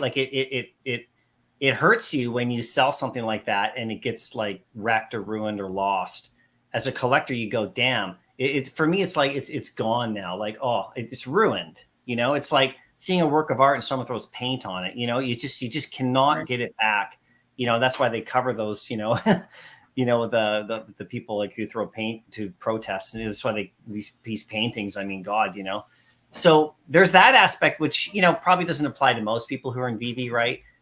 Just because you'd have to be somebody who owns some really nice physical stuff that you care about, and you don't want it to get ruined, wrecked, destroyed, lost, burned, And so if digital collecting, you can burn it because you have the function and lower the quantity and make it more valuable. But there's not really any worry about that kind of thing, and so it removes kind of that aspect of it, because if you have like a vintage Star Wars toy, you can get it graded, and the grading companies will give it a U grade, like the letter U, like uncirculated, and they'll open the package. They'll rip it open and they'll take the toy out like an action figure, right? Mm-hmm. And they'll seal it in one of those little, cases, and it's never touched like the hands of a person. It's never been played with. So it gets a U grade, an uncirculated grade, which gives it more value because it's out of the bubble, right? But people who are in the vintage collecting community are like upset, because that means you just destroyed a mint on card unopened toy from the 80s or whatever, and it's gone forever. Mm. So there's like that mentality. So I'm going on a bit too long about it, but that's sort of another thing about physical collecting that you don't have to worry about in digital. But once you burn them in digital, it's the same idea, right? They're gone. So once something gets burned, like these pencils, they're also gone. So it's it's kind of but that brings us back to the ownership, right? Like the whole ownership kind of discussion, and that's the thing with McFarlane, right? Like it's you can actually own it, put it on your wallet if you want to. You can't do that necessarily with Veve, but is there any worry even if something would happen? David said there's like a button that it'll our NFTs will be protected. But I think a good case study, and I'm not even comparing Recur to Veve, but I'm really interested to see how the Recur assets kind of play out. I think that's going to be a really kind of interesting case study in one of the first companies. I mean, I don't wish Recur bad. I still hold assets. I still hold Rugrats. I still have I still have a Recur logo. I still have Care Bears, Hello K. I don't have Hello Kitty. Hello Kitty collectible? I have Hello Kitty. Nice. But I really want to know, like, I'm really interested to see what's going to happen with those assets. Because it looks like I said, not trying to bash Recur. I have assets there. I hope it doesn't happen, but it looks like they might be kind of packing it up. All the Discord mods have all of a sudden gone on vacation. All their tweets have been taken down. You can't go into their Discord. So, I'm not comparing Veve to Recur, but it's just going to be interesting what's going to happen with those assets, given that they're not, they're not on your wallet. They're being held. The interoperable thing does prevent that, like with McFarlane's Todd. So that is a, like if like something happened to the founders of Veve, what would happen to the app? That's the only thing, right? I mean, right.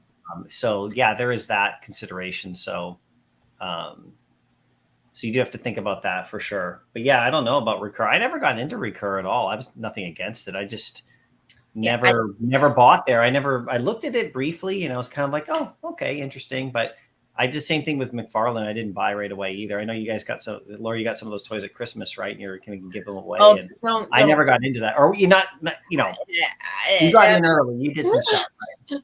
I did. I had XP. I just waited because, I don't want a physical item. I don't want to buy a physical and get a digital because I have too many physicals. Yeah. That doesn't appeal to me. So this recent drop appealed to me because it's just digital, Yeah. My drop went very poorly. I had issues, and I don't know, if it was, I believe I had to turn off my Wi-Fi and go hardwire is kind of what people are kind of giving me the post-op report, but I could not get I could not mint my XP. I was going to get 2, and I couldn't mint either one of my back house. My computer just was not having it. Yeah. So Yeah, I I was remember you I was were- a little salty. I'm just gonna say I am still a little salty, but I did go and pick one up, and I do like the signature on them. I did not get one with the signature, but I really want to see, like, let's talk about some of the things maybe Veve can kind of learn from the other companies, right? I think the signature is a good thing. If they could implement that somehow, I like the unboxing being a little bit more special, right? Crypto's unboxing where they do like an Yeah, I'm thinking NBA Top Shot does this beautiful pack opening and right, and then also row. rewards. I mean, to me, those are the three things that the competitors have offered other than interoperability that maybe Veve can turn around, and I think they're going to kind of need to do to kind of keep moving with them. So I'd like to see a leaderboard. Obviously, I think people get into that. I'd like to see maybe a better unboxing, although I don't think that's critical. But I think that's where you've seen successes on other platforms that look a little bit better. But those are minor criticisms, right? I mean, Those are fun features. yeah, they're fun features. An opening experience with an animated box is a fun feature, but it doesn't really change anything. It's cool. It definitely is cool. It looks fun, and it makes you kind of want to open more. But it is just a feature. It's just a feature. For me, it's like, okay, that's cool. Yeah. Leaderboard. Yeah, leaderboard. Leaderboard. I'm already looking at those ranks. Yeah, and it's not even like the official You know- Veve stuff that some of the community is doing. I know. Yeah. So I think the competitors have been smart in some aspects, immediately, kind of going after and meeting some needs that we kind of complain about over here a little bit. But I think that'll just put a little bit of urgency on Veve, and I think they're going to rise. I mean, I think we're going to have a leaderboard. I think we're going to have MCP soon. Like I said, the unboxing, not that big of a deal, but I think we're going to get there. 100%. I think versus here, folks. Yeah, it's all coming. Could you just imagine if David dropped the Batmobile before they dropped it? Oh my God, that would be so boss. We've had it for like years. I don't know why they haven't dropped it yet. Yeah, it was at DCon. Yeah. Could you imagine if he dropped that like next week or something? It'd be like, ooh. Why not? Do it. Like it's funny with Veve, right? The Veve founders and stuff are very cordial. Yeah. And they're very like, we don't attack other platforms because, we're professional and we want everyone to succeed. But at some point they got to say, fuck this, we're the best. Yeah. No, Damn, seriously. MC. No, seriously, right? At some point, and I was thinking about this today. It's funny. I was just thinking about this today after talking to Ryan, because we were being very nice about talking to about McFarlane and other ones. And like Todd comes out with that little video and, and I didn't take it the way that some people wanted it to go. Cause that some people wanted it to be like he was taking a shot at Veve, but really he was just like, he's prideful in his own, you have to understand what Todd McFarlane is, not you guys. I know you guys, but people have to understand who Todd McFarlane is and how competitive he is and how much of an ego he has in a good way. That's how you build an empire like he did. And he's proud of his work and he wants to be recognized for what it is. And he signed each one. So it'd be different from Veve. And he never said Veve doesn't count with that Todd, those don't count. He never said that, but he's putting it out there that these are special. Right. And so Veve, start flexing it a little bit more. Don't be so nice. Don't be so because all these other platforms are taking shots at David Yu, sometimes Recur, right? I mean, didn't they take massive shots? Wasn't that guy doing videos about it or something? I don't even, the founder of that, and you know what I mean? I don't know, but I'm just saying, I will not be upset if Veve comes out and one day and they're like, yeah, Batmobile, bang, we got it first. So sad. Catch up. Catch up. We're the leaders. We are the leaders. Everyone else is playing catch up. Say that because it's the truth. And some people don't want to hear it. And Veve's being really nice and they want to make sure that everybody's all professional. Right. But at some point, just say no, we're better than everybody. Yeah. Because they are. They're I don't know if they have to bigger say that, and though. Better. They're just a bigger platform. Yeah. And they're McFarlane's got DC, right? He has HRO has DC. Bad Cows has one IP. Veve is much bigger and sells out all the time. So I like a little bit of arrogant, confident kind of like talk from them. I want to hear a bit more of it. And I'm starting to see a little bit of it. And I like that. Dan is definitely a little bit more, you know, Dan, you could see Dan gets a little bit more bravado sometimes, but David is just so cool. You know, I mean, Yeah. he is just all, like you said, he is very polite, very, you know, a rising tide raises all boats all the time, you know. You don't have to flex all the time when you're at the top. Sometimes you just perform, right? Like the people who talk a lot usually aren't the leaders. I think it was Randy that said the other day, he's like, you know, let's just face it. Veve's number one and everyone else is fighting for number two. Remember, you said that the other day, Randy, on your I mean, stream. yeah, I feel like I say the same things over and over again. So I say that a lot, but Yeah, like like, even just before, like the partnerships that, let's say McFarlane just Rarible just announced their partnership with McFarlane. Now Rarible has over 500,000 followers over on Twitter. Made a big announcement like 14 hours ago, saying the tweet says, "Innovative brands, the future of Web3. What happens when a trusted brand with a recognizable name enters Web3? Let's just say the outcome is super." They tag themselves, McFarlane, Warner Bros, and DC Official, and that got 4,200 views from 14 hours ago. Anything Veve posts gets 10x that, like minimum. Like you have just any one of us where we have like 1/20th or 1/50th the amount of followers that they have, will get more traction than that. So I don't think Veve really has to go and like you said, they don't have to go and flex. Like they already make more money than everyone else. They already, you know, I won't say that, but they make more money than everyone else, and they're gonna. I think they're the Tesla of NFTs, where they've won the decade. They're so far ahead. Like you were talking about with Ryan, it's not like he doesn't have anywhere else to go. It's not like he doesn't have other options. He's choosing to go to Veve. All of these other people, whether they're devs, engineers, whatever, programmers, they'll choose to work at Veve, maybe because of the money they could pay them, maybe because they're the future of digital collecting, maybe it's because of the IPs. But you know, the other places, it just doesn't sound like it's a fun place to work. Hey, let me go work at Recur because I like Hello Kitty. Okay, they're out in like, you know, like 2 years. You know, they were out for a couple of years and they're done. You know, McFarlane looks like he's carving his own spot in Web3, but they're not promoting to anyone outside of Web3. They're just promoting to Web3, right. and I feel like that's a big folly. And I feel like some of the people that have been promoting, or that McFarlane's been letting promote, maybe aren't the types of people that is sustainable long term. So I think there's just issues there, and I'm not saying that you know, my channel will be the end all be all, but you don't, like, I could disappear from Veve right now and it wouldn't matter. There's so many other channels that are promoting Veve. There's so many other places. So I feel like that was a really long rant. I don't know if that was needed, but no, and they keep coming. I mean, they keep coming for you guys, and I think that's okay. I mean, you know, maybe a little bit mean, but not like they come for you guys, right? I mean, Randy, you're probably getting, you know, Quid. You guys both probably Quid, McFarlane. Like a lot of people are coming because they want to pull from the existing base, right? Who which has is smart. money, but they totally are. I mean, even McFarlane, which I bought a Todd on the aftermarket, just a regular plain old, you know, blue version of Todd, just in case, you know, I did go out and buy one after. But I mean, if you think about it, the majority of that audience is coming from the Bad Cows and from the Veve and the HRO people.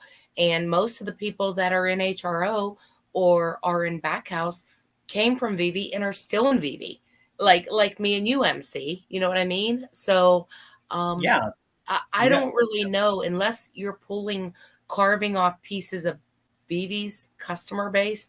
I don't know how many new people are necessarily being reached, you know, with this. Plus, it's not easy.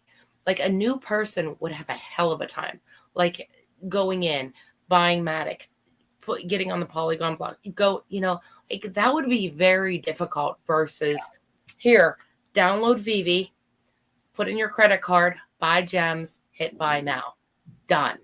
You know, San Diego Comic-Con. That's why they win. They were literally doing. It's just, that's and here's a card. It's a free collectible. Scan the QR code. You're done.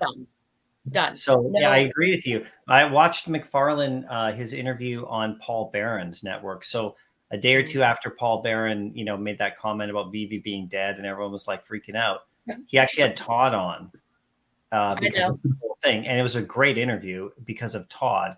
Todd was like, he has all these customers that buy off the website physically, right? With the physical toys. Sure. And he's like, why not give them an option? Right. So he's targeting his own customers, I think, more so than at the beginning here. The only people who are going to go for it are people like us, because we're in the digital collecting space. We're fans of Batman and Todd and all that. There's a Todd on Veve. It's the first one ever. I mean, you know, like, of course, we are the ones who they want to get them going and get it going. I mean, back, you know, with the first drops they had too, same thing. And so, like, we are the digital collecting community, everybody. The people in Backhouse, the HRO people, the Veve people, like we are it in the world. Yeah. We're all over the world, but it's us, and it's not that huge, right? And of course, there's lots of NFT people on the OpenSea and all that kind of stuff too. And we're in there too. But I'm saying when it comes to like digital collecting of Batman or something, like, it's us, right? It's all of us, however many thousands of us there are. So Todd's like, I like what he said, because he was like, well, I have all these customers, basically, I'm paraphrasing, right? But like, I have all these customers, and, you know, why not give them the option to buy digitally now? Because doesn't mean he thinks all of his customers are going to ditch the physical. Doesn't mean they have to. Doesn't mean they have to do both. But his approach is like, there's this whole other untapped area where I can do really cool, amazing things with my collectibles that I can't do with like physical statues that just sit there, you know? And so he's trying to bridge a gap for his customers on his platform. And there's tons of people who buy, you know, McFarlane toys. So I'm really excited about Todd working hard to onboard his own customers and bring them into digital collecting. And then they come over and get Marvel over on Veve, right? You know what I mean? So, you know, like, this is kind of how I see it. And that's how Todd sees it. Like, he sees, like, if you just watch his interview, it was really a nice one. I was like, because, you know, Paul's asking him questions and stuff, but you know, kind of nudging him about competitiveness and stuff. And he's more like, well, I got these customers, you know, let's give them the option. Some will buy, some won't. So it'll take some time, you know, but it has to be a lot easier. Physical collectors who buy statues at the comic shop I went to, I mean, they could download Veve, but to do all the other stuff, like when I was making my video about the Todd drop, I did just a, you know, a reaction video, kind of like a prediction video, because it's fun. I want to do one. And I had to spend about half an hour or 40 minutes just like figuring out, like, okay, how do I do this? How do I connect my MetaMask? Yeah, and my NFT that I made for my channel is on, like, you know, it's on the Polygon mainnet, like, or whatever it's right. You know, it's the same. But I was like, how do I connect, and like, what site do I go to, and how do I open up my account? And then, so there was it was difficult, but easy for us, but difficult for you. Yeah, easy for you, because better. I think they'll get better. They'll iron that out, I hope, because they're, you know, he would know his customers who buy his physical toys on the website, what they go through when they order. And if he can maybe just get them a digital, if they buy, I think what he's going to do is sell a toy and then give the, like, you know, you get the digital, and that's how he'll try to get those people to open up a digital account before they even buy anything with Matic on a drop, you know, but then they'll see the Todd there that you have now. Because I landed a signature one, right? In like a sub 100 signature. Nice. They might get the web app, right? Because you can download that pretty easy and sign up for an account. Yeah, that was easy. Yeah, you do have to connect your wallet and all that, but that's where you can see your, you know, that's where you can see your Spawn statue that you just bought physically, but here's the digital version too. 20% of those people actually open up the digital, and they go, oh, and then they look in the market, right? That's kind of thing. That's what he's thinking. I mean, I don't know. I mean, that sounds like him tapping into his own, as opposed to, but right now they got to promote to us. Yeah. Did he give any indication? Because, okay, let's just say there was the Lori, and that was the first one on Veve. And Veve was now making all these millions of dollars on something called the Lori. That is my company. Are you trying to get a collectible? Let's get Queen. When I have one already, I don't need another one. Actually have two. I'm on there twice. But I guess my point is, do you think, did he mention that, like, is that maybe what drove him, like, going back and thinking, okay, my name, my Todd, my creation is now synonymous with the king currently of digital NFTs. And everybody that knows Veve and is part of Veve recognizes, and that's the iconic first piece that got up to $12,000. Did he mention, like, if that at all was what kind of made him? Because, like, if I saw the Lori on Veve and I knew I spent all my time, I'd be like, wait a minute, why am I not, like, why is this synonymous with another company, et cetera, et cetera? Was that part of, like, did he mention if that was kind of part of what drove him? No, I think, like, no, not really, because and to probably sit in his thinks that, crawl, but right? he also knows that Todd statue on Veve is just one of the black and white series that was made as a statue already. Oh, for sure. So I'm just it's saying, not like, I wonder if that's what pushed yeah, him a little bit, though. it's not like it was taken from him. Like, it's on that comic behind you. That's the FA right there. I know. And then DC has the rights to that artwork because that's what he did for them, and that's great. And they made those statues that people try to match up with the Todds, right? And people have those. You go to GameStop, you can buy one right now today for $150. Yeah. So, I don't know why David picked Todd as the first with DC, back in the day. I mean, you guys might know a bit better, Randy, right?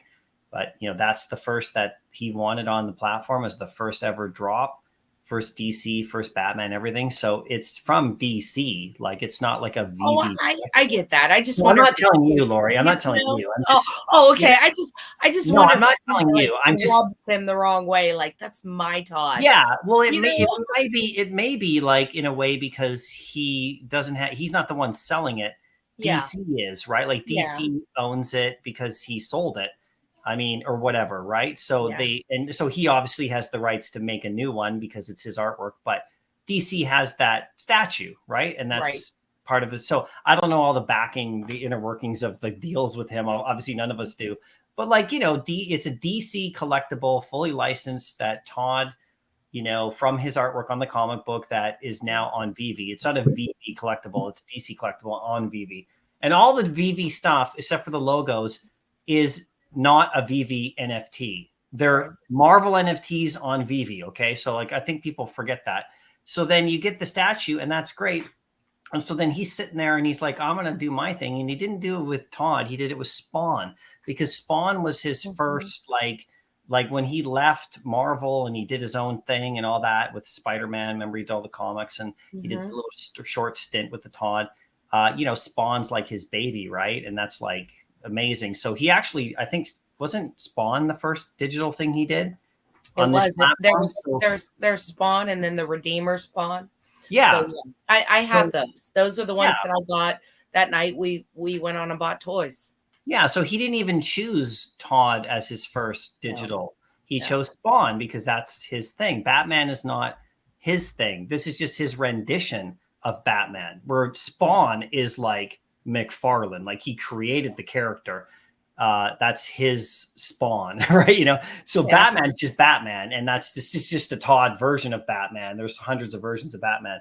So I can't, so if he would have come out with it first, Lori, and did this thing first, then I would think he would have had a bit more of a, okay, Veve, but he did Spawn. I got you. Now he's coming out with his version of Todd because it's one of his most famous pieces. And guess what? Look at the audience that they are approaching. We all recognize Todd on Veve. So it's smart business, like, just to kind of attract people. But I don't think he has a problem with, like, I don't know.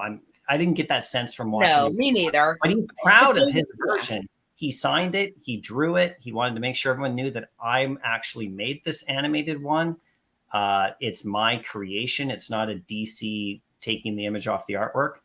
But that's still the first behind you, as an NFT. Yeah. It just is. I mean, it just is. Well, and they acknowledge that, because I think Dr. Prophet said, what did he say? Can I get waitlisted if I have the first on the blockchain, Todd? he he kind of tweeted that out. He was just trolling a little bit, Yeah. and I think they came back and said, well, yes, although that is the first one on the blockchain, or whatever they said, this one was, Todd start to finish. So I'm with you, MC. It's his, he's proud of it, and I'm glad he is. Like, it's his, like, any artist is proud of it, right? Like, proud of their work and wants credit for their work. And so it is what it is. He created one, that's great. But remember, Spawn was his first choice for his app or his platform. If somebody else did Spawn, I don't think they even could, because he's like Stan Lee created Spider-Man, right? Like, he created Spawn. Yeah. I mean, so when you see David Yu going to take a photo with him at the San Diego Comic-Con, and people go, "Oh, David Yu's like, rubbing shoulders with the competition." No, David Yu's a fan. Like, because Todd's like a creator. Todd's like an artist. Like, David Yu is a collector, and he made this great app for people to do stuff with. But David Yu is a fan of Todd, right? And he's getting a photo with him, like how I would get a photo with him. Like, David Yu is a way higher level than me in regard, because of what he's been able to build. But he's not like, oh, I gotta, we're both platform creators. No, right. Todd's like Todd, right? Like, he's like Todd. I mean, he collects Todd. Then why do you think David Yu put Todd as his first, like, chose it? Like, that's the one DC. Okay, DC, we have a deal. Great. Let's drop the Todd statue. I mean, So I like them working together too. I thought that was really smart of Bat Cows working with, or McFarlane working with Bat Cows. I think that was a really smart move on their part. I liked seeing that cooperation, even though this is going outside of Veve. But I thought that was a pretty smart idea for them to give some utility, and I liked seeing them kind of work together, because they're both in the DC business. So I think I could see them working more together in the future. When Todd does his we've talked long enough. You go on. Sorry, Randy. Go ahead, Randy. Standing on, Backhouse has done really well with continued utility for at least the last year. I think they'll do at least another year, and they might extend it beyond that, which is cool. That's really awesome the way they do that. A lot of stuff on Veve outside of the logo has been, hey, collect this set, and then you get an airdrop as utility, or I'll collect this set, get these pencils, these hulks, whatever. And part of it is because of the licensors. Hopefully, Veve can use the logo as their way to show the licensors, hey, this is what you could do, and this is why the logo's so expensive. It's because people really like it. Imagine how much fees you'll get if you have a continued utility for something. And with Jim Lee being there, like, that's really cool too. That that they have, that he's really kind of, he's really day-to-day hands-on, from what I understand. I think MC, you probably, have heard this too. But I think they do a great job over in the back house space for what it is and what they have. I don't buy a lot of the comics, but when a good one comes out, I'll jump in. I'll buy a comic, and I hold the cow. And I think they've done a great, they've done a pretty good job with utility for their product. Now, how much longer it can last, and what you can continue to do with the Bat Cow, I don't know, but it's been good. Yeah. I would agree. The deal with McFarlane and getting you early access to this Todd drop, I can't imagine you'll have early access. Like, I have my Bat Cow won't give me early access to Todd's Spawn drop or something, because it's not Batman, So any DC stuff, like the Bane one that's coming up on, we'll find out about that. Hopefully Bat Cows will get access to that, because it's like a DC Batman thing. But Todd's got a lot of different IPs that he works with, right? Like, if he gets into his sports athlete stuff, I don't think Bat Cow holders are going to get early access to a LeBron James drop. Like, it doesn't make any sense, because, Todd does all the major league, like, collectible figures, right, for all the sports, which, he just totally blew that market away from in the 90s, when you had all those, like, little figures, like starting lineups and all the stuff that I used to collect. And then all of a sudden Todd McFarlane's figures start coming out, and it's like, holy crap, these guys look like the athletes. And so no bat cowl holder is going to get access to that. I'm not, you know what I mean? So it's not going to be like bat cowls and Todd's platform is going to be linked forever. It's only going to be on DC drops. It's just my guess. Okay. Like, I don't know. Yeah. But I mean, that was good, right? So when you just talk about the future of bat cowls, right? Yeah. They're going to have to get creative, and they can't just drop comics, like all the time, because I love their comics. I went for their, the Swamp Thing comic, right? I got one of those. I sold it because I got a common. I was going for the legendary, of course. And I go for any of the really good comics. I still hold the Superman and all that kind of stuff. But I mean, I want them to do more 3D collectibles, like those Harley Quinn boxes of mayhem that look so amazing. Like, how beautiful they look. And like, well, DC's got to, like, the DC Backout platform's got to do stuff like that. Like, they have the capabilities to do it because they've already dropped really cool 3D animated stuff. So hopefully they will. Because, I mean, just dropping comics all the time. I mean, I like it because I'm a comic book guy, and I'm not in the Bat Cowl spaces too much, like on Twitter, but I go in there every day or two and I just listen mostly. And, like, they need more, they want more, and they deserve more. Right. And so do we. I mean, I only own one, but I minted it and I'm full on, like, I'll make videos about Bat Cowls because I really like it. I like the project. So yeah, if they can connect with more, like that Bat Cowl can give you access, but if it's giving you access to another platform, it's limited, right? Because that other platform is going to do so much with you. Yeah. So I want, like, when I look at those, like I said, those Harley Quinn boxes of mayhem and stuff like that, they look amazing. I've been waiting for collectibles on the Bat Cowls to, like, for them to drop 3D collectibles of characters or stuff, like, why can't they do a Batmobile, that looks gorgeous? Like, why is, it going to come out on McFarlane and Bat Cowls get access? So Jim Lee, he's running Bat Cowls basically, isn't he? So let's see some let's see a Batmobile on the DC NFT platform. It is DC NFT platform. Good point. Todd's coming out with Bane first. He's coming out with the Batmobile maybe before Veve. We'll see what Veve does. But why isn't DC NFT coming out with that? I'm a Bat Cowl holder. I want first access to that on their platform, which I like their platform. So you're right. I mean, there's a lot of work to be done, and I know Veve always gets, like, the finger about being behind and not doing the right stuff because it's easy to point at the leader. These other platforms, they're not really giving us a lot of stuff, like tons of reasons, like HRO is, like, I'm not, I'm in Canada, so it was really difficult for me to really get deep into HRO, and I'm kind of way behind now because I didn't get access to it until much later. But I still what they do is within their own thing, and they're building it, and they got the cards and the packs, and they're like, it's a crafting, and they're you can tell that they're working hard, right? And I don't know if Bat Cowls is like, I don't know if they've really, like, given the holders enough. So I think they will. I'm not selling my Bat Cowl. I'm keeping it. But it was only 300 though. How much? I mean, I guess that's the other thing though. How much do you want, MC? And I don't mean this, negatively, but $300, right? That's what we paid for our Bat Cowls. Yeah. There's been quite a bit of utility. Quite a bit of free stuff. Comics dropped. Different things. 3D collectibles. Yeah. I see those Harley Quinn boxes, and they look incredible. Oh no, I'm just saying that at some point, I don't know how much more.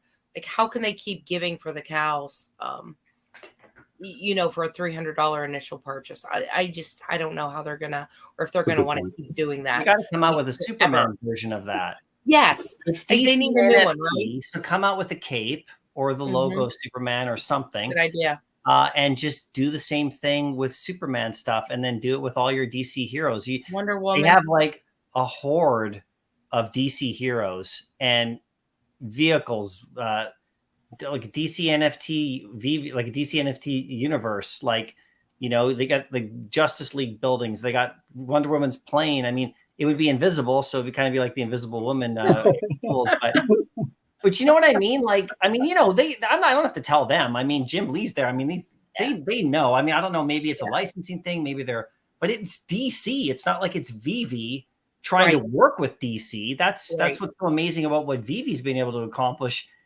they have to go out to the actual companies and like make deals with them for those companies to drop stuff on Veve, like Disney and all that.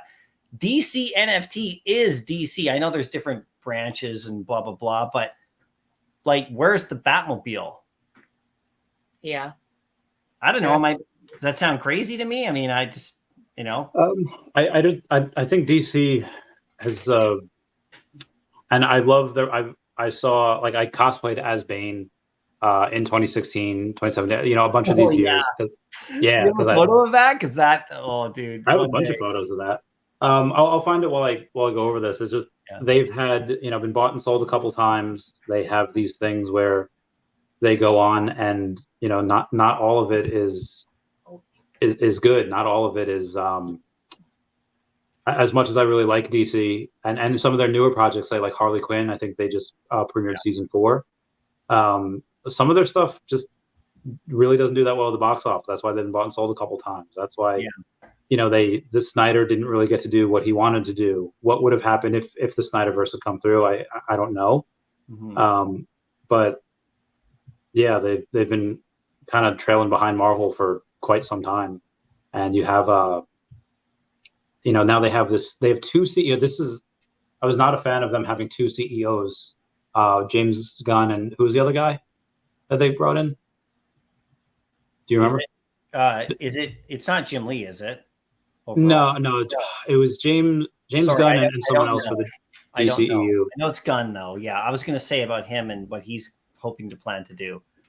Yeah, but it's cool. Having 2 CEOs is normally not the best.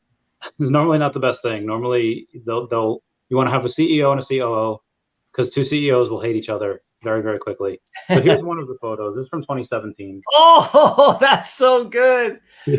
Oh, that's before we got my Donkey Kong, you could see the Pokeball there, but not the. Yeah, man, that's nice. That's good. The classic too. I love it. Yeah. Very nice. So yeah, the next con, man, maybe you can pull that out just for 20 minutes. Just walk through it. I'm just really not in shape. If I was like a lot bigger and a lot leaner as well, you know, I'd totally do something like that. I'm just, you know, I'm just barely. See, that's why I got the Stormtrooper armor. It's like over top, and it kind of makes you look buffer, you know. Yeah. I did a pose with Pickle Rick. Oh, look at that! So that was 2019. I think I was at my biggest in 2019. That's awesome. Nice. Looks good. Yeah. So lots of good stuff there. Yeah, they kind of, and again, I really love DC, but I feel like sometimes the left doesn't know what the right is doing. So, and I also feel like digital collecting is probably fairly low on their list, where they're trying to build the whole DCEU, and the Flash didn't do as good as they wanted. And you know, the digital collecting, which I get is making the money, but it's probably just not as high on their list as it could be. Well, they keep coming out with a comic every week, and they're making these little like combination deals with McFarlane to kind of leverage that. And there's definitely like still lots of value to have a back cowl. I was saying to people like last week, like if you don't have a back cowl, you know, with this collaboration, it's, you know, at the way the prices went down to about 400. There was a day where you could get a back cowl for 400, just under 400 for like an hour, right? Wow. You know, but you could do it. And I think it went up to 425 or 450 after that. But I was like, yeah, man, if you don't have a back cowl, I mean, like, I think anybody who's like in our space, pretty smart to just own one because of what they could do. When I got that back cowl at the beginning, when I minted it, I had no expectation. I'm like, I'm minting this because I just want to see what they're gonna do, because this looks interesting. And then when the Superman comics showed up, because remember, it was a long time before they even had a comic book, and now it's almost like that's all they do is comics, right? So they're, I mean, I'm keeping my cowl. I couldn't sell it, you know. I just I got to keep it, you know. There's too much potential of like stuff in the space, and it gets, you know, help get maybe the McFarlane drop, right? So, you know, not for you, Lori, I'm sorry, but there's still that there. Oh, right? just keep rubbing it in, MC. Keep for the next one. For the next one, Lori. 5. I missed 5. Oh, maybe 4. I don't know where I ended up on the top 100 or not, but I don't know when they took the snapshot, but it's okay. I mean, everybody has, issues with the first couple of drops. So I'm not going to say anything that I haven't defended Veve on or other platforms. When does the first couple drops ever go right for any platform? Like there's always issues, right? But I mean, I'm getting better.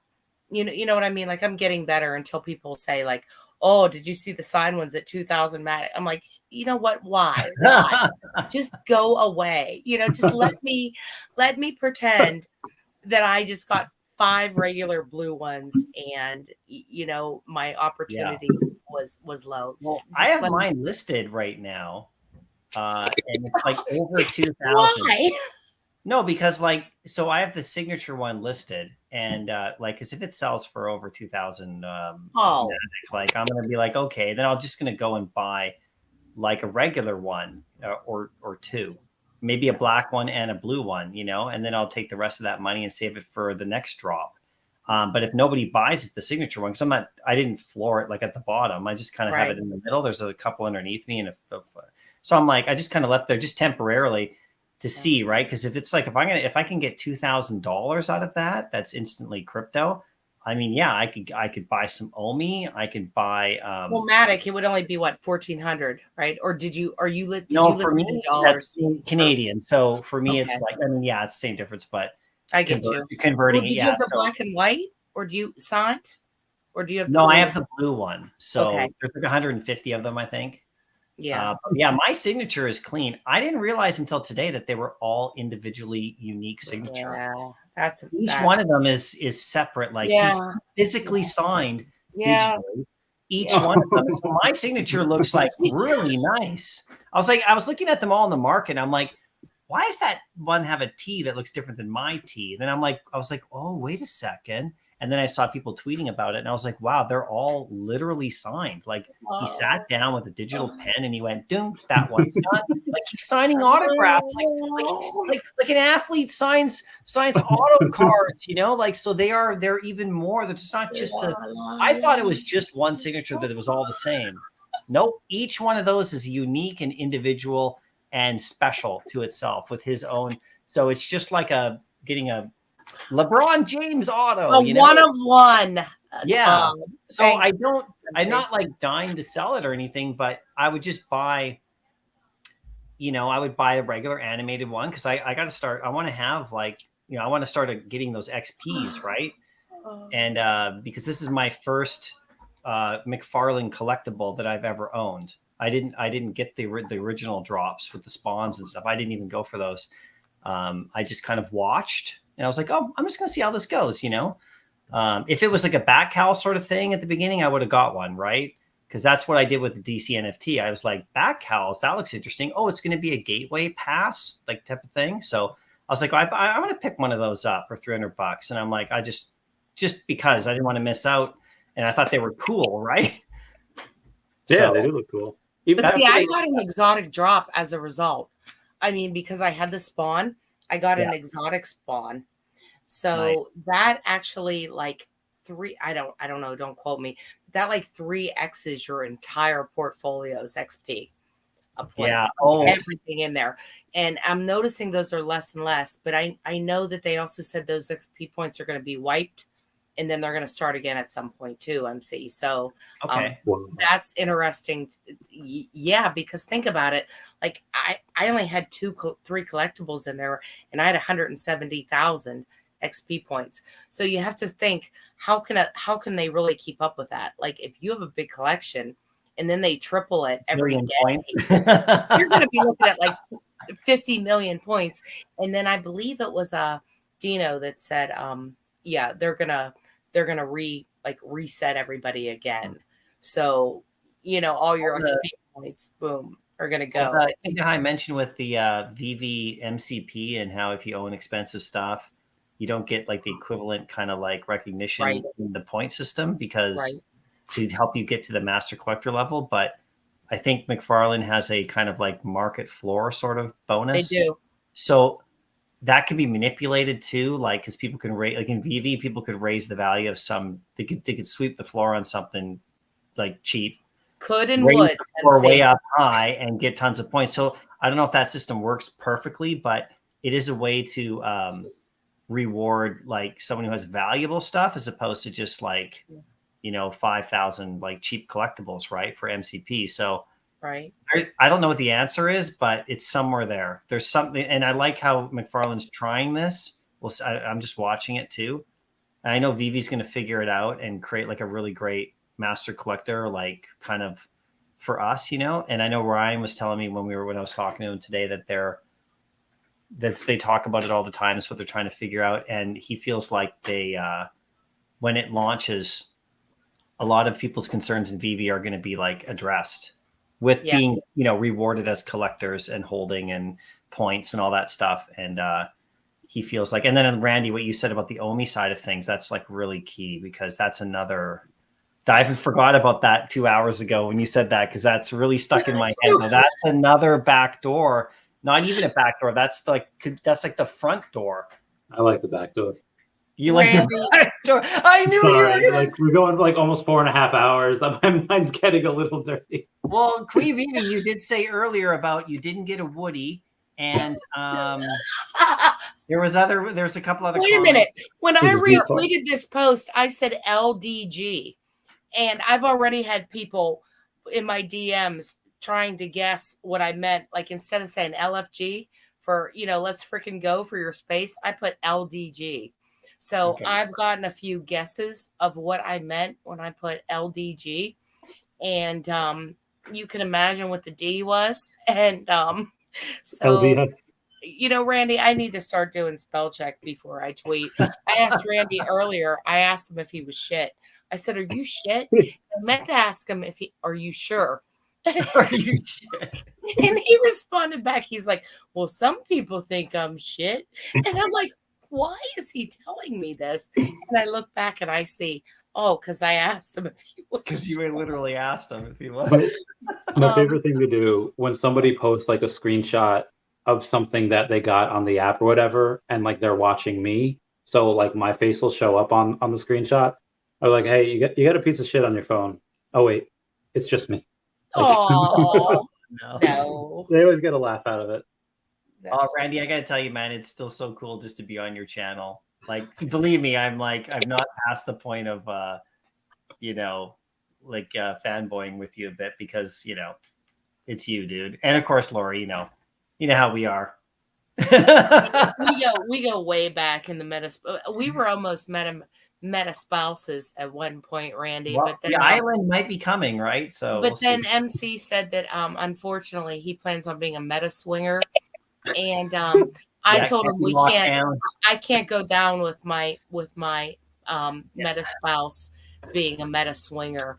It can't be locked in. It ended our marriage, our courtship.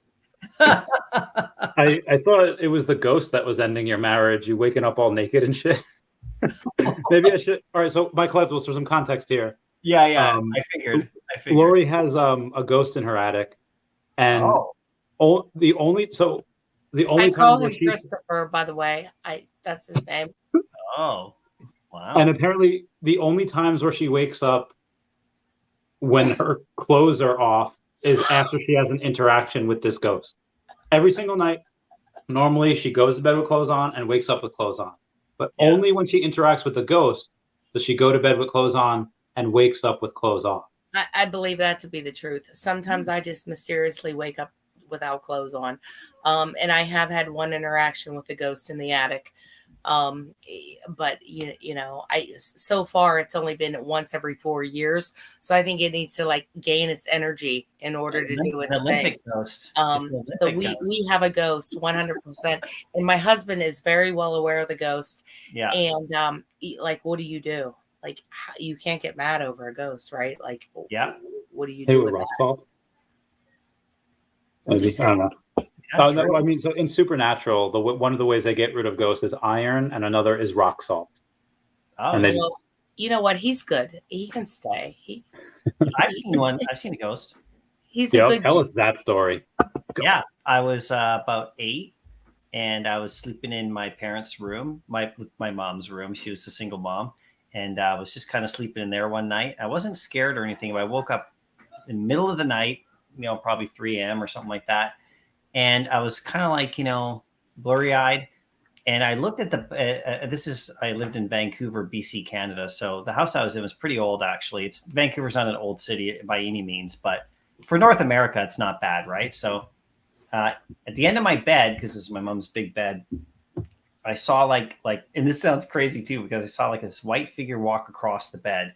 They're standing there at the one side, top hat, not top hat, like, like Lincoln, but like a hat from someone who like lived in the 40s or something.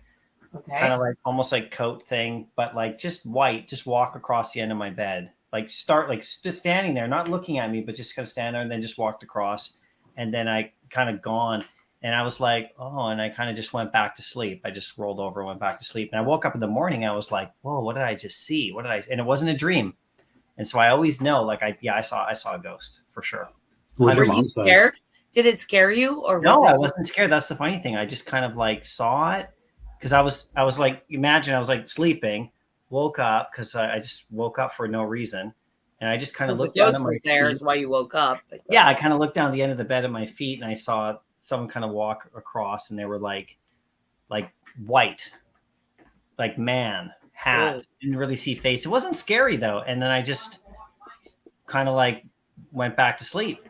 And then I woke up in the morning, and I was like, whoa, what was that? And I know I wasn't dreaming. It wasn't a dream. So yeah, that was the only time in my life I think of it. And that's a true story. I'm sticking with it. I felt, I mean, I know I was with the ghost. I mean, you know what I mean. My clothes were on. I believe my clothes were on. Oh yeah. I hope so. You were 8. Focused. Oh, it's oh my God. One area. But what do you guys think? I mean, Randy, I'm betting you believe in ghosts. Do you guys think, like, some theories say that that's just like residual energy that's kind of just left over from a house or where somebody lived? Other people say it's like something trapped in between this world and the next world, and their spirit just like can't get over. Like, what's your rationale? I mean, obviously, MC, you saw one, so you believe. What do you think? What do you guys think they are? I think there's some people that might not have known they died, or they loved something, or like, you know how some people don't sweat? I feel like some people stay in this realm through sheer force of will, where you have, two things. I guess I remember someone telling me this old lady, she used to work at White Castle for like 50 years. She's like started there when she was like 14, like in like the 70s, 80s, whatever, and I guess 60s. And she worked in one of the offices where they do like the payroll and the billing. And she said this one castle in, I think it was Long Island, and like Hempstead, there were people they had this insane turnover rate, like more turnovers than anyone had ever had in any of the other castles. And they're like, why? So they did like an investigation, and people had kept filing complaints that there was a person in the basement that like wasn't there. They thought they were alone, where they had all the frozen patties, they had the frozen whatever. And finally it got up to one of the, I guess, junior executives that had worked there back in the day. And they said, oh, what are they saying it looks like? And like, well, it looks like an Asian man, balding, has an old White Castle uniform on. And he's like, you're just describing this person that I worked with. He loved that job. And like, supposedly it's just the guy that loved working at White Castle so much that he just never left. And he died there, and he stayed there. So they never go to the light, is what you're saying. Like, they see the light, but they don't go to the light. They just don't step into the next realm. It's kind of what your thought is. I mean, I've seen that like myself in Ohio, but another friend in tech school. We had the option to go to. We were in Fort Lee, Virginia, and they had the option to go to Gettysburg as like a day trip, doing whatever. I didn't go because it was like an all day thing. I wanted to go to the gym. It was one of our off days, and they said like at there, like it was just a volunteer to clean up thing type of deal, pick up the litter. But like 2 dudes said like, hey, we were picking up litter in like the same spot, and they saw a Confederate soldier, and I was like, no heckin' way. And like they didn't seem like liars. They were just, like at that time, just out of basic training, everyone's like super green, super America. You know, they don't lie at that point. But yeah, Gettysburg is very well known for just a ton of ghost sightings. I mean, people go to Gettysburg just to see ghosts, and there's a lot of. I mean, Randy, so many people say that they see soldiers and they see smoke, like they see gun smoke, or they'll see.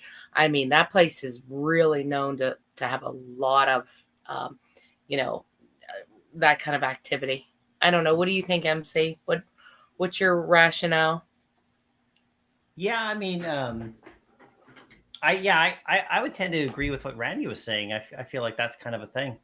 I feel like it's you know, I think it's like an energy thing, you know, and it's a residual, and sometimes I think it's a bit of a snapshot still sort of there, you know, Yeah, that's like, almost like a memory that's being replayed, as opposed to like, especially if it's traumatic, right? It's almost like and then, you know, there's so much stuff that we can't tap into visually. I have to go actually pretty quick because I have family that just showed up, like that are visiting for the week. So what? I know. It's really fun too. Especially if we're going down the ghost talk. Believe me, we should do a whole thing on that. I know you've probably done it before, Randy, but I'd love to do it again. But this kind of notion of like, you know, like the energy is kind of like captured in a way. So I feel like there's that. It's like, so it's almost like looking at like something that happens, and we only can sense certain things that you know, through our audio visual, like just our biology allows us to only see certain levels of, you know, reality, just like any other animal on earth, you know, like dogs, cats, ants, they all have a certain perception, right? So there are things that we can't see that are happening, like, you know, even in space, there's dark energy. They don't know what the dark matter, they don't know what it is, but they can see that there's energy up that we can't perceive because we're humans. We're not supposed to see certain things because we just haven't evolved that way or whatever. So I do think that there are things like that, you know, the cool thing about, you know, and this is how I try to look at passing on. This is the little thing the point that I'll make is that we all get to find out what happens. So if you're afraid of ever like dying one day, because, you know, we all do, at least you get to see what the hell happens. Maybe it's nothing. Maybe it's heaven. Maybe it's a white light. Maybe it's something else. Maybe it's just pure energy and you join everything. Who knows? Whatever you believe is cool, but at least you get to find out. Right? Well, you don't, because nothing happens and you're dead. That's finding out, though. Is it though? You don't find out because you die not knowing. Well, you go. Maybe it happens fast, but you go.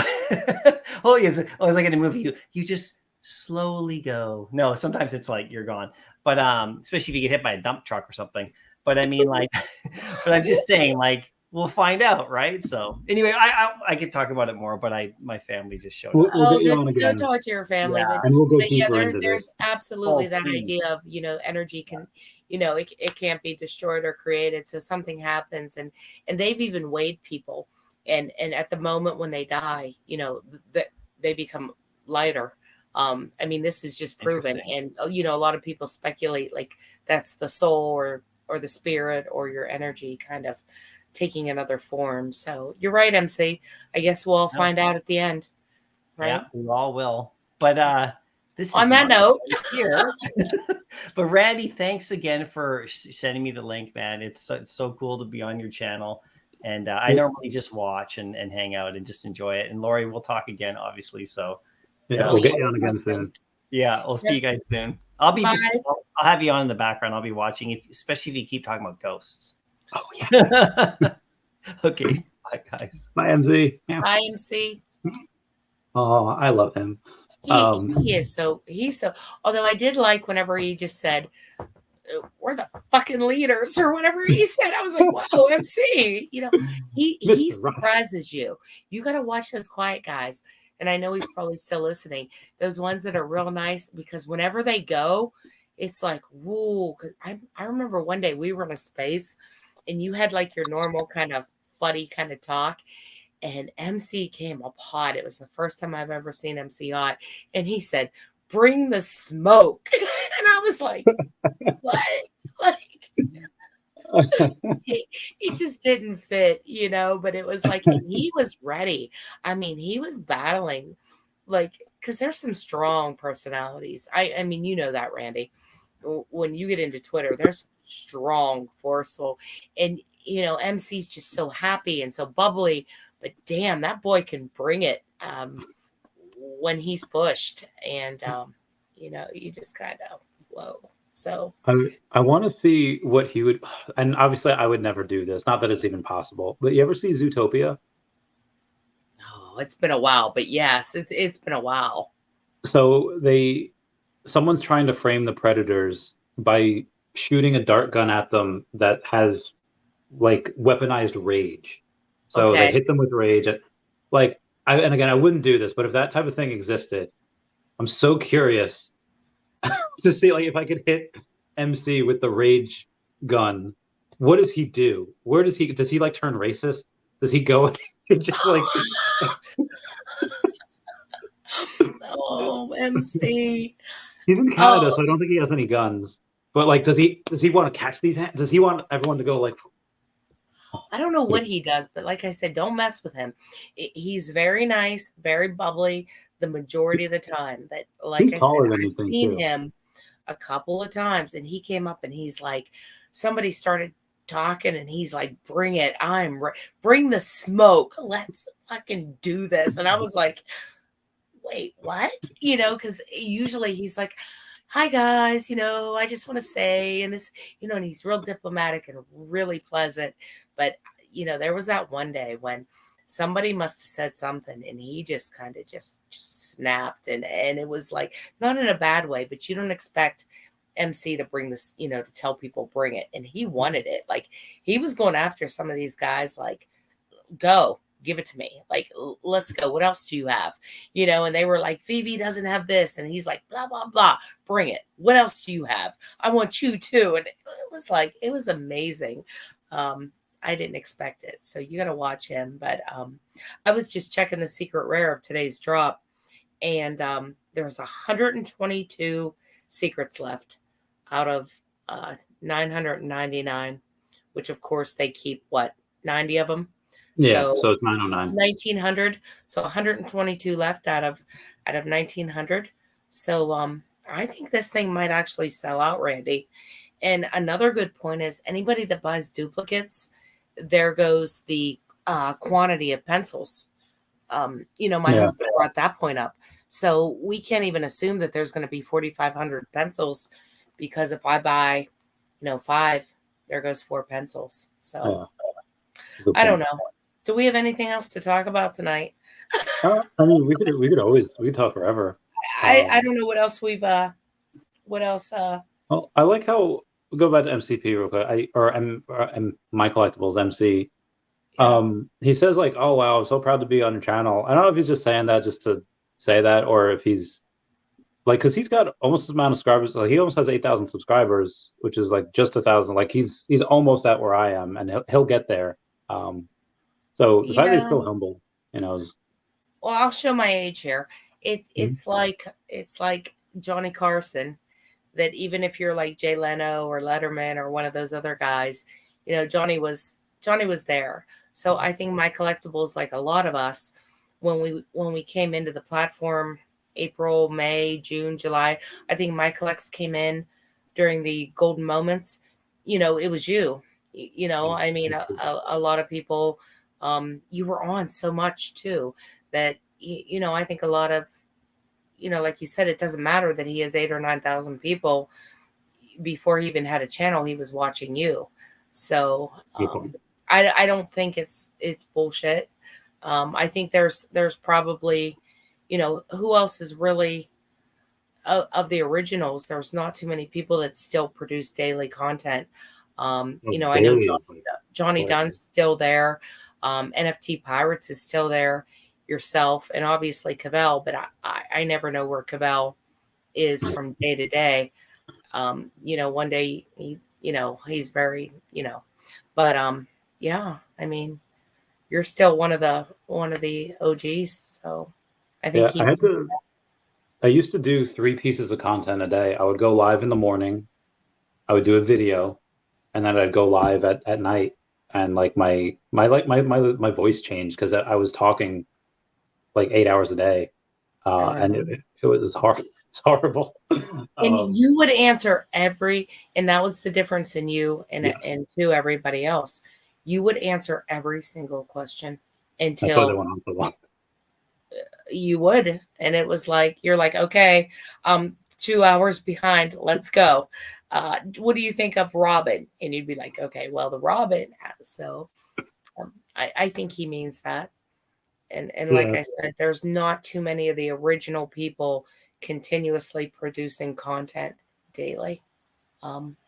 So Even I mean, it's hard. Most people have, full-time jobs. Most people have families, so you do kind of have to, take the back seat. yeah, I'm curious, what happened to the guys that you promised lifetime freezer space on? Didn't you have two people that bought that? What did you do? A couple people. When I get a new freezer, I'll go and put them on. I'll get the freezer. I'll get them on. I had to go to one of my old videos to see who was on the freezer, but yeah, I'll go and do that. I think was Rayfax on there originally. Yeah, Rayfax is first and foremost. He was the first one to ever do a lot of stuff for me. He's a cool dude. So yeah, he's on there. There was a couple people, and it was it was $5,000. You were causing. Yeah, you weren't cheap. No, it was but of course they didn't pay like cash. It's like, oh, let me give you $5,000 in NFTs, and it's like, oh, like okay, like I guess. So it was like I'll take it. Yeah, I was just yeah, I remember people were giving you whatever to make up for that money. So I bet if you went back and looked at it now, you might be like, So I'm looking at today's prices, $17 on the rare.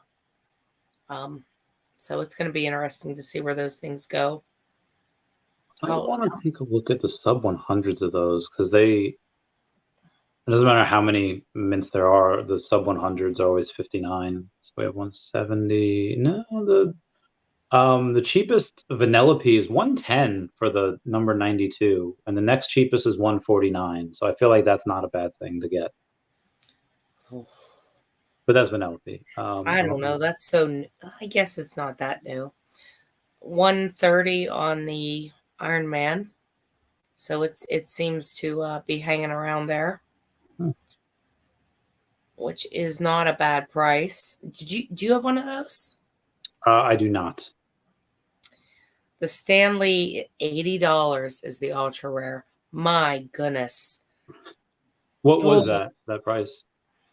I'm sorry?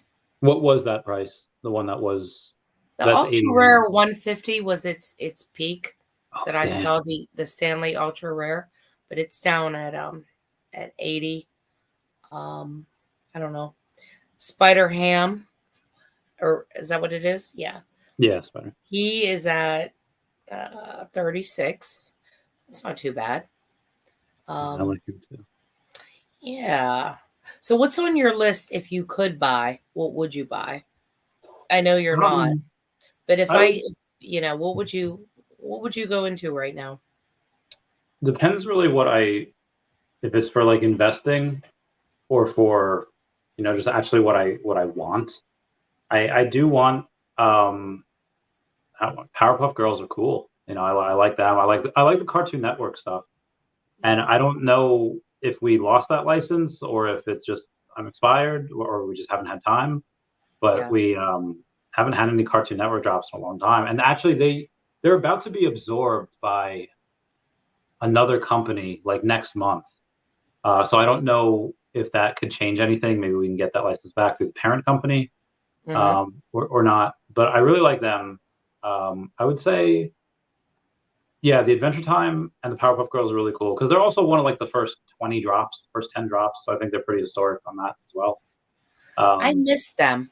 Somehow my age, I you know what I mean? Like I missed that whole genre. I was probably, late high. I don't even know when did they come out? Like when would they have been Powerpuff really Girls like popular? 24 years, 25, late 90s, early 2000s. Yes, And yeah, I was having fun. I wasn't watching Powerpuff. That would have been, yeah, I would have been, yeah. yeah. I would have been in college, and that would have been, yeah. The Adventure Time was mid 2000s, which was kind of after where I was really supposed to be, watching cartoons. But what a lot of people, I feel like they don't get is that some of the cartoons, like let's say someone in like their 50s or 60s, they might think if they haven't had kids or if they didn't care to watch cartoons with their kids, they might think cartoons were, okay, like for kids, like for babies. Right. And then in the 90s, like Batman the animated series, Spider-Man the animated series, you had some gargoyles. You had things that weren't just 11 minutes or 22 minutes. They spanned multiple years and you had to pay attention. And Yeah. with Adventure Time, was one of the first cartoons that really ever dealt with dementia. And you have the Ice King that really doesn't remember who he was, and like only when what's her name sings does he like kind of remember who he was. And then you have later on in life, you have Avatar is really cool. Covers like genocide. It covers like some pretty adult things. But Legend of Korra has that as well. And it's not just like Avatar had that cookie cutter villain where it's like, oh, it's a Fire Lord. He just wants to take over the world. Yeah, and it's fine. It was still really good. It was still really good. But Legend of Korra in the third and fourth seasons, they have this villain that is not necessarily a villain, just two people that think they know what's best for the world, and it's hard to argue against. And it's like, well, how much power should one person should a government have, or even one person, even if they mean well to start? And then, of course, she winds up with a girl at the end. So, there's a bunch of cartoons I think that really address the same sex relationships. I heard before that. even the government caught it. Yeah. Like my idea, I guess, of cartoons, and this is just showing, that Gen X kind of cartoons, it was still, the tail end of, Roadrunner. I mean, I'm talking when I was really young. Roadrunner, Bugs Bunny, oh God, what was the big chicken? And the Chicken? dog. You know what I mean? I say what? Yeah. I forget his name. The Speedy Gonzales and Tom and Jerry and Tweety Bird. So that was really like, that's my idea, because that was like, and then I think there was Smurfs. I think like Smurfs came around, and then Transformers like kind of jumped in there, but like that's kind of what I remember of cartoons. So I don't really have any frame of reference. Like Powerpuff Girls means like nothing to me, because that would have hit like right. Like I was too old for cartoons, and too young to go, or too young to appreciate cartoons. At that, like those were cartoons. You know what I mean? Like at that point. So I don't really have that. So what else? What if you were investing? If you were investing, what would you go after? I'm curious. Would be there's 1,000, 2,000, and 3,000. Curious. So it would be if I have a small amount of money, like 1,000 to 3,000. Yeah. I guess Ultra Rare Vader, a Todd, a Riso, and I think that's pretty much it. I'd be like 2,800, 2,900. If I had like some FU money, I would. I wouldn't buy the app. I would. Veve doesn't need any people to buy, like VCs to buy into them, but I would buy all the stuff that's in the market that's underneath retail, and then once that was gone, I would start buying retail. I would go and it'd be everything, and it would take, I don't know, that's hard, because even if it was like $100,000. Okay, you buy a secret rare Miles Morales, and now you have like $85,000 left. So that takes a big chunk. Historically, the commons usually outperform percentage-wise like their secret rare counterparts. Yeah. I don't know how that would go with things that don't have commons. Like, let's say you have, let's say like Spider, Miles Morales. You know, it only has the Mhm, rare, ultra, and secret mhm. rare, or things that only have 3, like Luke Skywalker or Darth Vader. But it'd be the popular characters, as many as you can get. And I mean, like we've said, this is. I know people are probably tired of hearing it, that we're just stupid early, and we're Yeah, stupid. we're yeah. like I almost never want to be early in a project again, because it's been a couple. Oh, You I know, I've been waiting for know. a couple of years. You Such know. delayed gratification. You have to be like so, but MC, he kind of recalibrated a little bit. Like he's right. It's not like that money in these collectibles are gone. And yeah, I think you would be a little bit more salty if you got in January, February, March Yeah. without getting in from before because you were paying top dollar. So it would be a little rough. But like right now, he makes a good point. Uh, this is still liquid. It's much more liquid than a lot of investments. So I really liked his point of view on that. It kind of made me think like, yeah, you're right. We're just kind of parking our money in a spot right now. But It's a I little don't know. dangerous, But because then you could say, it does raise the case like, what if I had a quarter of a mil right now and I went and bought, let's just say 10 Miles Morales secret rares. Okay. And so that's what are those things? Let's say average it's like 15,000. 8% of the supply. So that's 150K gone, right? Like So, if you say you're going to average 15K, if you bought 10 Miles Morales secret rares. So that would get rid of 150K. And then I would only have 10 collectibles, but I wouldn't be a master.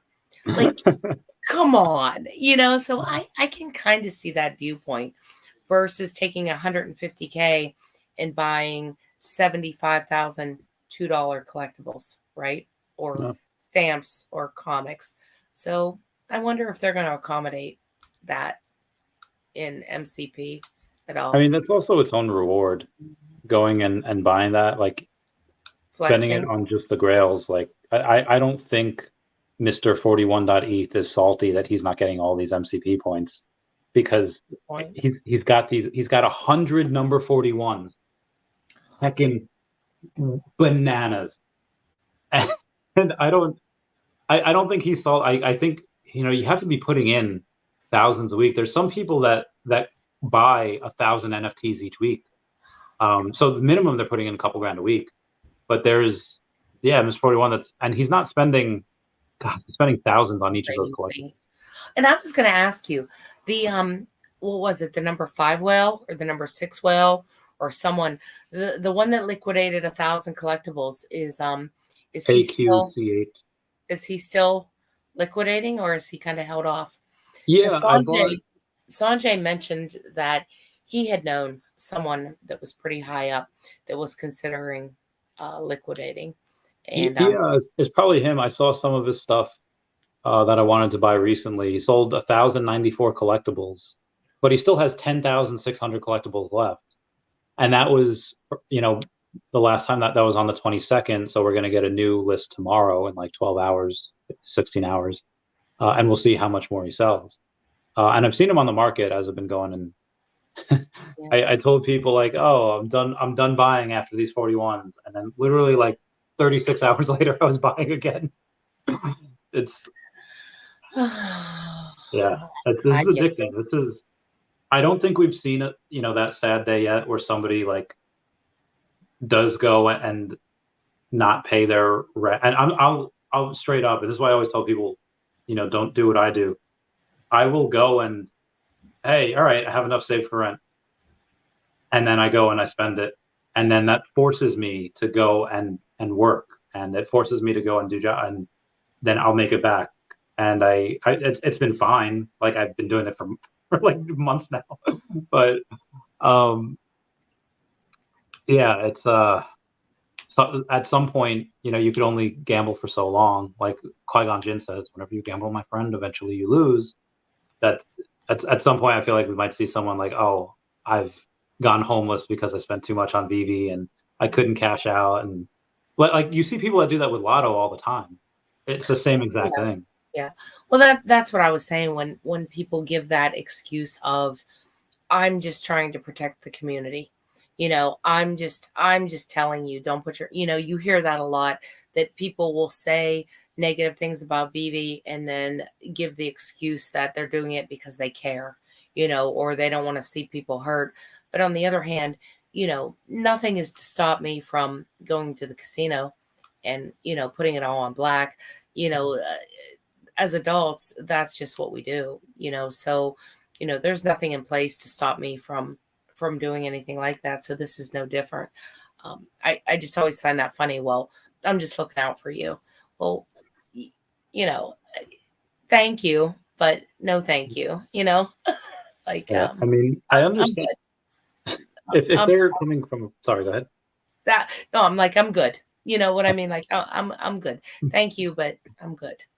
If I understand where they're coming from, because I remember 2017 and I got my first big boy job, and I was making some money, and I'd had money once before, but this was a lot more coming in consistently every week. It wasn't just from one, big PI job or whatever. This is from, the high risk lending, and being 26, first time getting money, and suddenly I'm 26. I just got out of the military. I, pat myself on the shoulder here. I was hot, short Mhm. hair, I had the abs, I had the big arms, and God, I became like a douchebag for 6 months. I was just like, I mean, I was just, oh, it's fine. Anything can be bought. Everything has a price, and there's a learning curve to have that money, and it opened a lot of doors, and a lot of those doors were cool.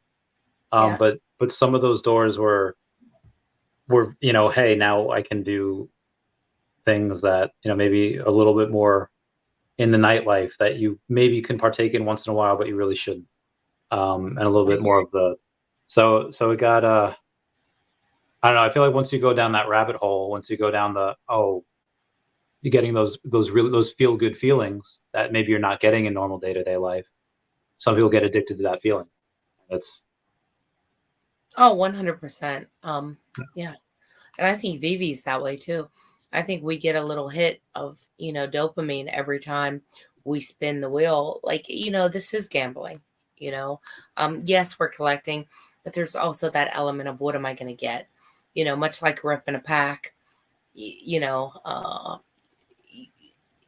just, what am I going to get? Maybe I'm going to get something great. Maybe I'm not.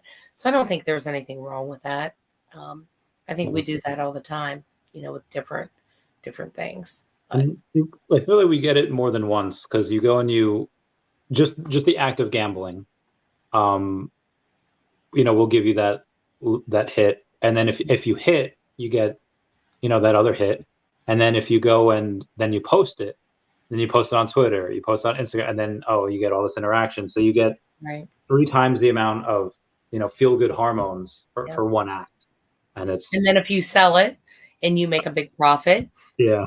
like you said, if you get a 41 and you know what I mean? And then all of a sudden you got Dr. Rolex giving you a 10x on it or something, then you get another hit.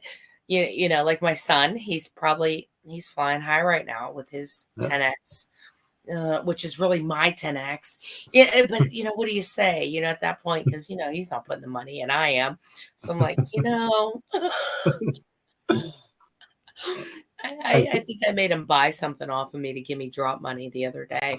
I'm like, you're gonna go in and buy this collectible off of me because I need money for the drop. He's like, all right, but Fair. It's a good tax. I don't know. What do you think? We're gonna get some more platinum moments soon? Do you think we'll get Grogu? Yes, I mean, you have this. Well, I don't think he'll be in the Ahsoka series. He might, but Ahsoka series is coming out next month, so I'm really excited for that. And yeah, it should be him and Chewbacca that become a set, and then we should be getting Captain Marvel, Marvel Mighty set. Well, the Marvel Mighty Captain Marvel is its own thing, but there's a Captain Marvel Platinum pin, because I feel like all these pins are coming from that. Yeah, you had pin set. mentioned that they're matching up so far. Yeah, so how many more we get? I mean, we can only really do it for this year, right? Because Yeah. then it's not the 100-year set when it's 2024. I think they went 3 months in though with the golden moments. They went in Yeah. 3, but look at what they did without. We didn't get all of them. There were That's so many more in the park. I mean, if you recall, they had I think like 40 in the park, something like that. There were all kinds that we were speculating we were going to get all of them, and they cut it off. Which that's probably good because I think I would have bought every single one. I even go back and look at those golden moments, and it's like, $60 for a golden moment. Like, Elsa at 170. It's so hard not to. Oh, I don't know. It's so addictive, Randy. Yeah. And some people are just like, they get so deep into it too. They're like, oh, what's Disney doing now? Because for the Valentine's Day golden moments, they combined the Donald and Daisy that they're normally separate in the parks. They combine Right. like, is this what Vivi's doing to catch up to get to all 50? They're going to start combining now, and the speculation runs so wild. It does. I think we're about 5 hours, so we'll I think we're good. People got to be sick of us. I'm sick of hearing me at this point. I got everything out though, so thank you. I think I got everything out, and I'm going to start fresh in the morning. But good luck on tomorrow's drop. Yes. I'll talk to you for 1 minute off camera. Yeah. And one last thing before we go off camera is there's a scene in The Dark Knight where Joker's talking to Batman, and Joker's like hanging from a ledge, and he's like, Batsy, I think we're destined to do this forever. And I feel like, Lori, like I've had this quick little daydream, like just now, that in like 10 years we're still streaming and we're gonna do this forever. Well, if Omi hits $1, we can, but we might just be streaming from different places, like an island in the south of France or something. We'll add travel and scenery to our streams. How about that? I'm in. I'll take it. All right. Thanks everyone for the super chats. Thanks everyone for having us here over 10 years. I love you all. Shout out to Lori for being with me for 5 hours.